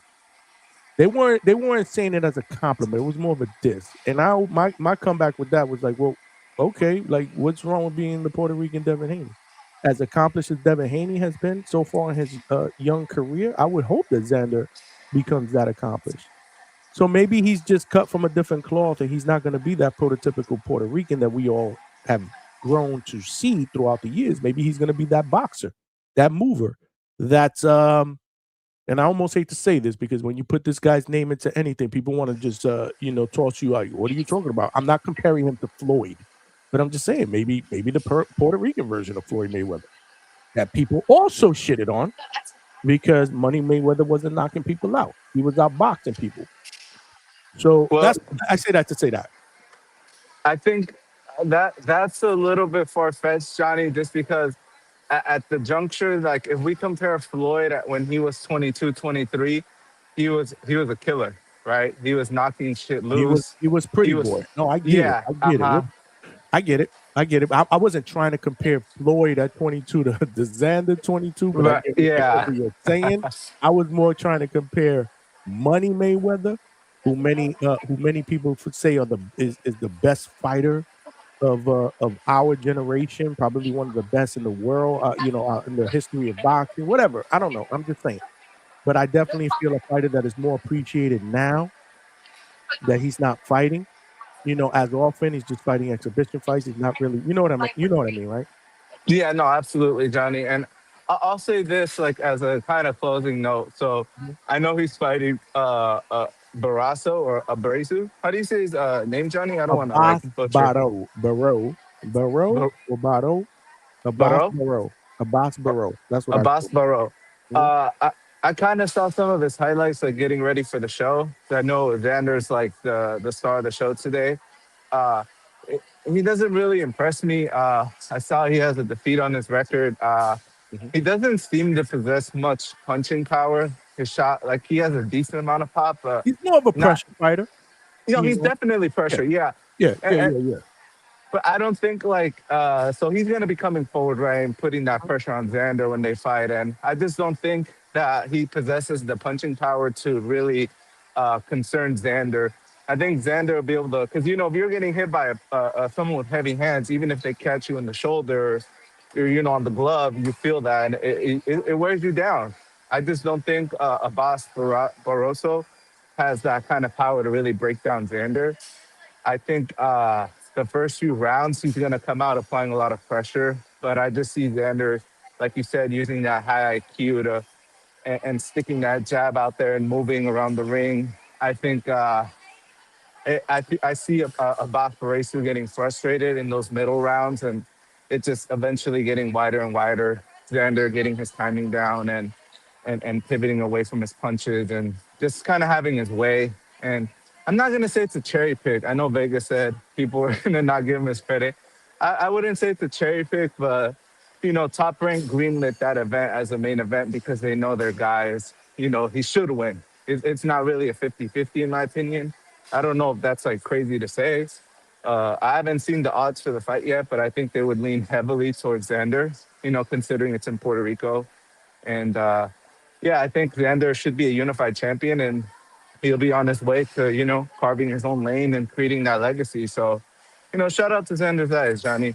I'm not going to crap on the guy. I actually hope he wins, challenging himself. So, Yeah, man. Like that's I said, how many guys win a title at 22, 23 years old?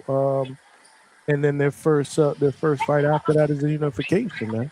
Don't we wish that more fighters did that? It just happened to fall absolutely. that way. It just happened to fall that way. Listen, I thought Tellez was gonna win that fight. I really did. Like I'm thinking, Xander's in the arena, Yoenis Tellez, and Xander has actually been in the arena on past Tellez fights. That was actually the second fight that I was there, that Xander was there for, that Tellez actually fought. So I'm like, these two are in a collision course. I see them eventually fighting. And I had obviously Tellez winning, and he didn't. And I give a lot, Barrow got a lot of credit for the fight and the pressure, and he broke down. He broke down Tellez. He really did. You got to give him credit for that. And my thing was, and this is why I would challenge anybody that says it was a cherry pick. How was it a cherry pick when this guy was actually there, waiting for the winner? And then after the fight, he got into the ring, and since Abass Baraou won, they had some words, like, hey, man, I'd love to be able to fight you next. Xander told me that. And, and both of the guys kept their word, So I don't think it's a cherry pick. I think it was something that they were trying to plan with the winner of that fight regardless. And a lot of people thought it was going to be Tellez, and it just went wrong. This is boxing. Upsets happen.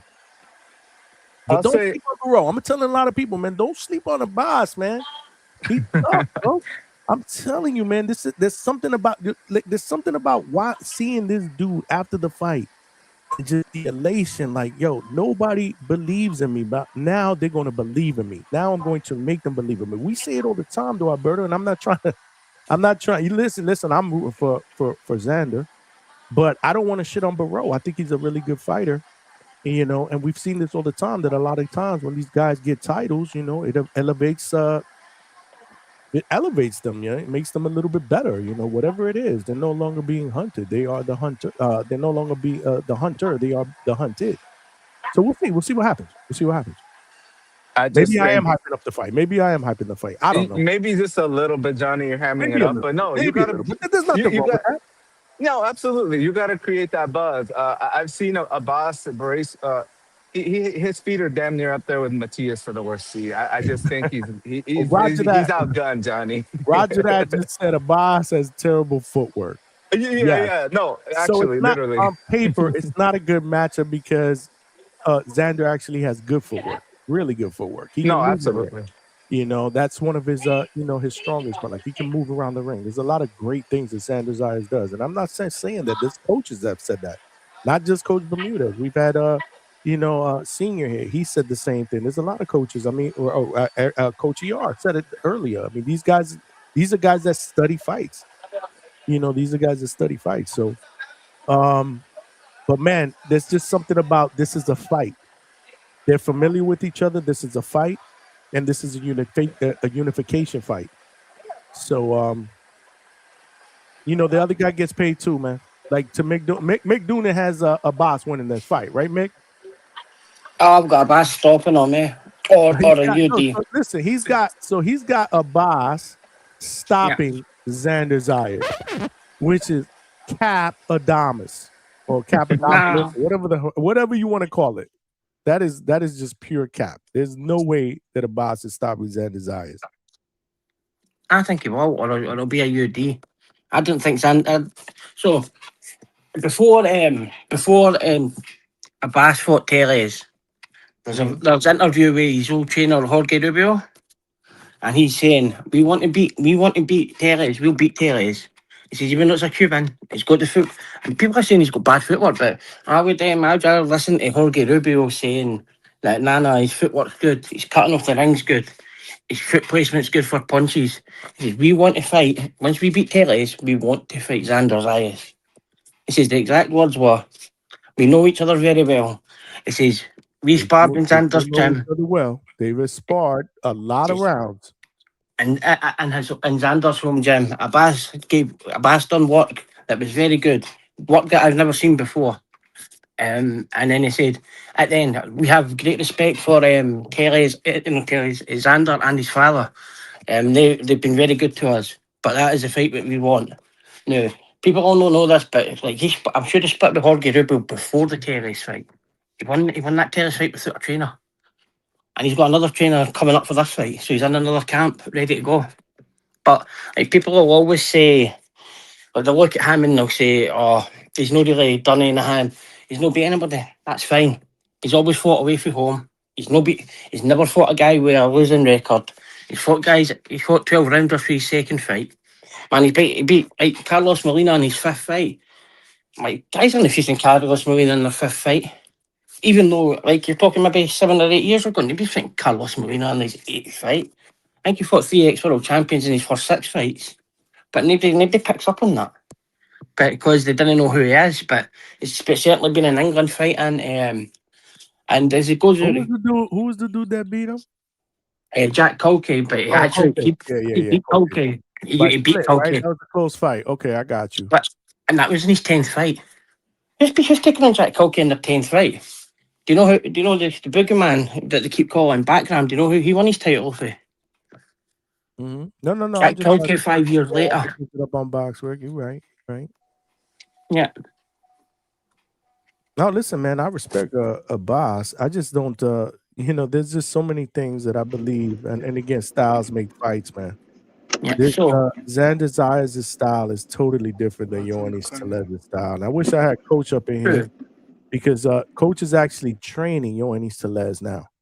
So that's going to be dope, because I really want to get into the insight of what he feels he can immediately improve with Yoenis Tellez that he's seen on film study that he looks at as weaknesses that he can change into strengths. So that's a question that I got for Coach. Don't let me forget that. Anybody in the chat, I got that for Coach once he jumps on because he's gonna spend some time. Obviously, he's training Yoenis Tellez. But I say that to say this is a totally different fight, bro. Xander is not gonna be there in front of him. Xander's gonna move. Xander's gonna box. He's gonna provide angles. He's gonna jab. I mean, this is different, man. True. This is different. This is a different fight. Would you agree? Would you agree that Ronnie Iglesias has got great footwork? The Cuban who's won multiple weight golds at Olympics. Would you agree he's got good footwork? Better footwork than Xander Zayas. Who are you talking about? What footwork? Ronnie Iglesias, the one that's he fought him. See if you click on the box, he fought him in the semi-finals of the amateur world championship. The Abass versus him. When was that? 2018 or 17. An amateurs, right? Oh, Abass is an elite amateur. Amateurs? You giving me an amateur fight? Come on. Aye, but we're talking Ronnie Iglesias. Shit, don't give me no. Mixed point is school of the Cuban boxing school. That told me he does know amateurs. That's different, bro. I know, but he's comparing footwork. The footwork. We're talking about footwork, though. I got you. And Abass can't cut off the ring. Yo, let me just say something real quick. I'm just saying, he's selling. I ain't buying. But go ahead, Trini, because I know you. I know what you're saying. As nice as my bad, Johnny. I gotta hop off, but I'm gonna keep listening. Salute, Johnny. Salute, jump on later if you want, man. Stay up, Berto. Yep. As nice as a guy Mick Doonan is, he's not just gonna give me $50, man. You know what I'm saying? So I did my homework. Zayas will win a tough fight. Y'all got a bet? I got a $50 bet. Yeah, he's gonna contribute to my mojitos on the beach after the win. And Abass is welcome to enjoy any of the 300+ beaches in Puerto Rico, just without his belt on Sunday morning. I recommend Playa Santa, Guanica area, nice calm waters. Enjoy yourself, Abass. It's it's a good fight, but when we're talking about footwork and we're talking about things like that you think Xander's got that Abass has never seen before, but Abass has seen all that kind of stuff. This is where the difference is. We say all you hear is Xander was a great amateur. It wasn't anywhere near the level amateur Abass was. Abass is world level finals, Olympic semi-finals.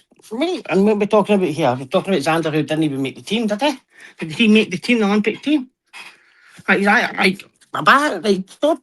Abass out because he's got the footwork, he's got the high guard. Abass is old, bro. How old is he? Remember Zayas signed to Top Rank at like 16 years old, though. Yeah. So his trajectory was different. 31, man, what you talking about, bro? They signed this dude he was a baby when they signed him. But we're talking promotion from 16 years old. He got signed. Hold on. Let me look that up, man. Make sure y'all smash that like button. We still need about 20 more likes to get to 100. Let me see when they signed him. But go ahead, man. So then you also have the issue is that we are one thing they always said about Abass was it doesn't matter who's been hitting him. He just absorbs everything. Absorbs punches. Doesn't feel any power. Who absorbs punches? Abass? Abass with his high guard. He better because he's gonna get a lot. He's gonna get a lot of punches and Abass that's showing different angles too. Abass that's showing up at the end of the month is gonna be the best Abass anybody. Mick, you haven't seen this version of Abass. He's champion now. I believe that. And shout out to both of them. Shout out to the Call of Duty buddy champs that's fighting each other. Shout out to them. Respect for that. I totally agree. Abass and Xander as Call of Duty buddies. They're people. They got a lot of respect. They got a lot of respect for each other. No, they are. I wouldn't be surprised if Zaya was on the low rooting for Abass to pull it off that night, man. See the issue that people always say is the sparring. But one person signed to fight the other ones in their backyard. Abass isn't bothered about where he fights. And they'll fight his eyes. I just hope the Puerto Ricans didn't chuck his eyes away after the Abass beats him. He can move up and rebuild his career. We're not going to throw him away. He may not have that left hook Cotto got. His power, he'll get his power at 160. He does it. He's not going to need the Cotto low blow that always gets him out of trouble. the Trinidad low blow that always gets out of trouble because he's patient. He's not gonna get into predicaments. So he don't need that low blow that those guys throw. You know what I'm saying? Let's not forget that. He don't got the hook, but he ain't got that evil low blow that gets those guys out of trouble. The mixer say we're gonna throw Xander Zayas away if he loses. Yeah, I hope people done it because like people are throwing him away already, saying it's a cherry pick. So imagine he loses to a cherry pick. That's what I'm saying. He already making history, cherry picking a champ. Exactly. Yeah, I mean, like you say that people say they're not throwing him away, but they threw Roman Martinez away when he lost to Ricky Burns. Threw him away quite quickly, didn't they? They need to talk about Roman Martinez anymore, but one time he was that man. I never liked the Martin. It's something about Martin I never really liked, man. But like we're talking, I think the biggest issue I have with this fight is there's so many people that would rather either talk down about Abass or talk down about Xander, but they didn't hear it. Xander's not fully, for me, he's not at his peak yet. He's not fully developed. And for me, he'll be better at 160 and 168. I think at 160. That's one thing he won't top Cotto in. He became champion, I think, a year before Cotto did. Cotto became champion in 4 divisions. I see the ceiling for Zayas, maybe 168. He's going to do great at 160. He's going to liven up that division, I think. I think he should defend one more time. 160, 160. Yeah, I actually probably, I agree with you. I agree with you. I would love, a Virgil Ortiz fight at 160, a Pachenko fight at 168. There's projection from him to make some good money, make Puerto Rico proud, get his belts, low, 9, 10 on the pound for pound. He'll have a good career, man. Upstanding young dude. Just I hope he cut that hair before the fight, man. I don't like when Puerto Ricans come out with them funny hairstyles in championship fights. What you mean, bro? He's showing off the waves, bro. The curly hair, man. Nah, come out with a Caesar, kind of business. Oh, you wanted to? That's what I would do if I was a fighter, but that's neither here nor there. Hold on a second. Let me. We got somebody in the exit to red. What's good? Coach Bermudez has not been on yet. I don't know if he's doing his bets. I'm gonna send him a text right now.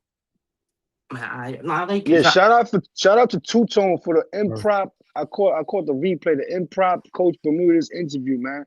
Yo, son got some interviewing skills, man. That shit was good interview, right, Johnny? Look at Two Tone with the interviews, bro. That's what I'm talking about. Interview, bro. That shit was official, man. I learned a lot. Yo. Y'all got y'all boxes out there, man. Take Two Tone off the ban list. Pull up to the Hatrix. Y'all gonna get that exposure y'all need, man. I learned a lot from Coach Bermudez that the main media is not tackling, man.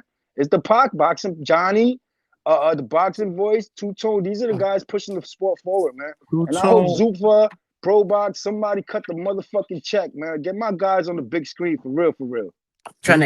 My brother Two Tone, he got skills. He got down low skills. He trying to compete with the DHS guy. Oh shit! Nah, that was good. Nah, you wouldn't have made his mistake though, Johnny. That was a really good interview. Two Tone had a great interview about Coach Bermudez talking about like these guys are ducking Polanco. These are ducking. These didn't want to fight. These didn't want to fight. But they never mentioned the number one most ducked fighter in the whole division. How did they manage to 30 minutes and never mention Shakram Giazov? The guy that they're all ducking, who's rated number 1 by the WWE. Who are you talking about is ducking Giazov? It was Rolly's mandatory too, I think.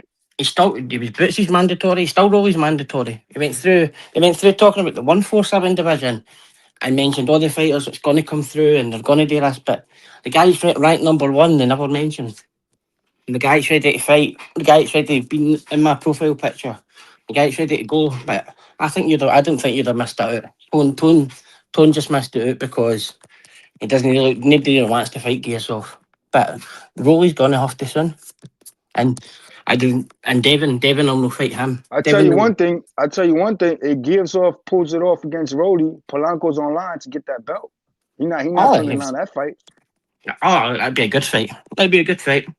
Man, Giazov's story's so good. Sad what happened with his kid and things like that, but man, he's ready to go. Giazov is no one in boxing. Just a silver medalist and a gold medalist at World Championship, Alberto. He's 17-0. He's a nobody. Where's he from? Uzbekistan. Oh, yeah. He's faded to him. Fighters out there. Mick, I got a question. Actually, 2 quick questions. How many other people did you bet with besides Trini? Yeah, I can bet anybody. Anybody wants money on. No. I'm saying, how many other people did you Just Trini? It's just trying because the rest of us shot it. So Like, I'm quite happy to put $1,000 up for anybody that wants to give me the money line on the Abass. no, that's good. That's good. No. That was my first question. That's what's up. Right. I thought there were maybe other people that jumped on. Johnny, you ain't peeping screen name yesterday? He was Yeah, like no, such a boss. Trinity BX $50.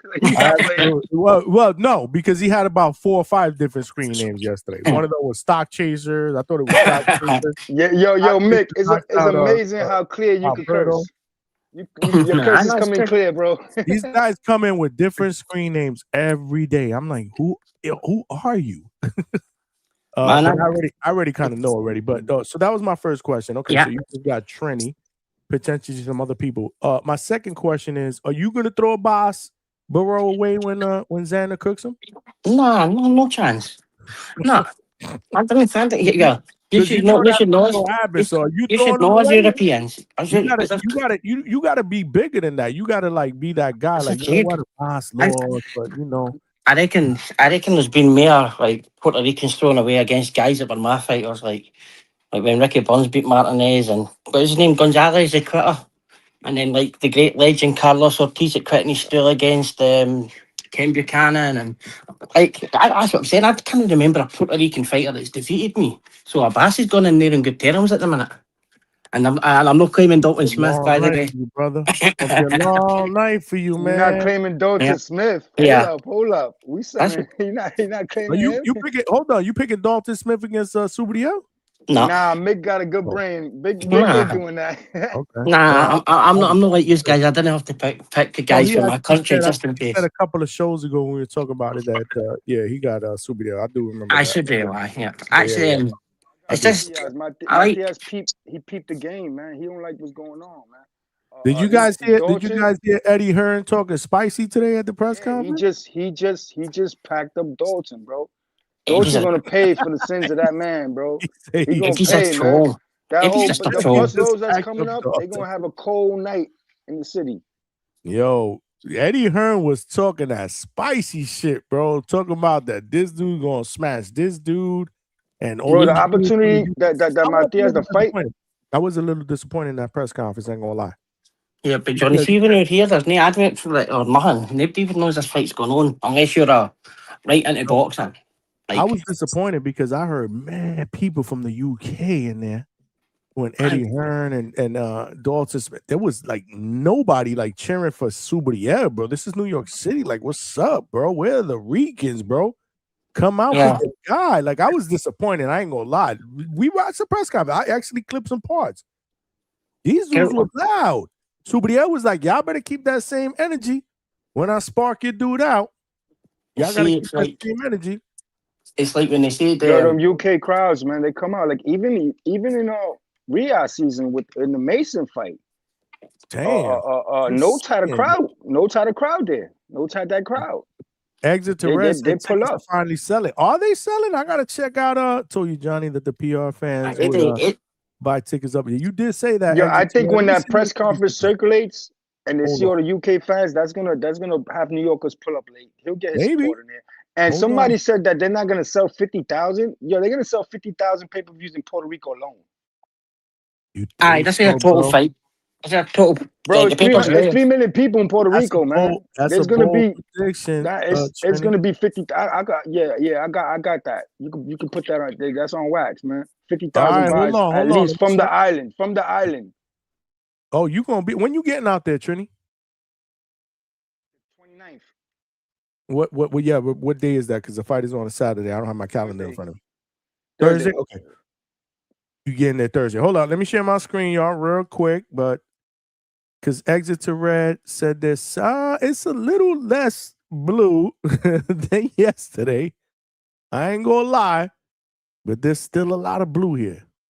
But it is less than yesterday. It is less than yesterday. Let me put this on this thing. Do y'all see my screen? That's a lot. That's a lot. I was gonna try to pull up, but I'm doing a double that night. Look, you see right here. Go ahead. I was gonna try to pull up to get the cheap tickets, but I ended up covering. I'm covering instead, so I'm working a double that night. I gotta listen to the fight. Are you gonna be able to watch if we do a live fight chat? I mean, listen at least. Oh yeah, for sure, I'm definitely, still thinking about that because I'm gonna have to pay for the pay-per-view, and I'm not happy about it. Especially, I don't know if you guys heard, but the co-main event got scrapped. I've seen that. I've seen that. Yeah, a lot of people was talking like it was going to be an upset too. Which one, the co-main? I think so. I'm not Absolutely. sure. Yeah, right.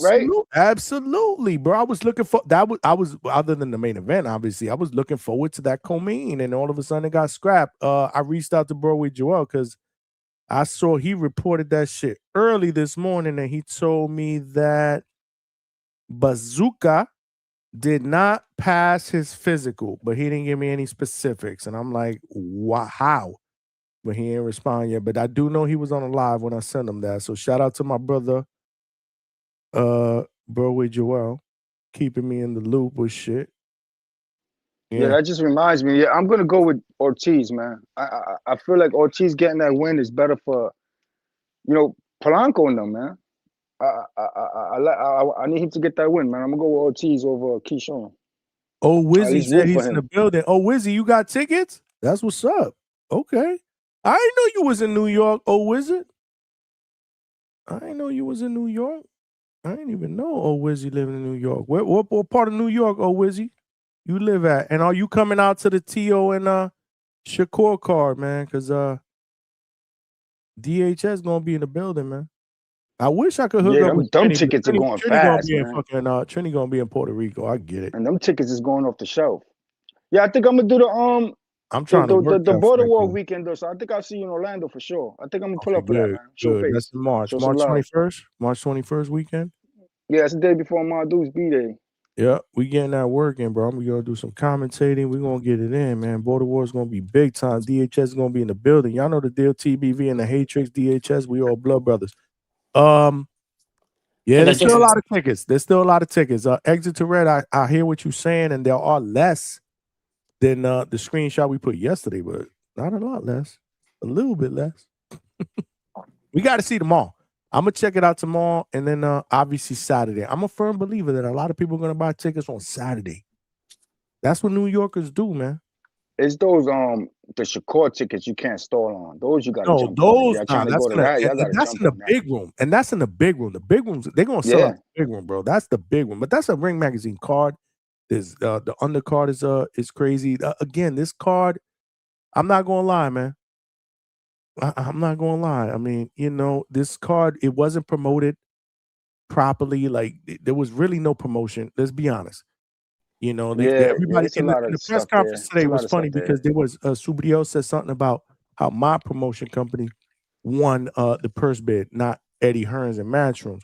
It might have been better if Eddie Hearn and them would have won that purse bid because the promotion on his side with the whole shit, but they were scheming it, bro. It was the fact. It was the way that the Turkey came into the ring, took the mic. It's like almost set up for Daughter to win. That's them riding with their fighter, jumping out the window, putting that money up. It took that out the, you know what I'm saying? Like people feeling more confident that Matias can get the decision. But if it would have been Hearns' card, he needs a knockout. You know what I'm saying? That's the vibe I got off of that. So Fresh Productions stepped up for their fighter. Man, I got the vibe. Them motherfuckers spending 88 drug money on that fight, man. They ain't taking no losses, man. That shit was in the stash. See, one thing that people's not really talked about this fight is the mental side there. So obviously, like over here, nobody really knows that the fight's on. Nobody's really been at Dalton Smith for interviews. Dalton Smith's been able to do his camp and in peace and quiet. I know Subriel's really heard is guys on these kind of YouTube shows and it's been talky setups and gone what was it? They said they set his Hangout for his drug test and he's been like that and he's Eddie Hearn trying to steal the fight away from him and it's all been negative, eh? If I towards every interview it's been some that I've watched even round one going on about they're going to steal the title off him and all this kind of everything's just been so negative towards it and then with Dalton Smith not really had that, but Dalton Smith he's a good fighter, but he's not got any power or nothing like that. He's technically good, but for me, I think for Subriel. Yeah, but like the coach said, looking past Matias, they get the win over Matias. They got Dalton Hitchens in the UK. That's what they want. Hitchens is something to fight Delgado. He's been mandatory. He's been mandated tonight. Must fight Delgado next. Hitchens. IBF mandated it tonight. No unification, no nothing. You must fight him by March 16th of March. I want to say for Hitchens and Delgado. But it don't really matter because even at that, even whoever wins this has to fight Puello for next because they had the rematch clause. So Yeah. so Puello's next, and then you're going to have to say, Pitbull's going to have to get a shot. He's an interim champion as well. So you're talking you're maybe going to be another year before you can even look at another fight. And that's going to be Dalton Smith as well. He's going to be stuck. He's stuck in with the Puello mandatory as well, even though that contract didn't really have nothing to do with him. Do you know what I mean? Because they paid the step aside money so they two could fight. But like it just got really messy and they had to make the fight at some point. It's been cancelled about 5 times. So like it was supposed to be on the Turkey card and then one card in December and Subriel got injured. And I think this is just where a weekend where it's free. They just had to do it. But I do agree with you, Trinity, that the fact that it's in New York, they are looking to put that pay-per-view, and the pay-per-view will be the fact that people can't travel from Puerto Rico to New York. No, after Christmas, and they've got other shit on, and they might already be travelling for other fights, and you know what I mean? It's not a great time of year. We don't usually get fights in January, so but I'm sure it'll do all right. After the holidays and Word. Yeah, This is usually notorious for us fight fans as a slow. You know, the year usually starts off a little bit slow, and then it picks up towards the end of January, beginning of February. But this January's been on fire, man. Correct? Like Pyro supposed to fight next week. His opponent pulled out. So the mandated Pyro and Crocker as well. The guy that was talking about Khalid Cole, he fights this month too. He fights Jesse Hart. Yeah, you heard. Did you hear that whole interview, Trini? Yeah, man. Shout out to Coach ER, man. I gotta definitely pull up Queen, shake that man hands, man. I like what he's doing out there in the community. Check him out, man. He my guy. Yeah, definitely, man. That's salute to him, man. That interview, dope conversation for sure. Conversation was amazing, bro. Like we kicked it, man. Like he could have co-hosted with me for hours, but I know he had to go to sleep. But yeah, man. He welcome back anytime. I'm gonna hook up with him. He was dropping some gems, man. That was good early work. That was good early work for Norman. That was good work. That's why he. You heard that, right? That was. Yes, I saw your chat when he said that. And you seen the message. You see the message I sent you earlier? Yeah, I saw that. Perfect for him, bro. They got a good history there, bro. I'm telling you, bro. I hope that shit happens. That's between us, though.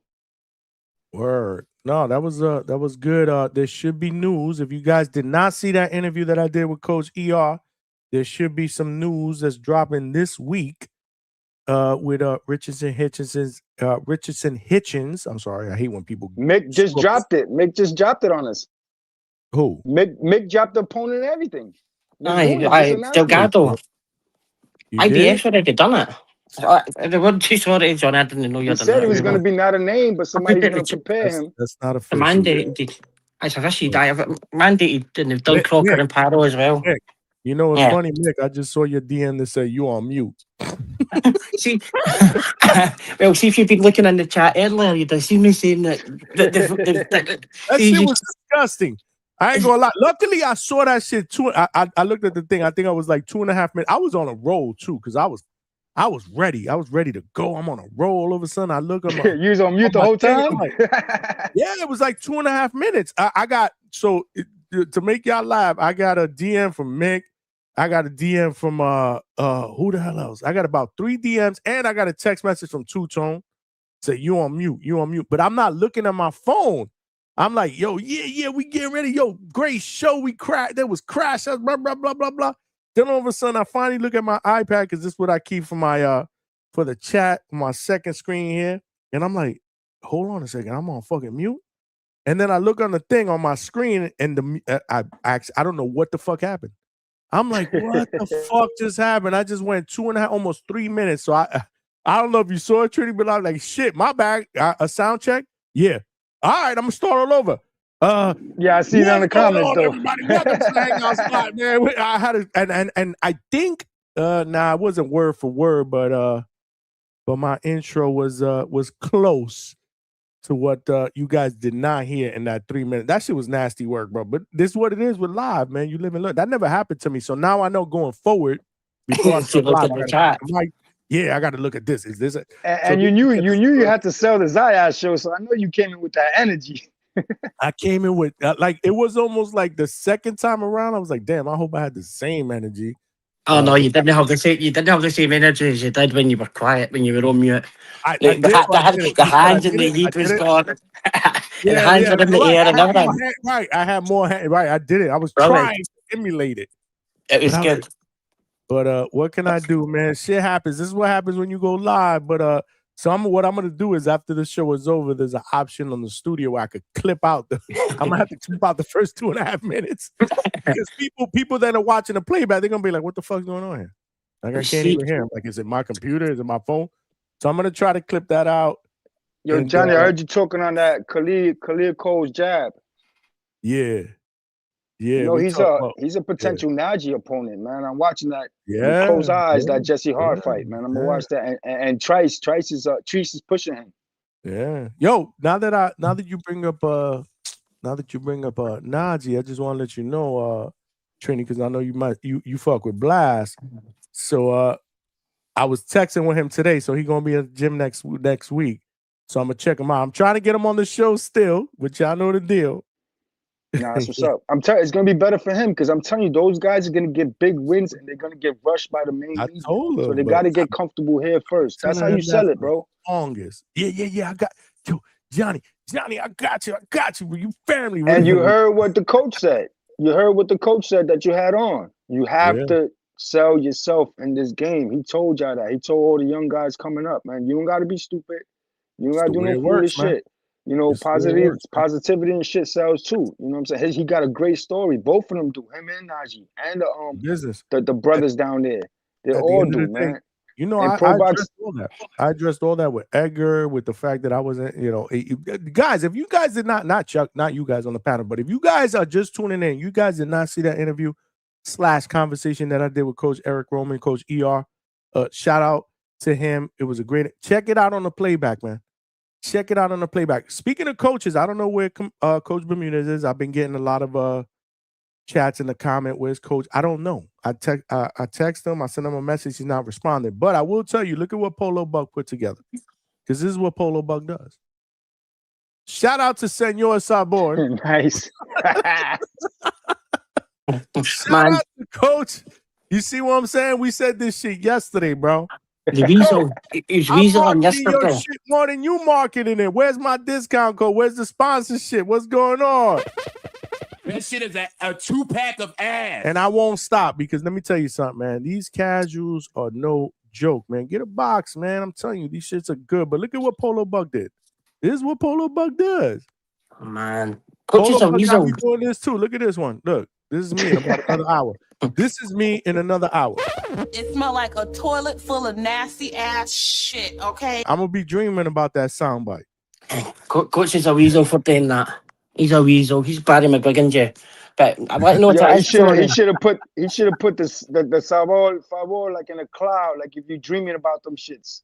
Look at that shit. The one that you sleep in, just put the shit over your head like you're dreaming about the sabor. Let me tell you something, but Polo Buck got it right because those two, the carne asada and the honey sriracha, they're really good. I like the honey sriracha better. Not that these are not good. I'm just saying I like these honey srirachas. They're better. That's just my personal preference. Salute to Polo Buck. Wait till Coach see that shit. He gonna die, man. Polo Buck is. Do you know what that is, Johnny? He's the best with those, bro. You know what he got me with New Year's? He got me with Christmas. He got me with sleeping on the sofa behind these chairs or whatever. I was about to say behind. Yeah, man. The two-tone gorgeous one is the best so far.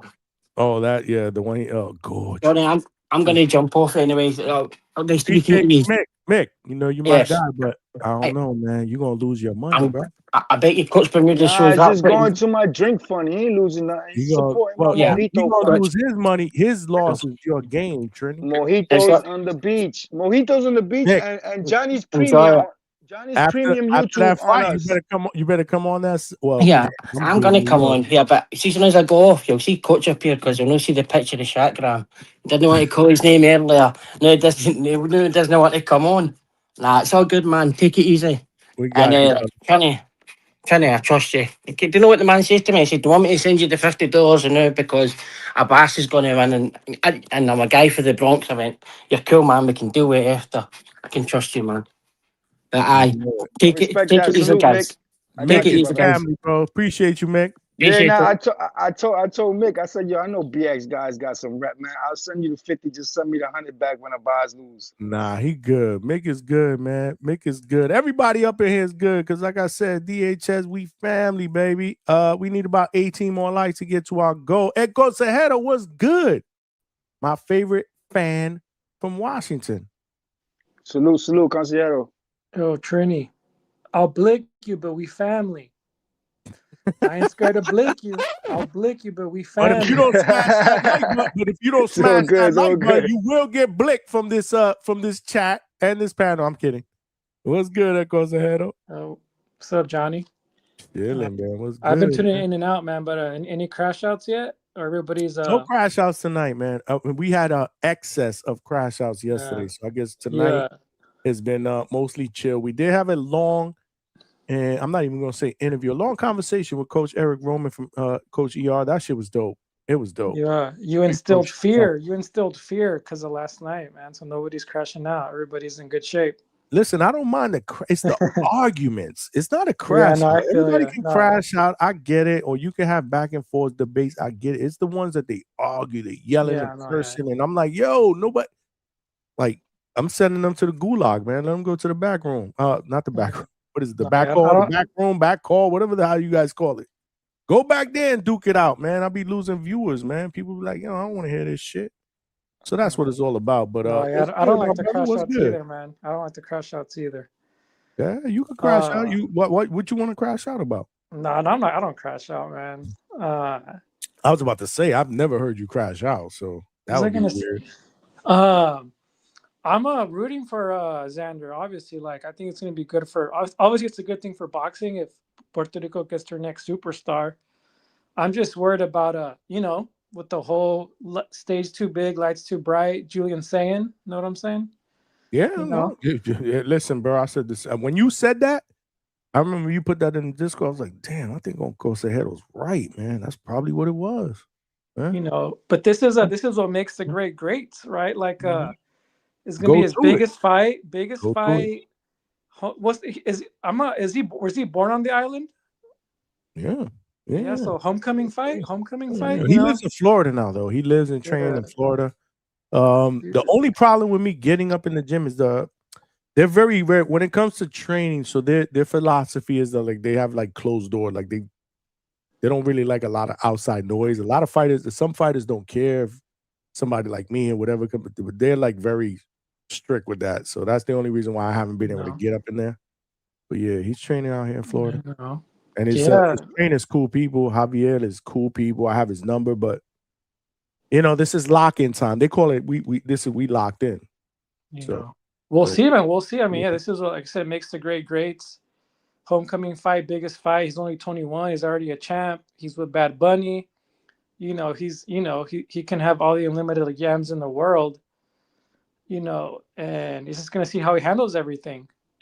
Obviously, right? He says the right things, does the right things, but we don't know what's going on behind the scenes. And I just hope, right? I mean, I hope I'm proved wrong, and but I could see it definitely being a close fight, Johnny. But a very close fight. But I still think Xander's gonna come out on top at the end. But we'll see, man. It's happened to the greats. We all thought, Daniel Dubois was gonna, like he's different, like. He's gonna beat Usyk, but temptation got him. I just hope Xander stays strong at least until after the fight. No, for sure. Yeah, for real. We're not talking about this fight enough. And shout out to Treese, man. because Treese be coming on here and he be yelling and adding that energy, and we love it. I love it. I love when he does it. You know the deal that goes ahead, all right. But he was like, "Fuck Shakur, fuck Tia. Whoa, we ain't talking about enough about this unification between Xander, whatever." And then I thought about it, and I'm like, "Listen, I'm not ready to say fuck Shakur and Tia like him." But man, we just aren't talking enough about a unification fight at 154, a division that we've all said for the past month and a half, 2 months that it's a really, really deep division, man. Shark infested, whatever. There's a lot of talent in there. Even guys that don't have titles, we're considering the best in the division with Boots and Virgil. There's a lot of talent, not counting the champions. We need to talk a little bit about, I felt like tonight we needed to show a little bit of love to that. Like, we don't have to get in depth because we still like 20-something days out. We will get in depth. We'll do a fight breakdown. We'll do that. But I wanted to show that fight and most specifically Xander too, a little bit of love. Well, I think it makes sense why nobody wants to have fights in January, especially early January, because it's the holidays. Everyone's just getting back to things. So I mean, yeah, it seems like that's just this fight is falling victim to that. I hope this is this January of 2026 is provides that roadmap of what we're going to see the entire year. Because look at how we're starting the year. We had a fight this weekend, obviously, Amanda, whatever. We had a fight card this weekend. We got Subriel and Dalton Smith. We got God knows, 20 fight cards on the 31st. We still got another one. Who we got? James Franklin and Moses Natama. Do they fight next week, Trini? James, I don't know if that one's next week. I know next the Pyro. Maybe because Pyro's supposed to be on that card. Pyro's on that card. Yeah. His So opponent pulled out. Week. So I mean, but they're gonna scramble for opponent. Yeah, there's just a lot of boxing in the month of Cole January. fights this month. Pro Box has a card, and those fights on the 31st. In Maryland. Yep. Yeah, those fights on the 31st. It slowed up talks in 154. The Boots Ortiz talks slowed up because of that. The outcome of the Kelly backroom, the outcome of the Zayas fights holds a lot of weight. Wheels will be moving after that weekend. You know what I'm saying? That's a real critical weekend in the boxing game. A lot of things going to change after. The 24th between Atama and James Franklin, which I called. So that's a different card than Pyro, because Pyro's the 16th, if I'm not mistaken. So there's got to be a different one. Atama against Franklin is on the 24th. I called Atama my prospect of the year in 2025. Yeah, he said 2 weeks. Yeah, we got boxing like every week. I'm just so disappointed. Like, I really, really did not want. Like, I wanted the Xander, because honestly, Trini, my plan was, because that was the fight that was announced first. I wanted to go to Puerto Rico. Yo, it was a perfect. Remember we was talking about the perfect excuse to get that sunshine. You know what I mean? Yeah, cover that fight, go out there for a long weekend, take Mace's DHS, just do it up. But then the New York thing came up, like, damn. I feel like, because, I'm trying to strategically plan where I'm at in 2026, right? Because I want to get out of Florida. I want to do fight cards in New York, one in Puerto Rico, one in Vegas. So I'm like, damn, I don't know. Maybe I could just start the year off right and go to New York and watch this card. And I could see my mom, because obviously my mom lives in New York, so I could kill two birds with one stone. Nah, that's a plus. See Ma Dukes after the holidays, you can't get that, New York man. And you get some motherfucking pizza. And I get some fucking pizza. So yeah, I'm and you get to bust their ass in the pool hall too. Don't forget that. If I get up in there, but where's Malcolm at? Where's Malcolm? Because he want to challenge me. Malcolm want this smoke. I don't know if Malcolm really want this smoke though. I'm just saying. It goes ahead. I know. I digress. I cut you off. No, all good, man. You're gonna be at the Pro Box gym next week? Yeah. I'll be there. Give us a tour of the gym? Yeah. I'm thinking about going live from there. The only problem with that is I gotta figure it out. Do I do it from my phone because of Wi-Fi? And you know me, I'm structured, man. I gotta take my laptop, but then I gotta take I can't take all my equipment, so I gotta take my Kenichis with it, so the sound's not gonna be so. And then the Wi-Fi, you gotta have a strong connection to be able to go live from somewhere. That's the only thing. So I'm gonna figure it out, man. I could probably do it. Remember, I did the I don't know if you guys remember I did the ATL when I did it for my phone, when I had before the Sasaki fight, when I was live with Brian Norman Jr. Yeah, that's Nachi when was I first there. seen when King Cam jumped on for a minute. King Cam, Coach Walker. No, not that one. You're not talking about. I'm talking about. I did one before the Sasaki fight. For my Okay. phone. Oh yeah. All right. Nah, I probably missed that one. I seen the one when you went to the gym. The one that you're talking about, where I had Brian Noma Jr., King Cam. That was from. I took my laptop with me. Oh, And okay, even that was a little bit of a struggle. The first one I did was before the Sasaki fight, and I did it off my phone. It was all right. It's just not. It's not up to my liking, but hey, I probably have to do that in Pro Box. Just make it work. We make it work. We got to give you our live content. That's what's up. 2026, we're taking DHS to the next level. We got to do it. We got to do what we got to do. I like seeing the different type of gyms out there. Obviously, like seeing the Pro really Box gym is elite. dope. No, Pro Yeah, Box obviously, gym is dope. So yeah, maybe I'll do that. That way, it'll probably be better for my phone. That way, yeah, that's a and good shout idea. out, I even like Dwayne, right, showing us the gym in Mexico, that humble gym. Mm-hmm. But all you need is a ring, man. All you need is, it don't matter how it looks, just a bag and a ring. Pro Box facility is really, really nice. It was so where the gym is where they used to do the fight cards from when they did them in Plant City. Yeah, Plant City, right? Yeah. Yeah, that's it, because there's a lot of spaces. So what they did was during the week they would just transform it. When the fight cards were coming up, then they would put out the seats and the bleachers or whatever before the event, and then after that they would take out all the seats or whatever, and then they would put all the equipment on there. So that's what it was. It was kind of like a venue plus a gym. Now it's just a full-time gym. They don't do any fights there anymore because they outgrew it. Shout out to Pro Box. They're growing. They outdid it. Yeah, they're going. They're moving around now. I remember you used to see Crawford in them early fights over there in the stands and shit. I met Crawford at a Pro Box fight. That's dope, man. I met him. I took a picture with him. I wanted to. Well, he didn't want to do an interview. So Crawford's one of them dudes where when he's chilling, he's like, "Nah, man, I'm good. I'm chilling." Like he didn't want to be interviewed like that. And it was before the I'll never forget. Because we spoke.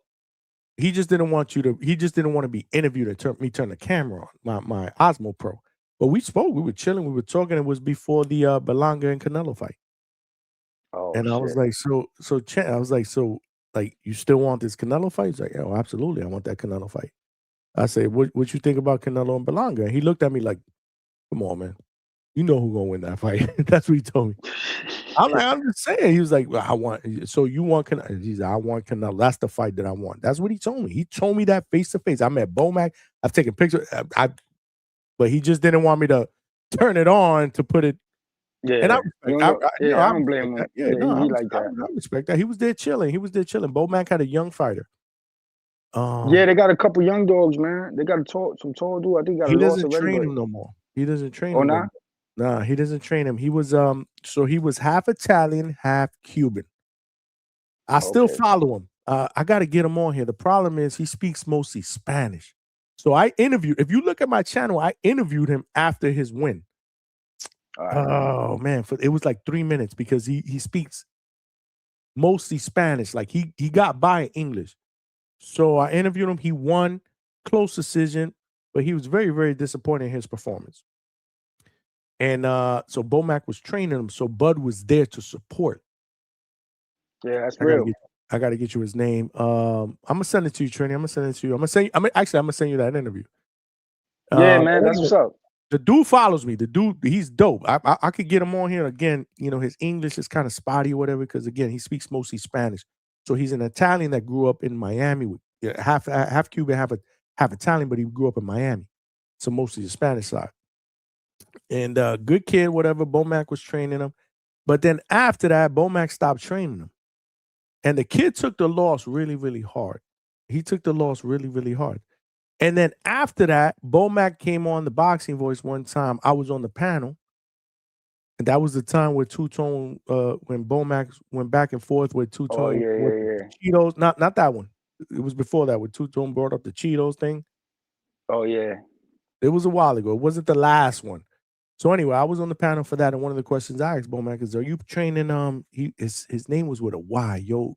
I was like, he's like, "Nah, I'm not training him no more." I was like, "Damn, okay." I thought since there was some talent there, he was like, "It's just different. We got a certain." He told me. I remember Bomac on the interview said, "We got a certain expectation," and he wasn't meeting that. So I don't know what that was. I didn't really divulge into it. But yeah, no, I met Bomac, I met Bud. Bud's a good dude. He just, when he's not he's not really an interview guy like that. And maybe you got to be big time or whatever. But like I said, he spoke to me. He just didn't want me to turn on the camera. Well, And he I is respect it. now. He is now. He's doing interviews left and He's right. doing the interviews, or maybe if I see him somewhere now, it'd be He's different. he's That out was the game before. now. You know what I'm saying? Yeah, He's out the game. maybe before, because I said, because I remember I was like, damn. I said, Bud, I was like, yo, I just want to introduce But myself. I've seen like Bomac get an interview live, and Mhm. he'll read a comment, like somebody put a comment like, yo, this guy's in the drive-through buying food, and he'll just leave. Like, you know what I'm saying? So They're this not this big. chat ain't like that. This chat of Yeah, respect, like certain yeah. people. Well, We'll talk again, our shit after, but but they got he's to on see it. He's that, reading the comments while on live type shit. You know what I'm saying? right? But they got to see that, dude. Like he didn't know me from a hole in the wall. Like I told him, I said, I just want to introduce Yeah, myself. that's what I'm I'm saying. in So the they're channel. assuming everybody's I'm in the like that channel. type shit. You know what I'm Right. saying? I got a channel. I do this. So I introduced. I went up to him. I said, "Yo, champ, I just want to introduce myself." They said, "Oh, okay, yeah, that's what's up." I was like, so I was like, "Damn, yo, I would love to get at least like 2 or 3 questions real quick." He was like, "Nah, I'm chilling right now." And I was like, "All right." I said, "No, I respect that." I said, "But you gotta give me a picture because I'm a fan." He was like, "Yeah, we could do that." And then, like I said, I was cool with it. We started talking. He just didn't want me to turn on the camera, and I respect that, bro. I'm not that dude, bro. I'm not pushy like that, man. Like I'll get criticized. People be like, "Well, you got to be pushy." Not my style, man. Nah, you keep with your grind, they'll call you for Not them my interviews style. soon. Maybe If y'all not are with like them, that, and somebody that's they fine. trying to bring out, they'll call you. This is the Yeah, interview and to so I'm start with. thinking You like build up this. And that this is rep. what I You know what told I'm saying? wifey. I remember I told wifey when I got home. I said, "You know what? It's all right." But I bet you the next time he sees me, you know what? Yeah, he was cool and he ain't push it. So we'll do an interview next time. So I'm thinking ahead. You know what I mean? This is a Yeah, game. You gotta know how to and play if this it's not, game. you build a rapport. Like I said, these guys in the game. So if it's not them, Sure, it's their next guy coming up. You know what I'm saying? But you maintain sure. that relationship. And the next time I see him, someone be like, "Yo, remember we hooked up?" "Oh yeah, that's right." "Quick, I can't get 3 minutes this time." All right. So I'm trying to do it. You got to work. I've been in the field. I know how the field works. Ness will tell you, I work the field. I know how it works. I remember in the beginning, I was, oh my God, like a uncharted waters. Now I know how to navigate in the field. I know how to be in locker rooms. I know how to, boom, boom, boom. And that's what people are like, yo, that's why we fuck with you, because you real. Like, you're not pushy. You know the deal. I've been in training camp. You know the deal, training. I've been in training camps. Yeah, I remember when the girl from TBV Star was going to her first like thing, and she asked you for advice. Mm-hmm. You was like, yeah, you got to be a little aggressive sometimes, but you go in there, you just, you know what I mean? It's a So yeah, I limit. was like, yeah, You can't be yeah, exactly. overbearing. You got to know how to do it. It's crazy because you gotta kind of learn it. Like you gotta kind of go through, because in the beginning, I never forget in the beginning, I was like, and even Ness, one time I hooked up with Ness at a thing, and he was like, "Bro, you gotta go get it. Like you're a little bit too and I was like, damn, but I don't want, no, you gotta learn how to do it the right way, where you're not too pushy. Like But you also respectful can't aggressiveness. you can't be too soft. You got it, because if you are too soft, they ain't gonna come to you with it. That's for sure. Like fighters in general are different. They are just a different breed, the way they're built. But if you but I did learn this early. If you are real, they let you in. Don't be phony. I'm sure you still got to read their body language. You gotta read the body language. Yeah, Oh, for sure, exactly. for sure. It's a lot of things that go into it, man. Yeah, I know. Trees, you are up here.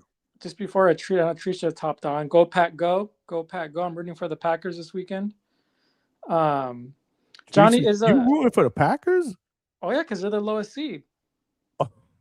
Oh, because you played. Okay, Yeah, I got it. Damn, Tricia's in here. Speaking of Bomac, so is Avius Griffith with Coach Berm, or is he back to with Bomac?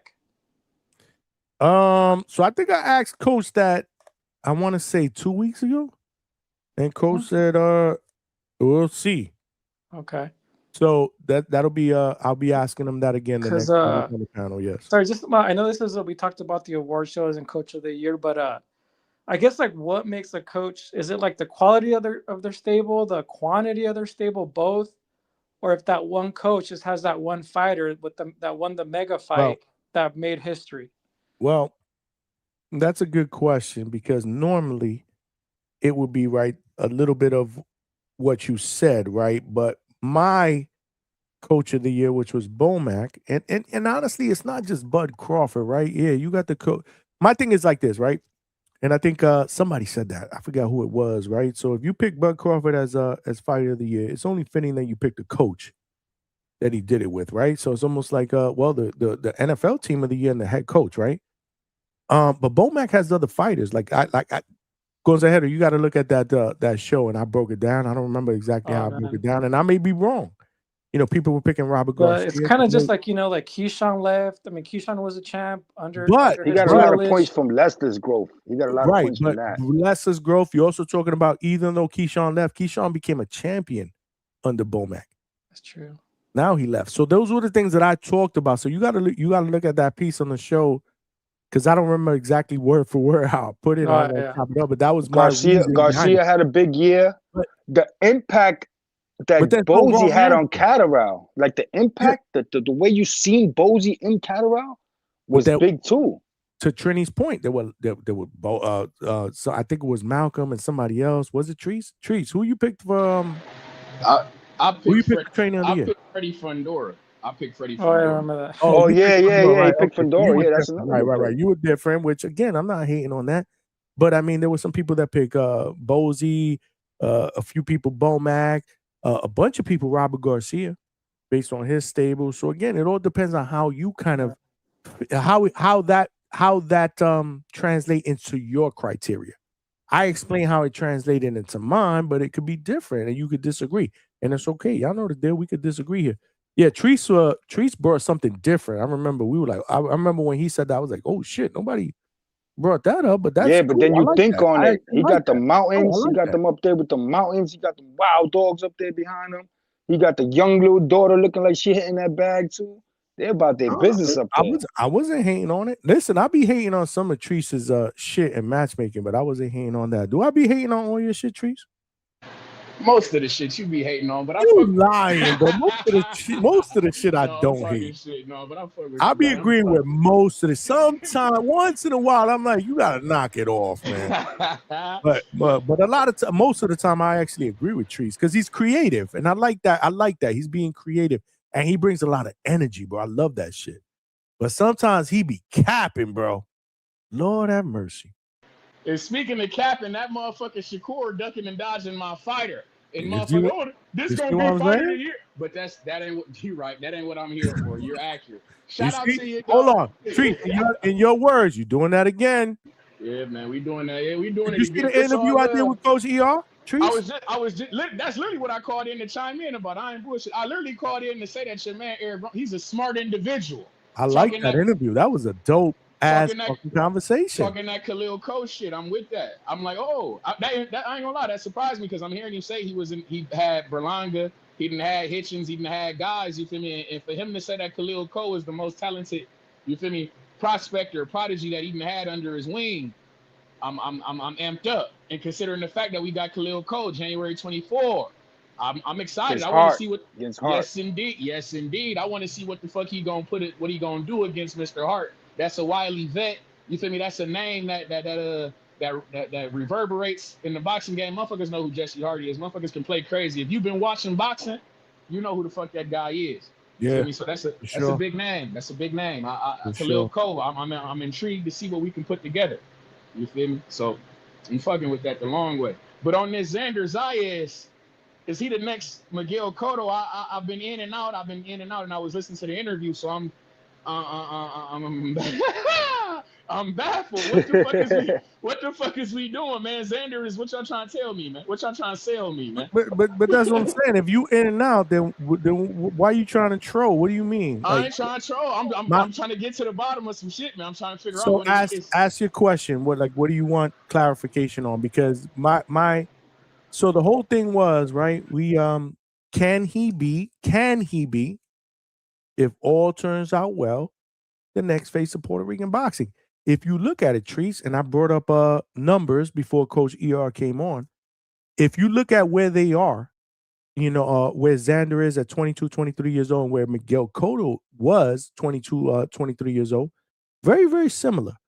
They were both undefeated. Cotto had maybe one more win than him. They both won a world title. Xander won his first world title at 22. Cotto won it at 23. And then obviously, we're still waiting. Xander is TBE, to be continued. I'm sorry. And then you saw what Miguel Cotto did. But I mean, right now at this point, they were kind of even. So can he develop, right? And it all has to fall into place, right? He has to beat, fighters. I'm not saying that.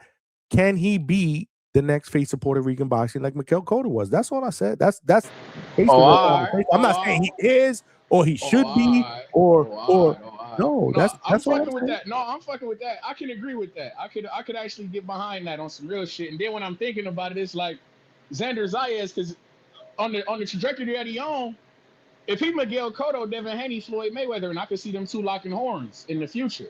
You get what I'm saying to you? I think Xander and Devin? Xander and Devin Haney.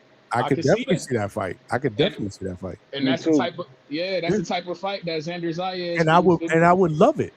I would too. love it as a fight fan. I ain't gonna lie. There's gonna be a lot of people that are gonna shit on it. Because remember, Treats, when Xander beat this dude Garcia for the title as a diss, they weren't saying that as a compliment. As a diss, Xander's the Puerto Rican Devin Haney. And remember me, I was the first one that came out here. Really, y'all crazy if y'all consider that a diss, because I hope I'd be okay if Xander becomes or has a career. They was saying that before they seen Devin at 147, which is why I agree with them. Right. Because Zayas' power is going to carry over at 160. But still, carry some power up there. Even before the Norman fight. No. It was before but because of the pretty pat style. Accomplished. Because of the pillow punching. That's what they were saying that for. But just like he got a little, this is boxing. And just like he got not really just like he got the power behind him at 147, Zayas what at 160. That's right. What I'm saying. That's where I agree with it. No, I get what you're saying. But I'm telling you that Xander has told me, like, bro, this is boxing. You don't gotta knock everybody out. You got to just beat them. You got to outbox them. This is boxing. His mentality. Yeah, and another similarity, they both going to stick to the game plan. Got to knock everybody out with a left hook. He wants to outbox you.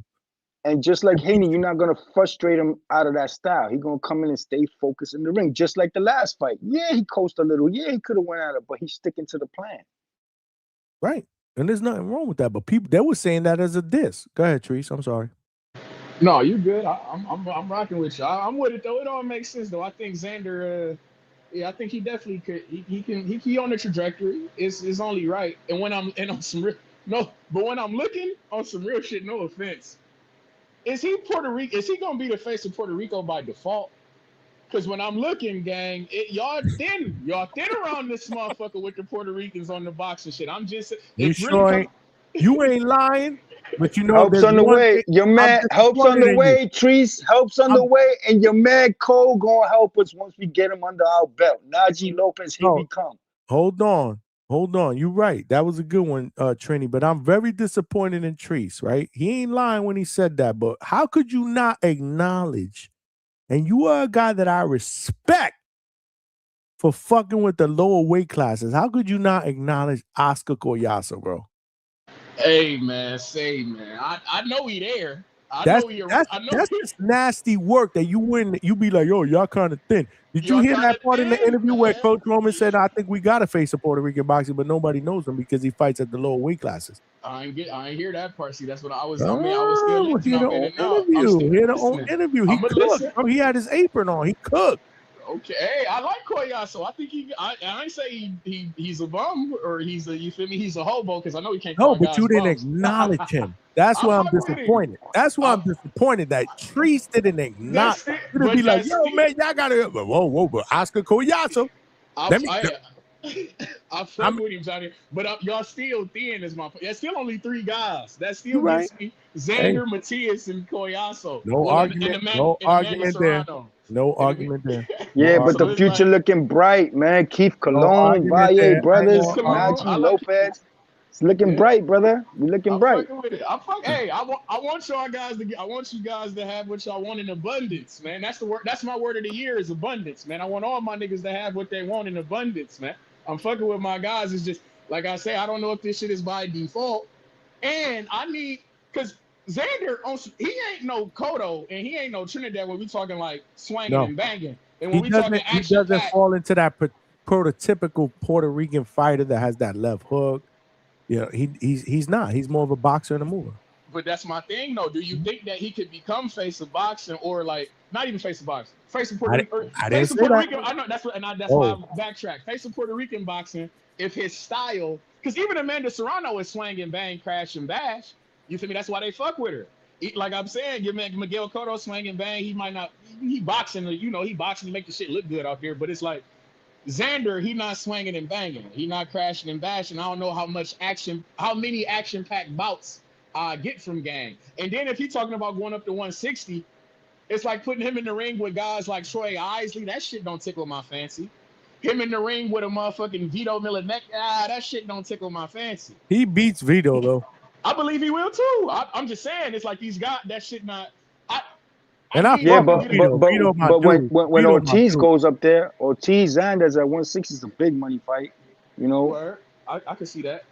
It's that, basically all I'm saying is for like like we were talking Cotto. I just need Xander to find. I need him to, if he gonna beat Cotto, I need us to distinguish who is gonna be his Oscar De La Hoyas, who is gonna be his Floyd Mayweathers, who gonna be his, you feel me, his Antonio Margarito, who gonna be these type of guys that he gonna be? You know what I'm saying to you? Fundora 160. There'll be some wars up there for him, man. Even he wants to fight Fundora. He wanted to fight Fundora. Fundora was the one that said, "No, we're not going that route. We're going to relinquish and we're going to fight Tim Tszyu." He wanted to fight some Fundora. Whether you believe he beats him or not, he wanted to fight him. Yeah, and remember, after that weekend, the wheels are gonna move. Like I said before, at 154. If Zayas comes out of there with 2 belts, Boots is jumping at him. You know what I mean? Why not? Why not go after the youngest champ? It's going to change the trajectory. And if Kelly, depending on what happens with the Kelly backroom fight, like Xander can move. Xander moves. He can box. I'm not going to sit there and tell you that Boots is just going to fucking just walk him down and beat the shit out of him. No, Xander can I'm just saying he's going to go for the fight. He will go for that fight. Just like if Kelly wins. If Kelly wins, that rehydration clause goes out the window for Boots. He's lining up for the Kelly fight. But if Backroom wins, I could see Zayas challenging Backroom, bro. 3 belts on the line. You know, win or lose. Real body shit. That will get the Puerto Ricans behind him. Going after the Boogerman, boxing or not, that's going to get the island behind you. But my thing Look at a Background fight. Go ahead. Background can only fight his mandatories because Kathy Dewar doesn't even put purse bids in or put offers out for him. So he's not the boogeyman, Background.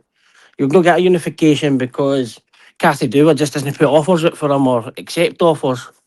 But now they say Johnny says he wasn't going to throw Xander away. Look at the picture. This is Johnny on the 30th of January. Cotto lost to Saddam Ali and we didn't throw him away. His last fight, he lost to Saddam Ali. I don't know why you keep saying we're going to throw him away, Nick. Can you put my photo up, Johnny, no? You be, I don't know. Sometimes you be, I don't know. Yo, that's them people that follow those media built, newsworthy, clickbait boxes. Those are the ones that throw away their fans, bro. Norman Jr. lost. We still here. You know what I'm saying? Nice. Ryo lost. His fans are there. Roach lost. I'm only kidding, Johnny.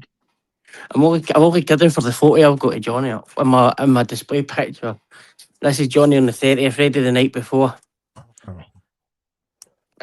Guys, let me get Coach up in here. Coach is coming up in here, y'all. See, I knew we'd come as soon as I got rid of that Shaq Graham photo. Oh, I gotta get y'all because he's gonna give his pick, man. So let me. I'm gonna jump. Shine. For sure. I'm about to jump off. Shout out to my third shift workers. Shout out Coach Hector Bermudez. Hopefully he don't lose y'all no money with my non-gambling ass. So y'all be cool, man. Y'all be cool. All right. Trice, Mick, stay up. I'm gonna holler back, Johnny. You know it. Trini in the building. Coach, what's good? Where you been? Oh man, we've been working, man. I ain't got no words for you. I've been texting you. You don't respond to me. Sometimes, when you work, sometimes you gotta put your phone down. But then when I'm working and you send me a link to go on a thing, whatever you call it, the film study, you be killing me. Okay. All right. What's good, Coach? What's good? What's been going on today? Good show, man. I don't know if you had a chance to watch earlier, but Coach Eric Roman was on. Okay. Yeah. And Eric Roman, he used to coach Edgar in the amateurs. He's coached helped work with Richardson Hitchens. he's Richardson Hitchens coach? That's No, Lenny, he used to work with him. Yeah. They're like this. Yeah. He was one of the ones that advised him with the whole Mayweather deal. Like, he broke shit down, man. It was really, really good, man. Damn, what's his name? Eric Roman, man. Puerto Rican from Bushwick, bro, where I come from, man. This shit was legit, bro. That conversation was legit. Then he started breaking down fights. It was dope. Boricua, huh? Yeah, by the time you have another real coach on here. Breaking shit. Coach, he was breaking shit down. Like, I was like, holy shit. I think I mentioned what time you. was this? I think I mentioned you. When he was talking about film study, I was like, man, I don't know why, but I be having Coach Hector Bermudez, bro. That's my. Hold on. We ain't gonna sit up here and hear you chewing while you're talking at this. That's crazy. Well, hold on. What do you want? Don't you want to know what I'm chewing on? Hold on, Coach. Look, boom! Oh shit! You ain't even know. You ain't even know. See, you just not a good dude. You just not a good dude because that sponsorship coming for you, man. I don't even want. I got no words for you. I'm not even gonna. I promote this shit every day, and you show me no love. Look at it. Boom. That is courtesy of Polo Buck. Appreciate you, Polo Buck. Yeah, man. He said, and let me Coach, I said, let me tell you something. Both of these flavors are the bomb, but I love the honey srirachas more. I don't know, the honey srirachas, the pizza flavor, and there's one more. I think it's sea salt and onion. That's the one. Those three, the bomb. But I recommend everybody buy the box. For real. Hold on. Let me check if I got any super chats, because I think I got super chats. Hold on. Before we let Coach cook. Your boy Mick Doonan. He laughed. He was like, Coach is going on. I'm out. Mick Doonan with the 2-pounder. Coach, you just forgot about Giyasov on Two Tone or Duck. I heard you was on Two Tone show. They were talking about you. What do you mean I forgot about her? I don't know. You just forgot about Giyasov on Two Tone or Duck. I don't know. I saw most of the interview. I didn't see the whole thing when y'all talking about Giyasov. Yeah, my you fucked up? No, my computer was went dead. No wonder why he cut it short. Yeah, he cut that interview short or something. Nah, the whole shit just went black. Oh, that's what happened? Good interview though, man. Tone was doing his thing. Shout out to Tone, man. Yeah, but I don't know how. We would love to fight him. I don't know. What the hell did I say? That was a pause, though. I don't get it. Like, I don't know what's wrong with these dudes, bro. Malcolm, what did I say? Johnny got the pass. These little young freaks out here. That's where their mindset be on, man. These little guys. Y'all mind is in the gutter for real, man. This is why I can't watch television, because ain't nothing but gay shit on there. This new generation, they're like, their mind is just nothing but some gay shit. You always gotta say pause. I don't understand it, man. For real, man. Somebody called us the Hangout Cashews.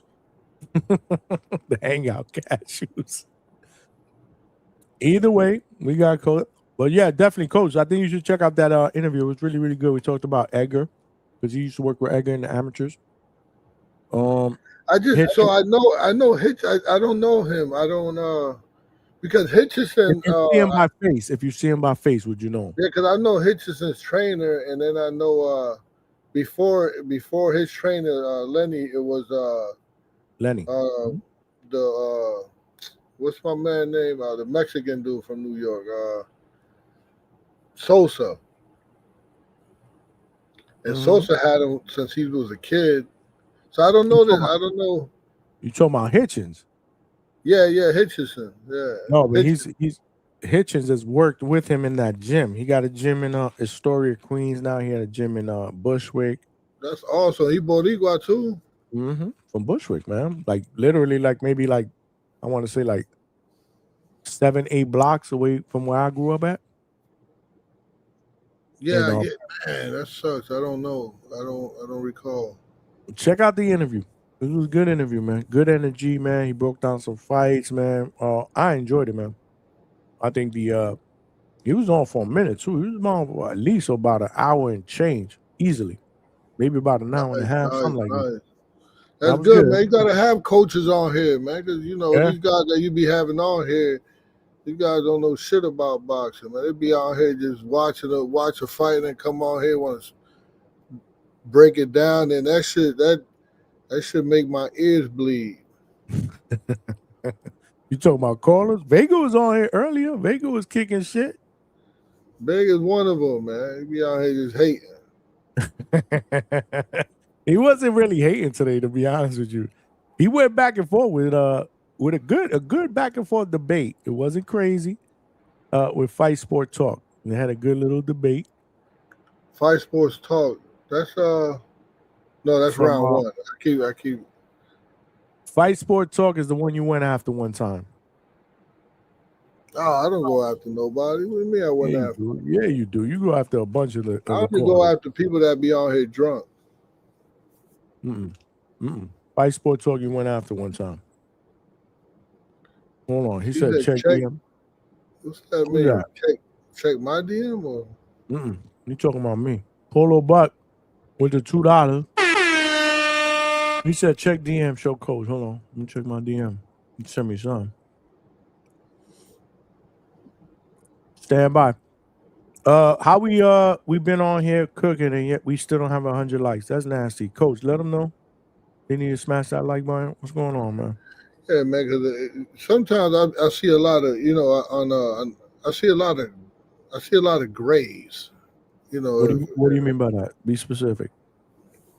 Well, when the names come up, they're blue, or they got a ranch, or they're like green, because they're members.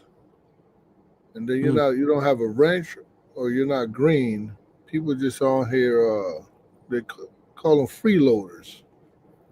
That's what you're talking about. Right. Freeloaders. Listen, I become a member, man. Let's see who's a free. Let me go on here. Let me see who's a freeloader right now. Let's see. And it's only $3 a month. Yeah.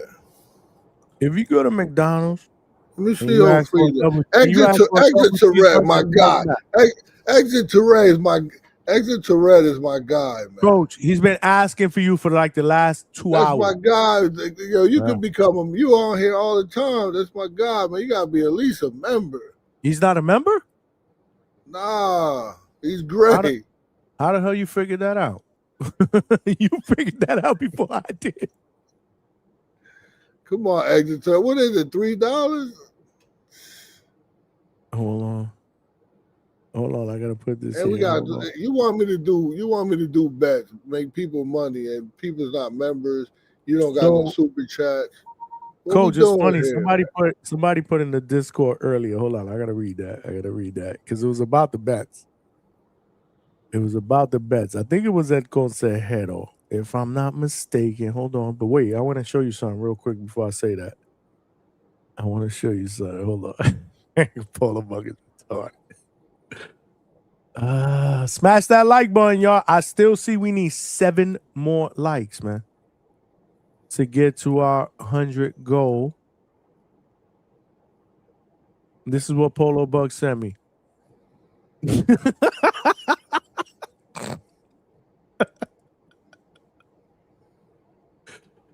Oh shit! Yeah, that's not even my teeth though. Is that really Coach? I don't even think that's Coach. Yeah, it got me. That's some nice teeth he put on me. Yeah, but you got to put that on your website, Coach. That shit is dope. Oh shit! Look at who's there. Supporting Senor Sabor. Make sure you guys get your box. Don't order a bag. Get the box, the variety pack. For real. Hold on. We do got a super chat now that just came in. My bad. Nope, I read that one. CJ Rich, what's good, man? Boxing BS with the $5.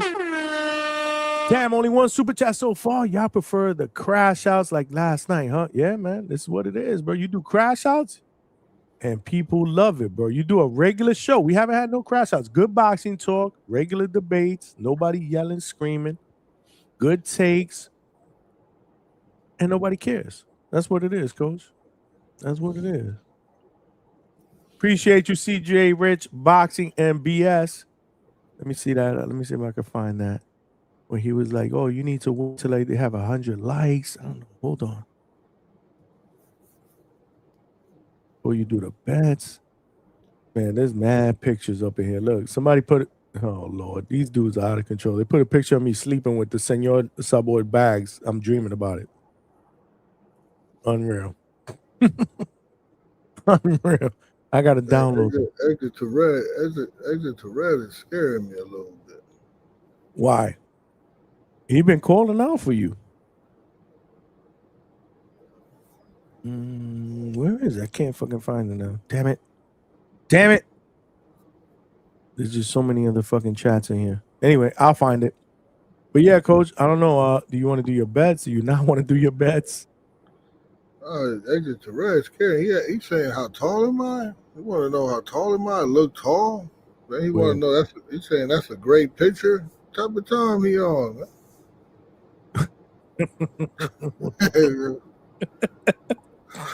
He's going on. You want to know how tall I am. Okay.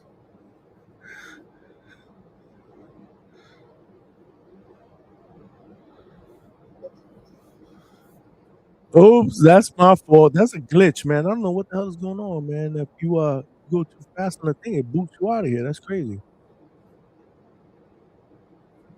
Use code Hector McGuigan for a 0% discount.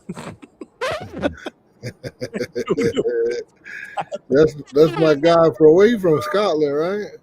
Yeah, he was on here earlier, man. He was on here earlier, going back and forth because he's a Baraou. He's a Abass Baraou guy. Is he from Scotland? Mm-hmm. Yeah, he's an Abass Baraou guy. So we were talking about Abass and Xander. He thinks Abass is gonna stop Xander. I'm like, bro, stay off the weed, bro. Hold on. This is actually perfect for Mick Doonan when you say that Abass is gonna stop Xander. Stay off the damn weed. Yes. Stay off the weed. Bro, that's not gonna happen, bro. We talking about the future face of Puerto Rican boxing, bro. Cut the cap. What you think, coach? Yeah, he on something. Mick is on. Well, he's from Scotland, right? Is he from Scotland? Yeah, he's from Scotland. Why? Because he's always on here, saying, I don't know, is there a difference between England and Scotland? We might have to ask him. I don't know if there's a big difference, but there's definitely an accent that's very, very similar. Like Mick knows his boxing, but he has a very, very deep accent. So a lot of people don't understand him, especially when he talks fast. Like yesterday, these dudes were arguing back and forth.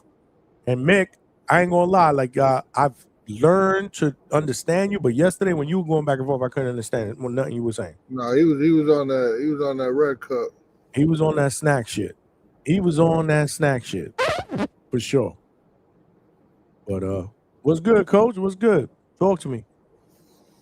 Oh man, we here. You know what I'm here to do, man. I'm here to make motherfuckers some money, man. First, So I gotta apologize. What's up, man? Show a brother love up in here, man. Coach trying to make y'all some money. I gotta apologize for my language last night too, man. Why? What were you saying? Yeah, you were saying some crazy shit, but you always say crazy shit. Nah, about the females, man. I'm calling them bees and nature. I got I got called out on a couple of them. So I apologize, man. I Nah, don't that's want. what's I, up. I don't want the female, the woman to be mad at me. That's respect. No, that's respect, man. No, that's what's up, man. You know, we try to keep it clean, but you know, we You know, talking boxing. they already don't like me, so I don't want them to gang up on me. Nah, I that's don't what's want up, no man. beef. I don't want no beef with no females or gays. You know what I mean? I want no beef with them. Oh Lord. Keep Nah, it that's clean. good. I mean, you can't. You know, and listen, you apologize. That's what's up. You know, I didn't call Yeah, you because out for it. H-Town started going in like crazy. Who was it? Who else? Trini? Was it Trini? Yeah. Well, I mean, there was a few people up in here. Yeah, but when I was telling the story, like Trini and H-Town, they just started going loose, and they enjoyed that story too much. They forgot we was on the podcast, man. Now, I don't know if I was like, oh Lord, man, I'm gonna have to freaking cut this shit out, but I didn't. It is what it is. I'm just saying, man, y'all be going out of control, but it's all good. It happens. We appreciate the apology, or they should appreciate the apology. Yeah, man. I don't want the female to be on top of me and beefing with me. So I apologize for my language. For sure, man, for sure. Well, what else is good, Coach? Well, let's get to this Matias, man. Okay. You know, this Matias, this UK fighter coming over here. We got Dalton Smith. we got this UK fighter over here. We don't even care what's his name is. We glitching again or what, man? No, I just put the thing. Oh wait. Maybe I should have put another one. My bad. I took that off. Okay, my bad. Go ahead. So yeah, you got this UK fighter versus this relentless pressure fighter. We have, we've seen this movie before, right, Johnny? Mm-hmm. We done seen this movie before. I think Smith is better than the majority of the UK fighters. He is decent, right? But I think Matias deserved to be the favorite. And the main line looks good, right? So I will go with Matias main line. Like I said before, Smith could crack a little bit. And Matias' chin, it's Keep it's going. out there. My pen is not good. Keep going. I got to get a pen. Yes, Matias' chin is out there to be cooked, man. He's always putting it out on the chopping block. His defense is sometimes is not existent, but I think it'd be enough to get the win on someone like Dalton Smith. There's some real bettors out there, so I would hedge a little bit on Dalton Smith if you know what that means. But I will pick Matias main line, and if you want like more of a prop bet, I will go from 7 to 12.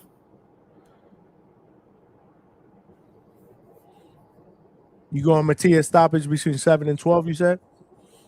Now I will go main line, but if someone wants more specific, I will go from 7. There's bets where you could pick the rounds where 1 to 4 or 1 to 6 or Got you. 5 to 8. I like 7 to 12. You know the Cabaya guy, Caballero. I don't know how to pronounce his name. Ajit Caballero. Yup, the heavyweight. Yeah. So I will go with him 1 to 6. So I will go with him. That's a good parlay. Him and Matias. But let's just so make it easier for you. Let's go with him. I will go with him by knockout. Caballero. Yes, sir. Okay, got it. Matias. Okay, I got that. What else? You got Matias. There was I don't know if you heard what I said with the hedging, but I mean that's probably for some other people. We'll just leave it Matias main line or Mattia from 7 to 12, and then the same with Caballao, whatever his name is. Okay, got that. But how you feel about Matias? What do you say about him? I think Matias stops him. I said that yesterday. You I like think he this bet. stops him? 7 to 12. Yeah, I like this. I think he breaks him down. You think he stops him early? I mean, he's a, Not early. Not early. I don't think early. Nah. I think 7 to 12 is fair. I think I picked when I picked, I think I picked 7 through 9, and even that. But I mean, you picked 7 through 12, so I'm going 7 through 9. That's just me. Yeah, I don't so think this goes I into got. the championship rounds. I don't think it goes into the championship rounds. That's my prediction. There's an interesting bet, right? There's a favorite here with Rodriguez versus Diaz. Yeah. I'm disappointed though, man. The fucking co-main event got pulled. I don't know if you know that, Coach. Yeah, yes. I don't know exactly why. I know he failed the medical. It wasn't no like PEDs or anything. So That's what I'm Joel said. hoping. He felt the physical, but that was it. He wasn't specific. Yeah, there wasn't specific on. I don't think it was a physical. I don't know. I don't know what. Oof. So where we at today? Today's what? Thursday. Now it's Friday, but yeah, you could say Yeah, Thursday. so it was Thursday when they got when they were saying that it was Thursday, right? Yes. So his physical already had to been in, like, so you get in boxing, professional How does boxing. that work? Break it down to us, Coach. How does that Yeah, work? so you get a CAT scan, you get your eyes checked, right? You get blood work done, right? You get an EKG done, and you get a physical done. So now this stuff have to already be in, and it's like some of them are 6 months, and some of them you could up to a year. It have to already be in a week before, into the commission a week before the fight. So to I'm thinking like why would he fail now? Like they must have found something. So when you get tests for your blood, you get like Hep B and Hep C, hepatitis, right? So and you get HIV. So something happened with either his CAT scan that when the commission doctors look at it was something wrong, or something's wrong with his blood, or something wrong with something, but the physical part, I don't know. I think most fighters like will pass that unless he was like weight drained and passed out at the press conference, or because they wouldn't check in New York. They're not going to check you. They're going to check you before you get on the scale. They do like and the weigh-ins is what, tomorrow, right? Yep. Or yeah. So I'm confused. I'm a little confused. So I don't know what. It couldn't be in the physical. It had to be something. If the commission saying that he failed his medical, there had to have been something with the CAT scan or the blood. I don't know. Joel wasn't specific when he put that IG. I found out because Joel put something on IG in his stories. I do know he went live tonight, but I was live too, so I have no idea if he broke that down or not.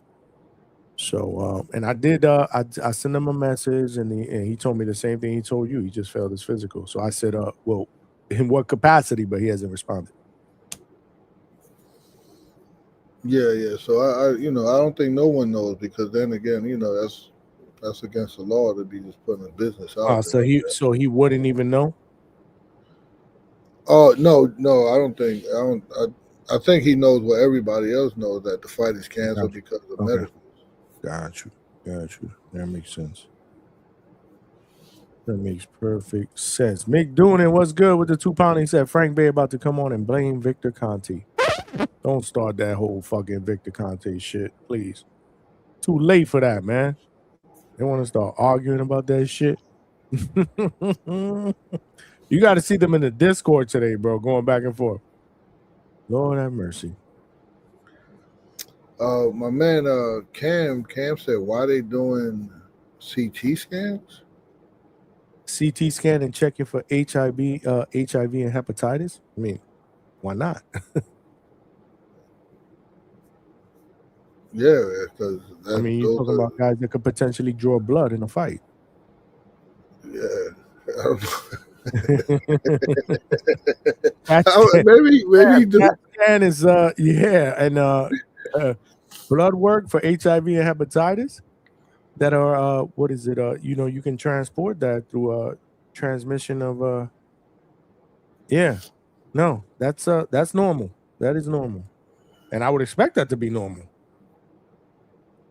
These dudes bleed all over each other sometimes. Yeah. So that's like, I don't know. What's the reason? It is the standard. Yeah, so New York got crazy. New York is very, very strict on that. Yeah. So yeah, you do a CT. Yeah, I mean, shit. I don't know how like a cat to make sure that I don't know how they even. Man, you don't want anybody in there to have any type of damage to their head. They're getting hit in the head and the face. I don't know. My man. Because I don't know whether he's serious. I mean, if he's serious, I could answer. I mean, I could answer it for him, I mean, I don't know how serious, because that seems kind of like. No, I think it's serious. But it's not hard to I mean, you have to scan the brain, right? It helps. So I guess CT scan without symptoms is a reach. No, it's proactive. What you're trying to do is you're trying to be proactive. Sometimes you just don't know. So CT had done every fight. Yeah, of course. And I would assume after, right? No, not every fight. No, no, not every fight, because sometimes some commissions up to 3 years, a year, but not every fight.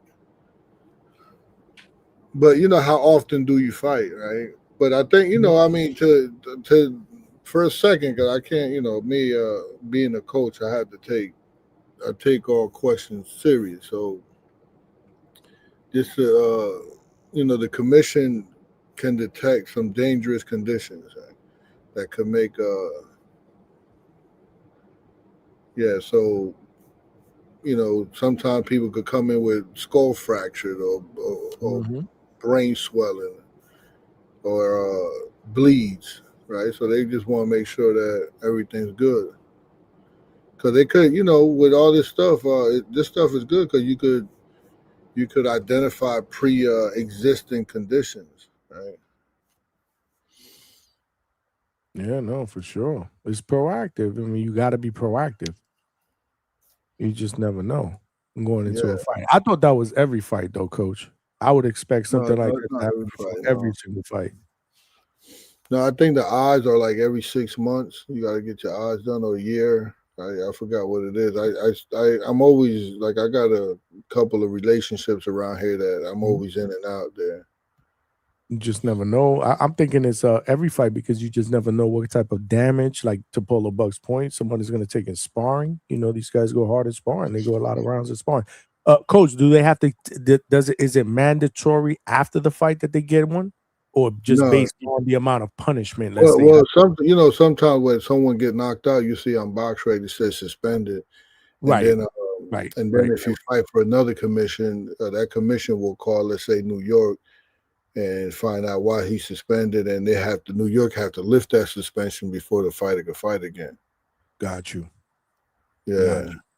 So again, just to clarify, so after every fight, they're not automatically given a CAT scan or taken to the hospital for evaluation automatic? So is it on a fight to fight basis based on the punishment? No. If you get knocked out, and it depends on how you get knocked out, but you could get stopped and nothing could happen after that. Oh wow. You get suspended though. So a lot of commissions. It depends if it's a headshot or a body shot, right? If it's a headshot, you might get suspended for 90 days. Mm-hmm. So you can't fight nowhere else, right? What about Jake Paul? They're saying that he's suspended indefinitely because of his broken jaw. Well, it will always say that on BoxRec until that he had to prove to the commission that he's fit to fight again. Got you. And so a doctor had to check him out, and then they call the commission and like, okay, you got to lift that suspension. So that's just what they need to put down, because somebody asked me and I was like, no, that does not mean that you'll never see him in the ring again. You know, that's what they have to. I didn't explain it the same way you did, but I was like, nah, that's just what it's kind of precautionary, right? Right now, as of today, this is how I looked at it. As of today, Thursday, right before we started the show, he is indefinitely suspended, but it doesn't mean that doesn't change based on his condition and his improvement. And the fact that he could prove that, you know what, I could take a punch to the jaw again. Yeah. I just didn't say it the way you said it, but yeah. So I wanted to get clarification, make sure I was right. With his I don't injury, know. Cam, they say Cam is a coach. I don't know. I'm confused, Cam. Why would you say that it doesn't make sense to get a CT scan to me? Maybe he knows something that I don't know. But so New York, if I recall correctly, you get an MRI every. You have to get one every 3 years. I have to actually take Rohan right now to get all his medicals done. So yeah, so how long would you anticipate? You know, because again, Jake Paul got his shit broken on 2 places. He had titanium plates, you know, some teeth that were pulled out, some titanium plates that were pulled in. Do you see him fighting again? And if so, how long do you feel, based on those injuries, would be a good estimated time of recovery? In your opinion, I'm not a doctor. So you're not a doctor. That's what I'm saying. In your opinion, yeah. So yeah, I'm not sure. I'm hearing that, you know, he's coming like right back. What do you mean, like in 3 months? No, but so Cam is like confusing me. He might know something. He should come on. Why don't you call in, Cam? Cam, call in, man. That way you can explain or ask the questions instead of putting them in the chat. I will put the link out there. Stand by, smash that like button. We just got to 100 likes, but that don't mean nothing. We got to keep working. Hold on. This is for Cam. If he wants to jump on, that's up to him. If he's in a place where he can jump on and he can talk for a little bit. But yeah, yeah. So I think I don't know. Yeah, I don't know. But I think Bones, and I'm pretty sure he got a good doctor. But you know, when you break a bone, you could depend. You could be back from 6 to 8 weeks minimum time for like, especially like a jaw to heal. You know, I'm not a doctor, but on there. That's fucking crazy. Plates. Yeah, and I think they will say they always say that. They always say like 6 to 8 months, and then they will say like 8 to 10 months that you can return to like doing cardio and shadow boxing and stuff like that. And then the return to contact would be 10 to 12 weeks. My bad. Did I say months? No, I mean weeks. Weeks. You said months. Yeah, you mean weeks. Yeah, right? no, my bad. So 6 to 8 weeks would be like minimum, you know, for it to heal. They always say 8 to 10 weeks when you know, when you can like run around, do some cardio, shadow boxing, light bag work, stuff like that. And then they say when to return to contact, like sparring and all that, they would say like 10 to 12 weeks minimum. So, after the bone is healed and you go back to so they can check it out. So that's when I had the guys in the gym get their jaw broke and stuff like that, that's what they say. In the gym too, sparring you talking about? Dudes getting their jaw broken and sparring? Yeah, jaw broke, wrist broke. Man, with headgear and all that shit, they punching like that? Yeah. So basically up to 6 months. Like, so you could see Jake Paul come back like within 6 to 8 months. I bet you ain't fighting nobody like Anthony Joshua again, though. Back to the old dudes, man. Maybe Evander Holyfield at 60 something. Yeah. Yeah, so you one of the guys that don't give him credit, right? Nah, I actually do like Jake Paul. No. So do you give him credit for like getting in there? Absolutely, without a doubt. And I also give him credit for taking the sport of boxing serious. My biggest issue with Jake Paul, though, has been you're sending us mixed messages, right? You need to pick a side. That's always been my biggest pet peeve. Like, if you want to be that guy that's just gonna fight, guys that are 60 years old or MMA guys that are not boxers and blah blah blah, and give us those type of fights, I'm okay with that. I don't have a problem. I don't hate on Jake Paul because I temper my expectations going into a Jake Paul fight. There's dudes that want to sit there and bang the wall and punch the wall and go, "This is bullshit." Temper your expectations, but what do you expect? You got to know what you expect, right? When you go into a fight, I'm expecting a show. When he fights against a guy like Mike Tyson, who's 58 years old, I'm not expecting a fight where Mike Tyson is all of a sudden going to look like the Mike Tyson of 30 years old, right? Mm-hmm. But then after these fights, you say, "Well, I want to be a world champion, right? And I want to fight Canelo, and I want to fight all these dudes, and I want to be ranked." So if that's who you want to be, then okay, then let's start fighting some dudes in the top 20, top 25. Whatever, some ranked dudes, so we could start taking you serious as far as your aspirations to become a contender and a champion. We can't take you serious saying you want to be a champion when you're fighting guys like Nate Robinson, Mike Tyson at 58, and Anderson Silva when he's 40, 50, whatever the fuck he is. So which one is it? Pick a side. And I'm okay with whatever side you pick, because if you pick the side that you want to be contender, you want to fight a top 15 guy, even if you win and lose, I give you your respect. Because he does take the sport of boxing serious. I always said that. He lives the life of a fighter. He trains hard. If you look at his first fight compared to his last, he's shown immense improvement. You can't say not for a guy that doesn't have any type of amateur experience and just started boxing. That guy that he got is a good coach. He yeah.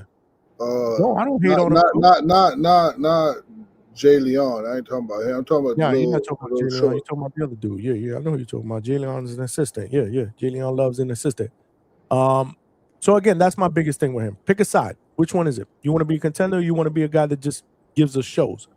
Regardless, I'm good with it. But pick a side. You can't beat Mike Tyson at 58 years old and tell me I'm ready for a title. It doesn't work that way, coach. You can't cheat the sport of boxing. So as far as a promoter and a businessman, an entrepreneur, and what he's done for female boxing, he's a fucking genius, bro. Oh my God. So yeah, no, I'm not a Jake Paul hater. Just pick a fucking side. Don't try to fool me. That's all.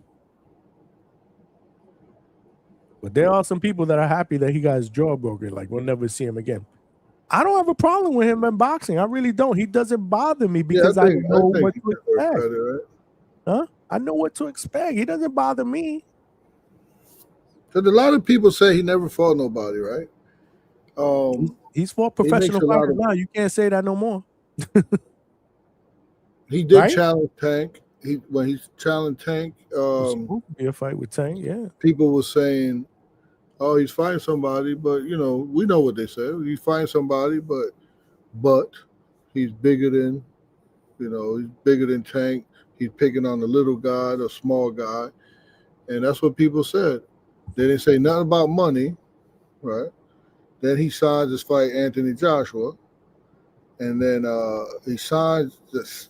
He signed to fight Anthony Joshua. Yo, that was ridiculous. That was crazy to me. Man. Like, why would you do that? Like exactly. Like why would he's a gold medal. He's a gold medal. I think they did the timeline, and he was like world champion when he was like starting box. But that was one. That was crazy. Some people don't think right. They don't. There's something wrong with him. Yeah. No. I think some people don't think right that don't want to give him credit. They always say things like, "Oh, he getting paid for it," but it's the level of danger. The level of danger that fighting Anthony Joshua, even before the fight happened, just getting in the ring, like Anthony Joshua could have killed him, and literally, like not just beat him, but literally killed him. But I mean, he didn't kill him, but he done derailed his career. I mean, how many of the yeah, I mean, I wouldn't be surprised if the dude doesn't fight again. Did you see them? Remember the weigh-ins when they standing next to each other? Yeah, we were like, one point in time, Anthony Joshua was the best heavyweight in the world. Absolutely, bro. I don't give a fuck how he looked in his last performance or whatnot, bro. There's no way that anybody in their right mind that watches boxing was gonna think that Jake Paul was gonna pull this off. What happened was what I knew what was gonna happen. It just shocked me that it took that long. But again, this dude was just running around the ring. This guy's trying to catch him, and then finally he caught up to him. I mean, it was what it was. Like what I don't. We did a live. Let me coach. We cooked for that live fight chat. We must have had about 8,000 views. We cooked on that one, man. People, that was probably the live fight chat I got the most views on live. We cooked on that shit. Oh shit! Speaking of Jake Paul, what you got, Trice? Yow. Oh Lord, the background is disgusting. Yeah, man, we out here working hard, man. Shout out to my third shift worker. You working so hard, you calling in the show. Whoa, don't let HR hear that part. Hey, be cool. but shout out to the Hangout spot. Shout out to my Midwest Mafia guys, man. Jake Paul, I had to chime in. I hear you talking about my guy. I didn't say anything wrong. Hey, I know you didn't. But you know me, I like to matchmake. Something popped in my head, Johnny, as you was talking this shit. I said, hold up. I got to fight for my nigga. Hold up, Coach. Albert Bell? No, we want. No, I was thinking more like Le'Veon Bell, but we don't want that. Not yet. No, but I know Le'Veon Bell wants that fight. I actually spoke to him. It was funny. Word. What are you talking about? That's Midwest. That's Michigan State Midwest Mafia, man. We fuck with Le'Veon. Talk to me, Johnny. What do you have to say? Yeah, man? It was at the fight when he fought Mike Perry over in Tampa at Amalie Arena. He was in the crowd and he was like, "Yo, I want that Jake Paul smoke, bro. I want to fight him, but obviously that might be the next fight, though. I don't think Jake Paul's gonna fight anybody near the caliber of Anthony Joshua again." Word, that'd be a good fight. Le'Veon Bell, he's a known guy, you feel me? But the fight that I'm thinking for my guy, I heard Coach say 10 weeks out and shit like that. I'm thinking 10 weeks, that's about two months and some change, 3 months and some change type shit. Mm-hmm. Yeah. So in my head, I'm thinking, hell, Jake Paul come back for July 4th. July 4th weekend, him and Sergey Kovalev. Let's get it popped. Him and Sergey Kovalev. Sergey Kovalev fighting that cruiserweight and shit. I'm hearing y'all talking these old motherfuckers. I don't want to see him fight no Evander Holyfield. That's out of control. But if he I said that playing around. I said that playing around. I don't want to see that either. I know. But shit, if he gave me Mike Tyson, I wouldn't be surprised. He give me some Lennox Lewis or some motherfucking. That's why I said it. That's why I said it, bro. Evander Holyfield, man. No, but no, the Sergey Kovalev fight I could actually see though. I ain't bullshitting. And not saying I feel like Kovalev name had came up with Jake Paul before. And like I say, if you're doing it on some July 4th shit, you treat it like Rocky. You come out with the shit you just did. The Hulk Hogan, you feel me, costume get up. Now you come Rocky on July 4th. It's like beating up Drago. You feel me? This Russian motherfucker coming over here into the States. You feel me? You got to do it for America and put hands and hooves on that motherfucker. And then, like I say, put Albert Bell and my nigga Jared Anderson on that undercard, man. Why? You might as well. We seen Jared Anderson training with you. Might as well get him on the undercard with the other Russian motherfucker who I hate so much. I think he's shit at fighting. What's that motherfucking name? Cause with the Twitch, fuck. Oh yeah, the guy from that live in Canada. Yeah, Arslan Beck. I think that motherfucker's so trash, but I would love for Jared to beat the fuck out of him on the undercard of Jake Paul and Sergey Kovalev July 4th. You feel me? I'm fucking with that the long way. But yeah, man. Coach, I'm on your ass. I'm hearing you talking this Matias shit. I don't know. I dropped the question in the comments. I didn't see it, Treese. Say less. Because you didn't super chat it, Treese. Yeah, God damn, you ain't super chat that. I don't fucking see it. You want me to dig through all these fucking comments? I ain't see that shit. You good. That's why I'm gonna ask Coach because I'm one of the few guys. Niggas think I'm from the UK or something because I'm picking Dalton Smith in this upcoming fight here. You understand me? Yes, indeed. I'm picking Dalton Smith. I think he's fresher. You feel me? I think he can actually fight. I actually fuck with Dalton Smith. I done watched a couple of his fights. I think he halfway decent. I fuck with him a long way actually. By decision, Trees? You think he can outbox him? I think he can outbox him. Or even if he don't outbox him, I think he can do enough to make this like he can make this shit a bit more technical. I'm on this side of the fence. Like I think Matias done took a lot of damage, cuz. I think Cuz been taking a lot of damage in these last. I'm just saying in these last few fights. He done had a lot. You got to remember, Cuz. Matias was known as this knockout artist. All his wins were by knockout and all this other shit. His last couple fights been going distance. He done lost against Paro. Last couple fights been going distance. He ain't been looking like this destroyer that motherfucker's been trying to sell me. You get what I'm trying to tell you? And then I seen a guy that he fought in Ergashev. I seen that guy fight in person in Detroit on one of Clarissa cards, and I wasn't extremely impressed with Mr. Ergashev out there. And I said, if that's the guy that Matias was in the ring with, I'm like, maybe Matias ain't who I think he is. And I don't know, man. I think he's been taking a lot of damage in his last 4 or 5 fights. I thought he took a lot of damage. I didn't thought that he didn't have a lot of wear and tear in these fights. I think that shit can catch up with him against a guy like Dalton Smith. And when I'm hearing guys like Hitchens, Johnny, tell me that shit gets spooky in New York. Shit gets strange. Shit get a little awkward in New York. I don't know. Then he got this whole little debacle with the drug testing and shit like this. I don't know. It's a lot of, It's a lot of background noise going on the Sabril Matias side that I think might benefit Mr. Dalton Smith, who I also think is skillful enough to beat Cuz. So it's just a lot. It's a lot going on over there. Coach, what you think? Is that am I tripping? Am I tripping? Definitely no. You know, hey Tree, you know just enough not to be tripping. No, just enough, man. You pass the test. Just enough, man. You know, sometimes the teacher gives you an A+, and a C- minus is passing too. He said you just passing with a 65, man. Hey man, C's get degrees, man. C's get degrees, man. But no, hey, no, he could, you can hash that. I got a 65. I'll take it when I was growing up. C's get degrees, but yeah, you said I should, but I don't gamble. I'm just curious for my guys who do gamble. Is that something that if I wanted to bet on, if God, that could be a little side bet. It could be a little side bet by knockout too, just to protect your other bets. Yeah. Okay, I'm just I like Dalton Smith. Like I say, I think he halfway decent. This motherfucking card though, oh my god, they want motherfuckers to pay for that. That shit took a nasty ass hit. I just found this out about me. Y'all telling me Santiago and Cedeno not fighting on this card no more? I said that earlier. Man, well, I told you I was in and out, Johnny. I didn't catch that part. That there would have fucked my night up. I didn't hear it. See, listen. A motherfucker was going. That was the fight that held my interest for this card, man. Damn. That's the type of shit that make the card not even watchable, not even digestible. You feel me? Like, goddamn it, man. I needed that Alfredo Santiago. That was taking the card places. But shit, man.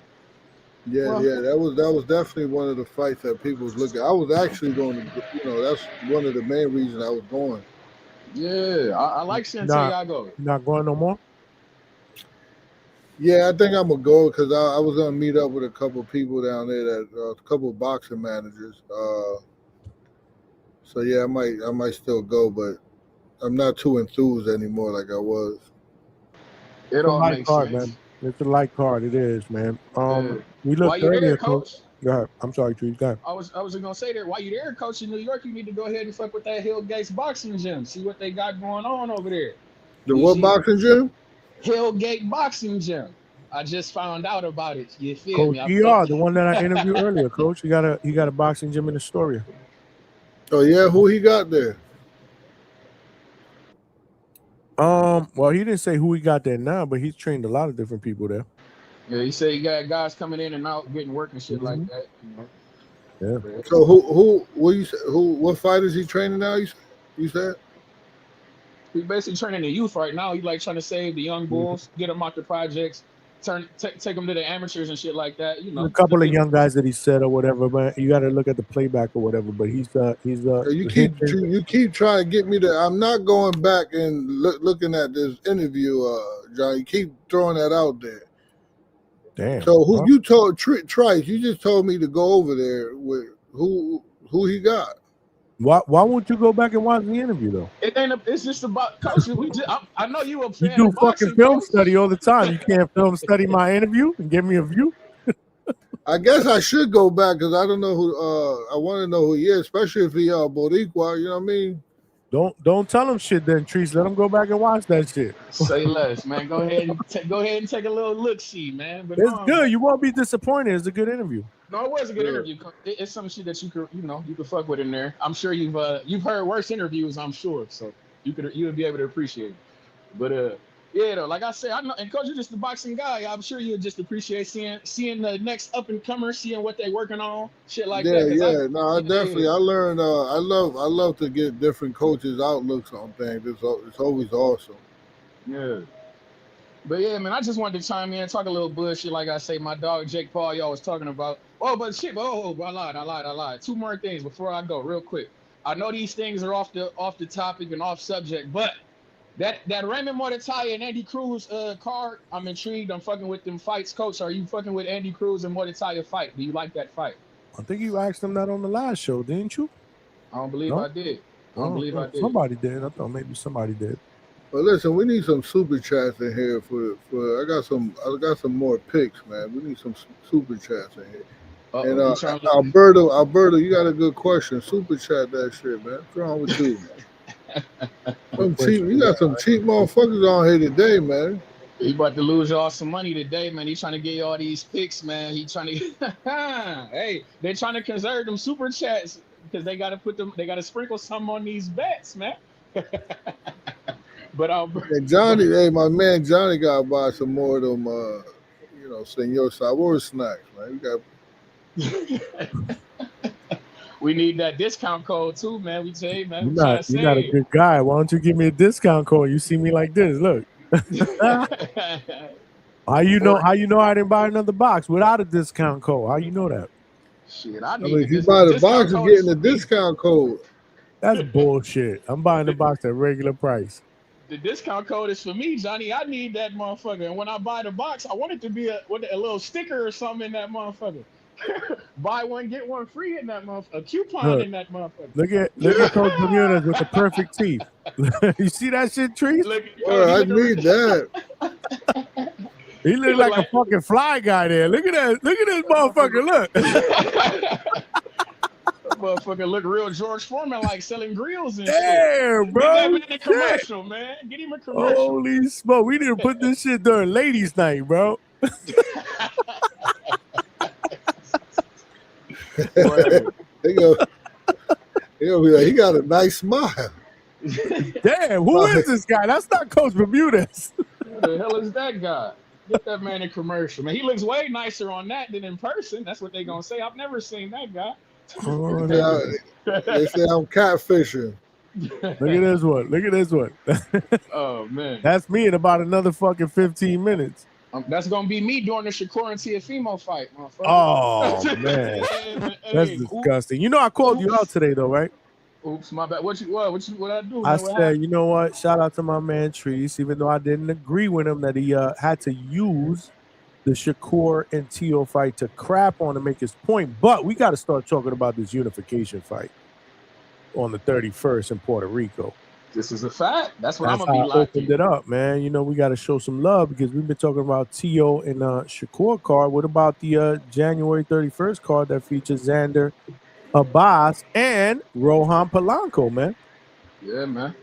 I'm Yeah. intrigued, man. That's the fight card I'm gonna be locked in on. I don't know what these other guys gonna be doing with that teeny bopper boxing, but you know, we fucking with that. Like I say, but this should this a real Matias card, and don't we got Itama fighting as well too this weekend too, right? And he Is it? fight I too. don't know if that's this weekend. Hold on. I think I it's asked Monday. somebody early. Ajit Kabayal fights this weekend. I know that. Ah, okay, Coach actually okay. put that down as one of his betting picks, money line or KO. You fighting But Ibba. no, I think I want to say that is next week. Okay. I think I think that's on the same weekend as that cruise and shit. The Muay Thai and cruise it might be, I think. So then it's not next weekend. It's the weekend after that. Okay. But yeah, Is okay, it? okay. I'll I double think check. I think there's a couple of fights on that weekend. But then January 31st is nasty. It's like 4 or 5 fight cards on that. yeah, man. This a busy month. I actually like shit No, it's like a this good too. one. I'm not Yeah, yeah, complaining yeah. about the amount of fights we got. I just wish they would have spread them out, man. So we got some fights in February. Watch us be dry in February because everything was fucking heavy in January. No, we got that in February. I'm looking forward to because we got that Navarrete and Sugar Nunez fight. I'm actually looking forward to What? that. Right, but one card. When is that? Oh, The that's beginning true. of February? I don't even no. Then we got that day in the beginning, and then I got Teresa Shields February 22nd. You know what Oh, the that fuck is the going on? 22nd. You know, we're Yeah, trying to man. get we're gonna get Fran Chon on. Oh, word. Okay. I Hell reached yeah. out to her today. We're gonna get her on. Okay. What I was gonna say? I was gonna say something. Shit, I lost my chain of thought. Fuck. January No, 31st. It had something to do with the fights at the end of the month that were loaded. No, I'll remember. Just keep going. I'll remember. for sure. I know you're gonna be in New York though, eating some nasty ass pizza that they got there. You feel me? That's nasty ass thin slice I can't fucking wait. with sick ass thin slice. Shout out to my niggas in the Midwest where we do deep dish. You feel me? My niggas in Detroit, my niggas in Chicago.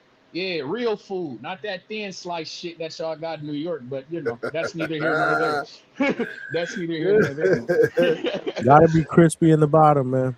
Nah, that shit garbage, man. Get you. You need some utensils to eat a pizza around this motherfucker. You Get a don't eat fork a out. pizza like that, though. You Yeah, don't you eat a do. pizza with utensils. You eat a pizza with your hands. You fold it. It's Nah, oily. man. You go like this, and it's oil. The oil is. Oh, Nah, man. That I shit. can't wait. Nah, man. I can't. I'm gonna take a video. I'm like I believe. Ugh. with Shit. the I'm oil looking at. dripping out of it, man, and you just yeah. Oh, I Nah. can't wait. This motherfucker Johnny about to be eating all type of pastrami sandwiches and shit. Oh Nah, not man. What the fuck? pastrami. Unless it's from Cat's Diner. Unless it's from Cat's. What do they call it? Not Cat's Diner. Cat's Deli. Cat's Deli word. Cat's Word. Deli is legendary, bro. But I'd rather do the the pastrami's good. The roast beef. Roast beef. See, we corned beef here in Ohio. We fuck with the corned beef. You feel me? Get you a nice little Reuben and shit like that. Some sauerkraut on that thing. Yeah. Hold on, coach. Why you making that face? You don't fuck with you a Reuben? Thousand Island, sauerkraut, corned beef. That shit hitting, coach. What you doing? But no, my fault. That's that big back shit. The heavyweight. We was talking heavyweight boxing and shit. See, damn, my fault. But shout out Ajit Kabayel, man. I like Ajit Kabayel. I ain't gonna bullshit. I actually like him a lot. He's one of the better boxers at heavyweight. I actually do. His skills translate. When I watch him, I don't feel like I'm watching heavyweight boxing because you know how I feel about that shit, Johnny. That shit, But he's a body snatcher. I'm fucking with. If he get this win, I really want to see Ajit Kabayel in the ring with motherfucking Joseph Parker.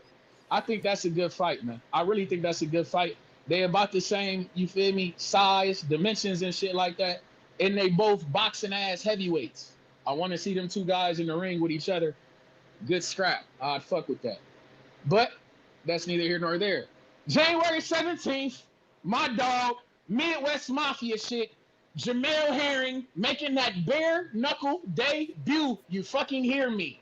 Tune in and we'll be at the Mohegan Sun down there. What's that? That's Florida, ain't that? Mohegan Sun, that's some shit. Yeah. I think that's Florida or Cali or one of them motherfuckers. Either way it go. Mohegan Sun in Florida? No. Where the fuck is that? Where is that at? Where is that at? Mohegan Sun is in Connecticut. They got a couple of them. They got another Mohegan Sun in Pennsylvania too. But yeah, usually when you say Mohegan Sun, that's in Connecticut. Connecticut, okay. Well, shit, hell, Jamel Herring, Connecticut. Go ahead and coach. You close. You close by. You need to pull up and check out some bare knuckle action. You feel? Well, this is what happened. This is what happened when motherfuckers need to retire, and then now they going to fucking. Somebody asked something about that about training, like, you know. Who? No, something. I don't know. I said super chatted, but they were just asking about training and the damage you take, and they was right because most of the damage in boxing doesn't happen in a fight, right? It happens in the gym.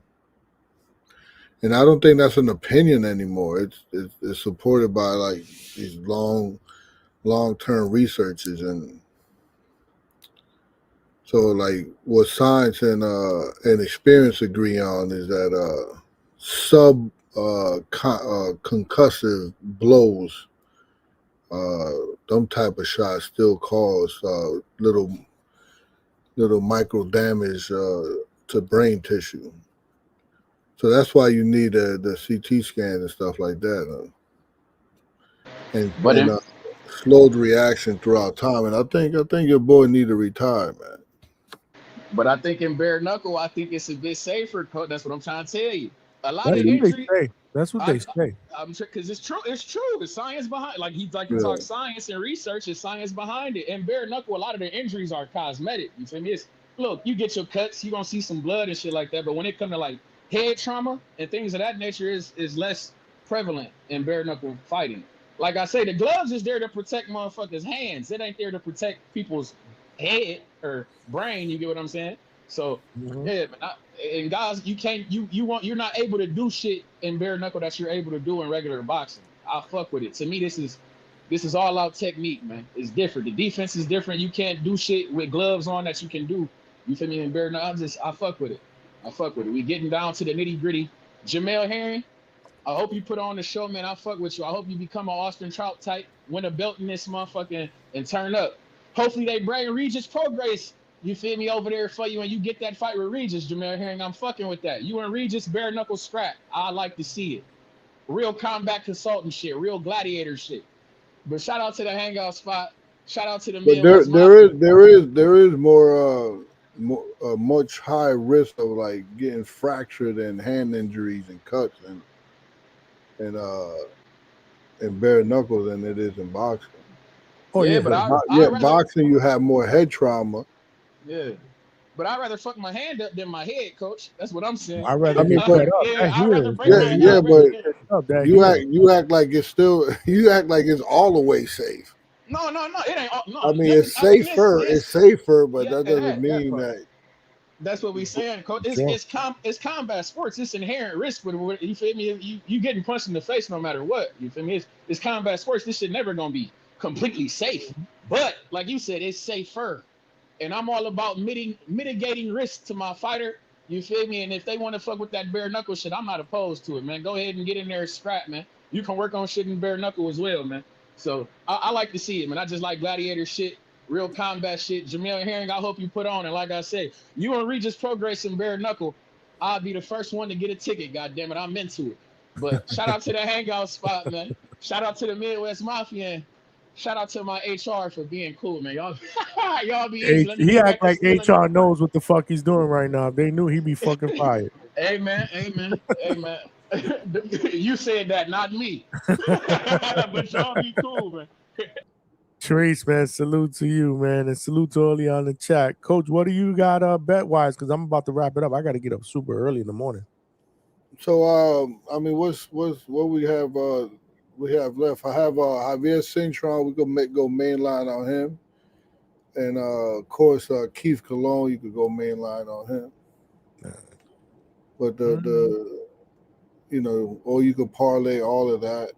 Nestor Bravo. You going Bravo? Yeah. Even though Bravo is kind of primitive, he's like 23-1. Against Kampa? Yeah. But he should get by Kampa. I'm surprised he lost to Endo Jenny, but Endo Jenny boxed well that fight in Puerto Rico, man. Nah, he's really primitive. He never fights nobody. I would love for one of my kids to fight him. I mean, all right. So you're going Bravo, Cologne, Centron, Caballero, and Matias. Did you give Emmanuel Rodriguez and Diaz? Did you predict that one? Actually, now that you mentioned it, I was gonna kind of stay away from that one. I would stay away from that one because of Diaz has fought like 4 times since the last time Rodriguez fought, and that was against a southpaw, I think. So he's 19 months layoff. So Rodriguez hasn't seen a level, relevant, orthodox. He hasn't seen that look in like 6 years. I think he's better than Diaz, but because of the inactivity, I will actually side bet that as the upset of the week. So you It's kind got of a 50-50 fight because of the inactivity. So say that one more time. You got Diaz with the upset? Yeah. That's just a side bet, Don't put that into your parlay because it is kind of a 50-50 based on inactivity. All right. Over Emmanuel. He's decent. Like Trice just said, Diaz is pretty good. Yeah, he is. He's decent for the level, He's mainly active high guard with some level changes. And Keith. All right. Hold on. Main and Bravo. All right. So I'm gonna read these back. All right. So this is what I got. Let me know if I missed anything. You got Matias mainline to win, however, or a KO between 7 and 12. Yeah.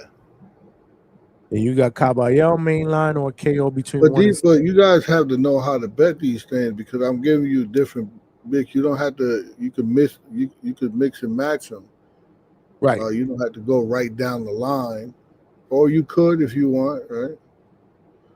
So right, but how do you want me to break these? How do you want me to say these then? I'm not just saying who I Okay. think is gonna win and Got you. So you got Matias, you got Caballero, you got Centron, Keith Colon, Nelson Bravo, and then you got your upset special, which could potentially be Diaz over Rodriguez. Yeah. That's it. Okay. That's what we got.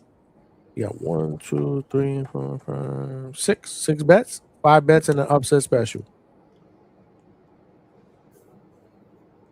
I'm gonna put these on my I'm gonna put them on my IG story. That might be better. Upset story. Because it seems like most people DM me on there to ask. So I'll put that in the morning. All right. I got it.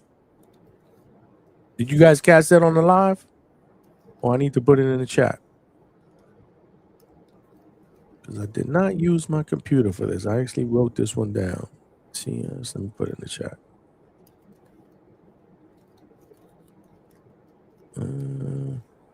Yeah, I got to get up early, man. I got people coming early to install some shit in the garage. I'm doing some storage shelves in there because I I had some shit. That's the only bad part about these houses in fucking Florida. There's no basements out here for storage. So you either got to put shit in your garage, which I did not want to do because I got a pool table in my garage. You know, it's kind of hooked up, and so I had a storage, but that shit got over expensive, and I hate that my shit is in there. So I stopped. I took all my shit out, stopped paying for it, and now my garage is disgusting. So I'm trying to reorganize. I'm gonna put shelves coming off the ceiling, racks. I mean, not Okay. to do all that shit, to kind of, you know, all these storage bins, Christmas shit. We got all kind of fucking crap. So I've been throwing shit out. That's why I didn't do a show on Sunday and Tuesday, because I'm trying to clean out that damn garage. So I got people coming in early in the morning to install these shelves, and then I'm gonna put everything in there. I'm a neat freak. My garage right now is pissing me off because it looks like shit. I need my shit nice and organized. So if I want to play pool, I can play pool, even though I don't play pool back there. I ain't got nobody to play with. Hey, my guy, make what's your name? Mick Doing? Mick Doonan. Mick Doing talk about you trying to compare Puerto Rico and Scotland in boxing? Relax, bucko.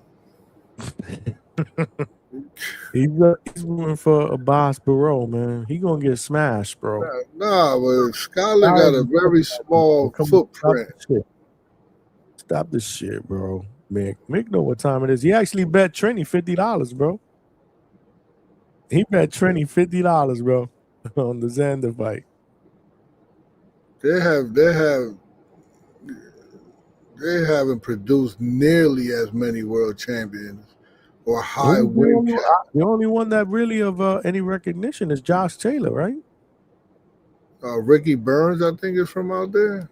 Is Ricky Burns from out there? I think. Burns, yeah. Where did Crawford win to spank him at? Did he spank him in Scotland? I don't think it was in Scotland. Hold on.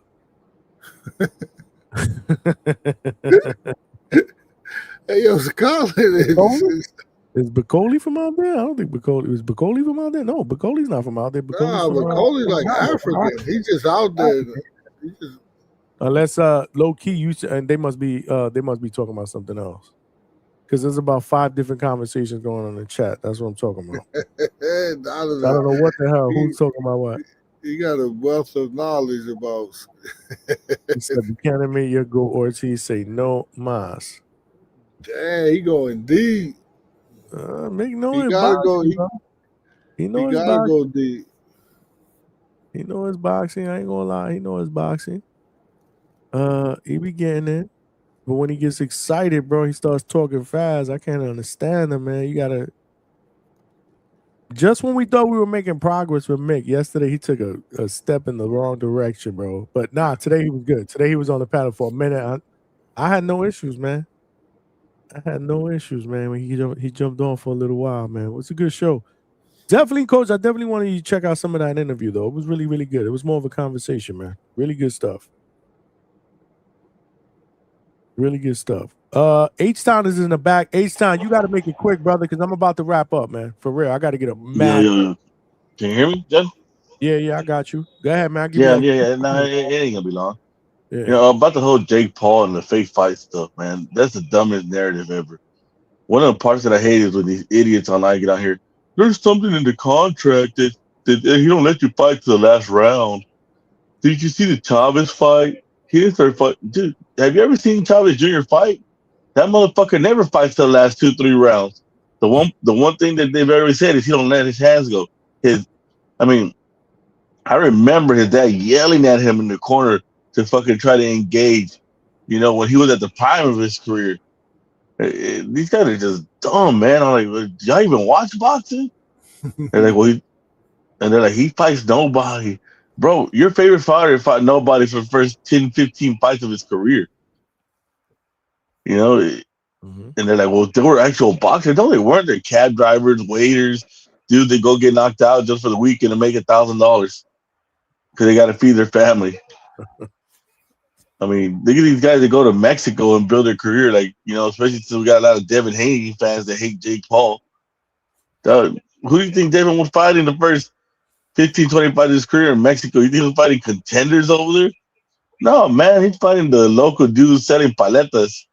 I think the level of danger that he faced was never faced in Floyd Mayweather's career or in Devin Haney's career. Never. In Mayweather's entire career, he never faced that degree of physical disadvantage like Jake Paul just did. And even the guy from MMA he fought, these are actual combat athletes. They've been fighting for years. You know, they're probably not the best boxers, but they know how to throw a punch. You know, if they catch you, they're gonna hurt you. It's just, I don't know, man. It's ridiculous, Coach. You know, I just don't get it. Y'all hate the man. It's fine. You can hate him all you want, but these stupid narratives about, oh, it's in the contract. I know, or I heard, and this, bro. Who the fuck do you know that knows Jake Paul? You know. Because I know Johnny would love to have Jake Paul on this show to interview him. Why not? Hell yeah. That'd be an amazing interview. Bro, if you're a podcaster, whew, why would I not want him on here? The views would be insane, bro. I don't hate on him. I told Coach how I felt about him, and I would tell him the same thing. My biggest issue, I love you as a businessman, entrepreneur, but man, you got to pick a side, man. Which one is it? You want to be a contender, or you want to just fight, showcase fights, shows? And then you got some of these YouTube creators that talk shit, and I'm like, bro, would you fight him? But I'm not talking about me. I said, but you said he's a fake fighter. Why won't you get in there and fight a fake fighter? Who you talking about? Who you talking about? You know, just some of the guys out here that do content. You know, I got you. As a boxing content creator, you should know that these guys in there. He's gotten a lot better since the first time we've seen him. Yeah, man. Diaz, to be honest with you, he's just, And one punch could ruin your life if it lands in the wrong spot. That's it. Then you could be seriously brain damaged. The Cologne kid, man. Man, there's some couch warriors, man. They're just like my man Donovan, man. He's a couch warrior. Cross dressers on the weekend. Who, Mick? No, I don't know. I was just messing with Oh, Lord. He just super chatted $5. Coach, that's the difference between Scotland and England. Scotland, the Rican cautioners. I don't know. Said one Mexican over there to conquer the whole goddamn country.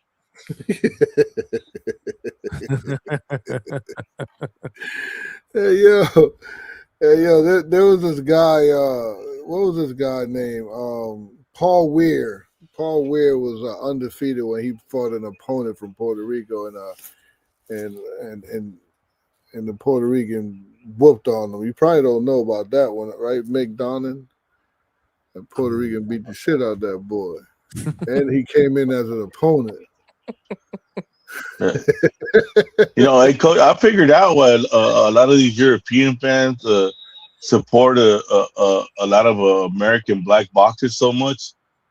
Yeah, especially when they fight Mexicans. I was like, well, no shit, we beat their ass. Their guys can't beat us, so they gotta, support somebody they can. Like, yeah. The enemy of my enemy is my friend. Yeah, man. But it's crazy, man. All right, Johnny, man. I know you're trying to get to bed because you can't go put them shelves up yourself like a man. You was wilding last week. You sound like somebody I know, bro. Nah, these was wilding last night. Oh, man. I need that shit. I'm not a handyman. I'm not even gonna lie. I'm not a handyman like that. I could do little shit here and there, but I'm not a handyman. I want them shits professionally installed. Because I'm not to put that shit up. I put all my shit up all of a sudden. The next day, shit off from this. Because I'm putting them on the, coming from the ceiling. Like, why not? Bro. One of my close friends, one of my best friends' wives, she'll call me. So when they first got married, she'll call me in the middle of the night. She goes, "Hey, Leo, can you stop by the house real quick and show Gus how to do this, and I'd go over there and show him how to fix a light fixture or something, or I'm you not know. handy like that, bro. You do all that work, electrician work. Yeah, man, I'm Mexican, bro. We doing this shit since we're 2. We grew up poor. We learned to fix everything, bro. I rewire a fan, a car. Oh yeah, I can't do that, man. I ain't even gonna lie. I can do like I Yeah, said, little stuff here and there, man. But when it comes to, I'm the type. See, I'm like I said, man. I want that shit done right, man. I'm not gonna do it right. It's gonna be like, not up to standard. I think you can do it right. It's just a level of patience that most people don't have. I don't have that. Yeah. Yeah. I don't And even I have, I realize, don't have the tools for it either. Again, that's another thing too that I need to really work on, making sure that I have. Maybe I can start there when I got all the tools that I need, like a stud finder, all that other. I don't have. yeah, I got a drill. I got the regular stuff. bro, you stud finder in your hand. Just knock on it. You can hear if it's hollow And or it's not crazy done. because I've owned this house for years. I own the house in Pennsylvania, but it's just like, yo, all right. I always find somebody. I ain't gonna lie. This is gonna sound Hey, bad. I always find a Mexican dude. exactly. All that shit for me, bro. I throw them a few bucks. They do all that shit for me, bro. And this shit is legit. In a fucking day. All my ceiling fans, TVs that I got on the wall. What else? All kind of shit, man. But they do that shit legit, man. I can't. Bro. I mean, but there ain't no worse generation than this generation, man. One of my ex-girlfriend calls me on the phone. She's like, man, just stay on the phone with me because I got to go help my brother. I'm like, where you at? And I was out of town at the time. She's like, I got to go change his tire on the side of the freeway because he don't know how to do it. That I could do. I was like, I could do all that. That's different. I'm talking about like shit in the house. bro, and this was a white girl, right? Her brother's like 6'3", 220, muscle. She's 5'8", 130. And she's on her way to the side of the highway to change his tire for him. Bro, I was just like, man, I said, fuck that. Don't do it. Let him do it. Let him fucking figure it out. He said, no, he's my baby brother. I said, God damn. That's just, I don't know, man. There's got to be a limit to something. We got to learn something. I always said that, like, I wish I was more handy like that. I want to learn, but now with all the shit that I got, the day job, this shit for hours, I don't have no time to be learning that shit. I need somebody. That's the first thing I asked. I was like, when you come in, how long is it gonna take you? Oh, we'll get that done within an hour and a half, 2 hours. Perfect. Right before I start. Let's do it. That shit would take me fucking 3 days. They talk about knocking that shit out in 2. I just wanted my garage. My wife would tell you I'm stressed out. It's a fucking disaster in there. I can't see it like that. I need my shit organized and clean. Yeah, I feel you. I got my floors under my garage. My shit is legit, bro. Coach, I got to show you a picture when I set it all up. My shit is legit. I got TV on the wall. Got my pool table. I got an arcade machine, 2 arcade machines. My shit's legit. I know Johnny walks around in fluffy sandals in his goddamn house. What was that? I already know that, man. You walk around them pantuflas, them fluffy ass ones a bit. No. I don't do that. Actually, you know what? I actually walk around, which I said I would never do, but I only do it in the house with Crocs. Crocs are comfortable. Damn Florida thing. That's when you're officially old, bro. I ain't bought a pair of Crocs yet, dog. I'm in denial. I don't wear them outside though. Like I hate people that wear them outside. They're the ugliest things you've ever seen, but they're fucking comfortable to wear in the house. The worst thing you can see a woman dressed in is Crocs and pajamas at Walmart. Oh yeah. I'm like, what the fuck? Yeah, I totally agree with H-Town. That's disgusting. I ain't gonna lie. They wear them shits and in Florida here, all over the like regular shoes. I'm like, I ain't wearing them shits to go out. It's crazy because my wife laughed at me because I said, man, I would never wear those, and now I wear them in the house. But they're comfortable, man. They're really comfortable. I ain't gonna lie, but I ain't wearing them outside like that. Nah. That's not happening. My older brother's like a Mexican redneck, bro, and that fool's Crocs. He wearing swimming shoes out, all sorts of shit. Like, bro, what are you doing? You know. H-Time, before you go, hold on. I gotta show you something. You've been branded, bro. Hold on. Smash that like button. You know, you got people making pictures, memes, all kind of shit, bro. This community They got a lot of free time, huh? Yes, sir. Tell him, H-Town. Where is that? Oh, fuck. Hey, Mick Donovan, boy. Mick Donovan know his boxing, boy. He know his boxing. I've been telling you he know his boxing, coach. I don't know. You shouldn't be rooting for no one from England, though, because Scottish and England, their relationship was, man, they just. Them dudes be good. Them dudes be getting out here and they get cooked in the States, bro. Yeah, the English That's idea of partnership. That's you, Hey, bro, I ain't gonna lie, that's some shit I'd wear too. There with the Puerto Rican flag in the background. Nah, but I gotta have that Mexican flag back there, bro. And it was that a 63? Shit, that's a bad motherfucker at 63. You got to get the flag. You got the flag wrong though. That's how you Hey, dress. man, yeah, like I got New Balance shoes like that too, man. Shit. Yeah, that could be a legit fucking picture. Look at Coach, bro. Hey, Coach, I hear correct. Somebody want to know how tall you are, how much you weigh. Yeah. What type of time he on? H-Town? That's crazy. And one time, this guy on the chat goes, "I bet H-Town's breath smells like cheeseburger." I told him, "Man, why are you worried about what my breath smells like, bro? That's weird." Who said that? Who said that? Some dude, man. I forgot, man. I think it was Tavon or someone of them dudes that.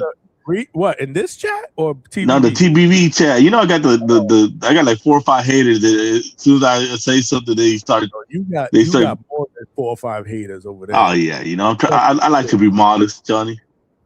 Modest, you know. You ain't lying, Big Money. I do got OCD. My shit got to be neat, clean. I'm a neat freak. My wife will tell you.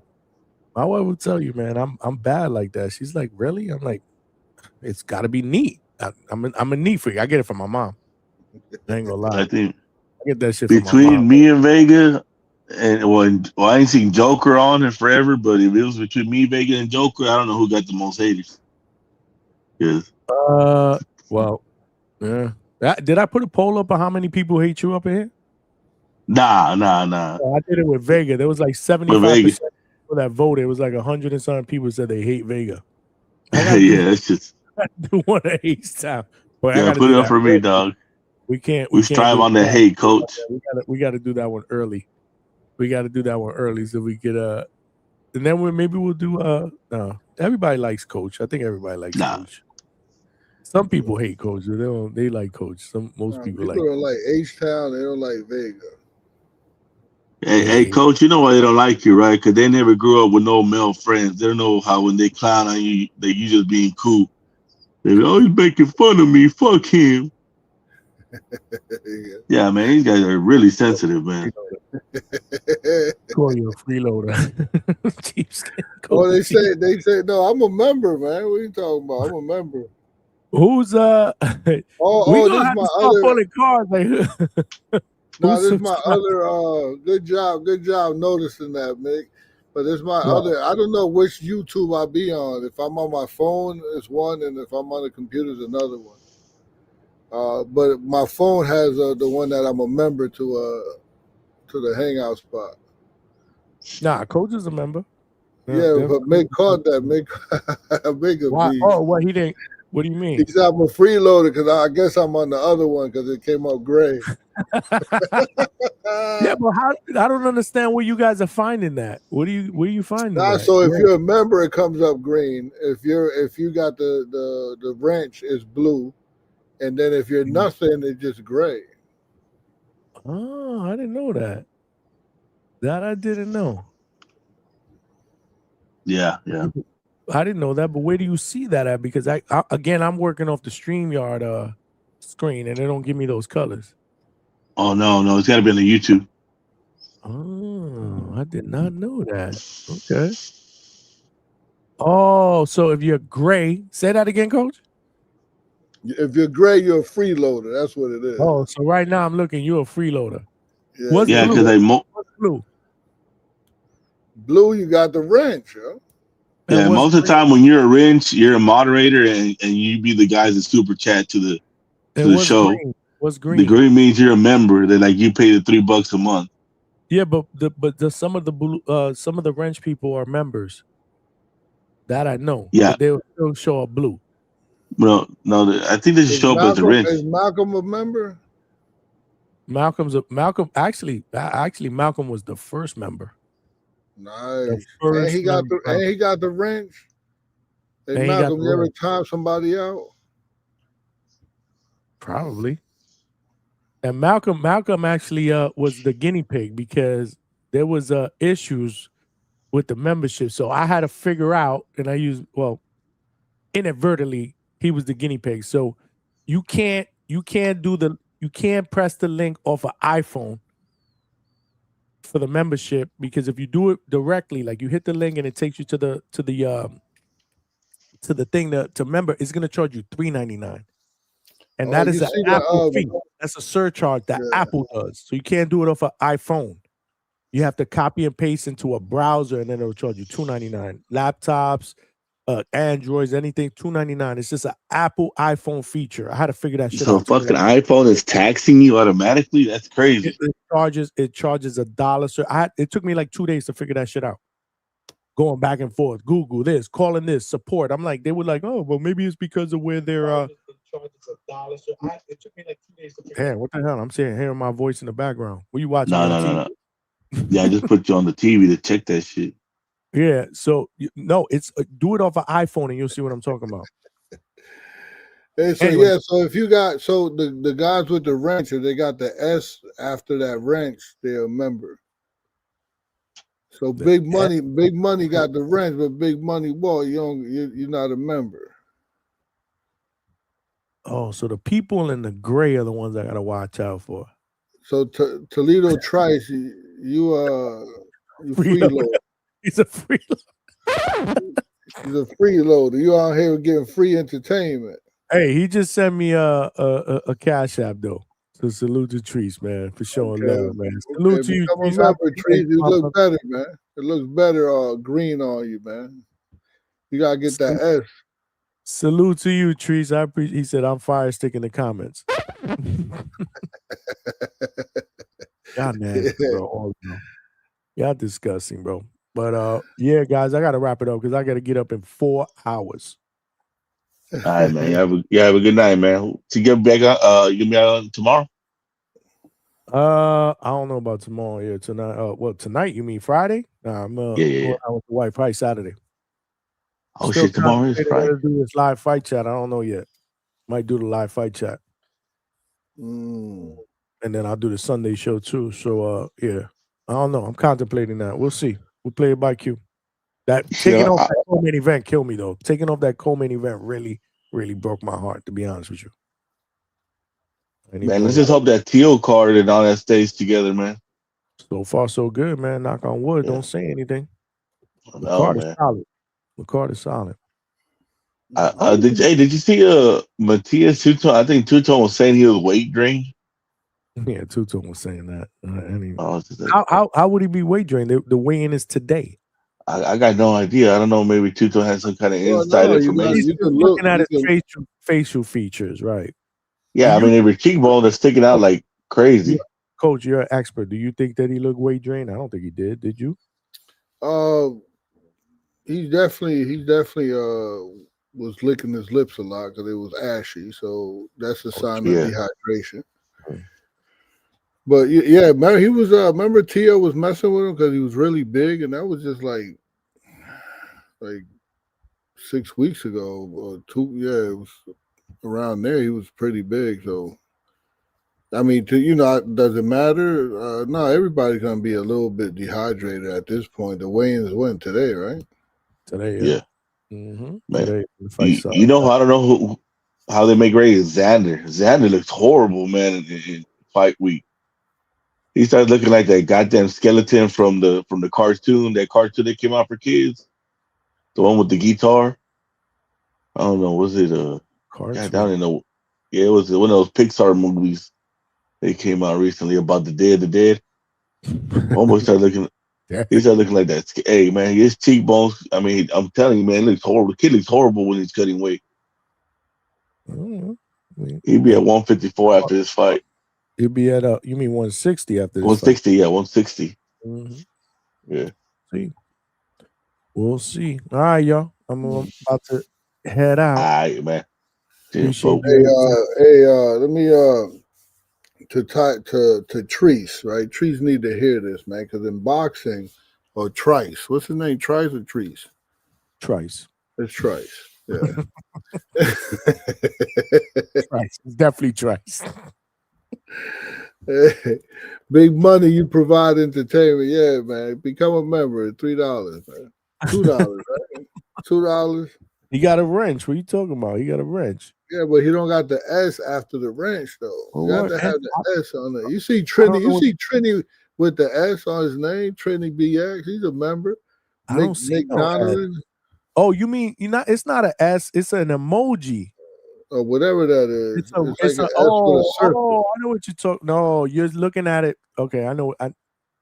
You're not seeing it as the emoji. It's supposed to be an emoji, but you're not seeing it. You're seeing it like an S. Okay, I know what you're talking about.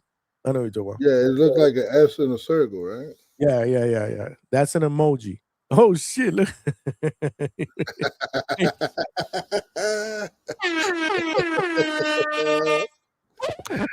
Yeah. It took you saying that for H-Town to become a member. Yeah. Thank you, H-Town. I appreciate you, man. If you guys want to become a member, the link is pinned to the top of the chat, man. I thought I was a member. He said I thought I was a member already. He lying. Look, Polo Buck said you bullying me. We bully H-Town. Oh shit, bro. Oh shit. Hey, Toledo Trice, man. Before I leave, Bring us home, Coach. Bring us home so I can wrap say this something to my guy, man. Listen, in boxing, victory is loud, but survival is louder, right? Every fighter pay the same price with blood, time, and the promise of tomorrow. So the crowd will forget the rounds. The fighters never will. But they say that, I say peace. I appreciate y'all. Hope y'all make some money. If y'all can't afford it, don't gamble. Right? Coach, I see you this weekend. Well, I'm jumping on this weekend, so I'll be on this weekend. All right. Peace and blessings. You got it. There you have it, y'all. Coach Hector Bermudez. Great show. I urge you guys to definitely watch the beginning part of the show where we don't watch the first 2.5 minutes because I was just talking with apparently no sound. That shit is a 2-pack of ass. I accidentally had the mic muted. I got to see if I could X that part of the show. I was like the first 3 minutes, and then finally I'm talking, doing my intro, mad energy. Let's get it. It's Friday Eve, blah, blah, blah. We got fights this weekend. Appreciate y'all for rocking out last night. Great show. We had some crash outs. We had some debates. This is what we do in the Hangout spot. Then I look at the chat, and the chat is like, yo, Johnny, you on mute. We can't hear words you said. It smelled like a toilet full of nasty ass shit, okay? So if you watch the playback, just fast forward the first 2.5 to 3 minutes of the show until I got it fixed. And then I redid the whole entry. Don't know if I did it with as much energy as I did it when I first started the show originally, but I tried. It was mad funny. It was definitely mad funny. Lance was good, Lance. It was definitely, Dwayne Styles was good from Mexico. Alberto was good. He said, I just saw the first 3 minutes. Alberto said, yeah, it was the first 3 minutes. Lucky I looked and I didn't because usually I go on. Y'all know the deal. When I do my entrance, we doing this. I'm looking at sound bites. I'm looking at the screen. Luckily, it didn't take me like 10 minutes because if I would have been talking to myself for 10 minutes and I would have had to start all over, I would have been like, yo, this shit is crazy. Anyway, disregard the first 2.5 to 3 minutes of the show if you watch the playback, but definitely watch the playback, man, because the interview that we did / conversation, it was more of a conversation with Coach Eric Roman, Coach ER from Brooklyn, New York, Bushwick, born and raised out there, now has a gym, obviously, in Astoria, Queens. He's trained and worked with a lot of professional pro fighters, including Edgar Berlanga and Richardson Hitchens. We spoke about both those fighters. We spoke about his beginnings. We got his predictions and breakdowns for some of the fights, or mostly all the big fights that are occurring in a great month of January. So definitely check out that interview. end that conversation. He was on here for like at least about an hour and a half, if not a little bit more. It was dope. He's my guy. He family here. Y'all know the deal. But Polo Buck there, the first 3 minutes was the best. That shit is a 2-pack of ass. Even Two Tone text me. I didn't see that shit till probably like an hour after the show when I finally checked my phone and was like, you on mute. So people were reaching out. I didn't Mick Doonan DM'd me. I didn't see that shit like 2 hours after the show started. Dudes were trying to reach out. But again, when I'm doing my show and I'm concentrating in the beginning, I'm not really looking at my phone and any of that stuff. I don't really look at my phone a lot. Sometimes people send me DMs while I'm on the show. I see them. If I look at it occasionally, if not, I don't see it until the next day or after the show is over. Again, I'm concentrating on the show, man. We trying to provide the best boxing content out here for you dudes on these YouTube streets. Hopefully you guys enjoyed this show. Tonight, Friday night, is date night with Mrs. DHS. I don't believe I'll be doing a show because we gotta do our thing. And then Saturday, I'm still contemplating whether to do a live fight chat or not. Still having a hard time figuring out if I'm gonna pay for that. I don't really want to, especially pulling out the co-main. That shit is disappointing, but I feel like if I'm gonna watch boxing, I want to watch it with you guys here at DHS. We could call the fights, have a good time. So just stay with me on the Discord. I'll keep everybody posted on the Discord. If not, follow me on IG and on X. And I'll update everybody. If I'm doing a live fight chat, I'll put it out there, and then we could cook on Saturday. If not, I'll be back normal time slot on Sunday to do the recap show on Sunday night, 8 p.m. Eastern Standard Time.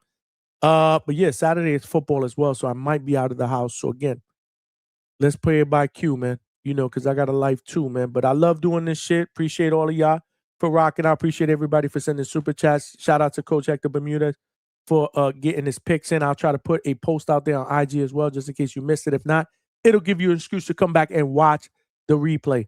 Smash the like button when you do that and subscribe to the channel. Tell a friend if you're watching this live on X and on Facebook. Do the same thing. Share the show. Come on over here. It takes 2 seconds. Subscribe to the channel. There are power in numbers. We are trying to turn this train into a locomotive. Y'all know the deal, man. 2025, we made our mark. 2026, we becoming champions in this boxing podcast game out here on these YouTube streets. But yeah, man, I appreciate the love and support. As always, it's your boy Johnny signing out from the Hangout Spot Live, and I'll talk to everybody this weekend, man. Peace.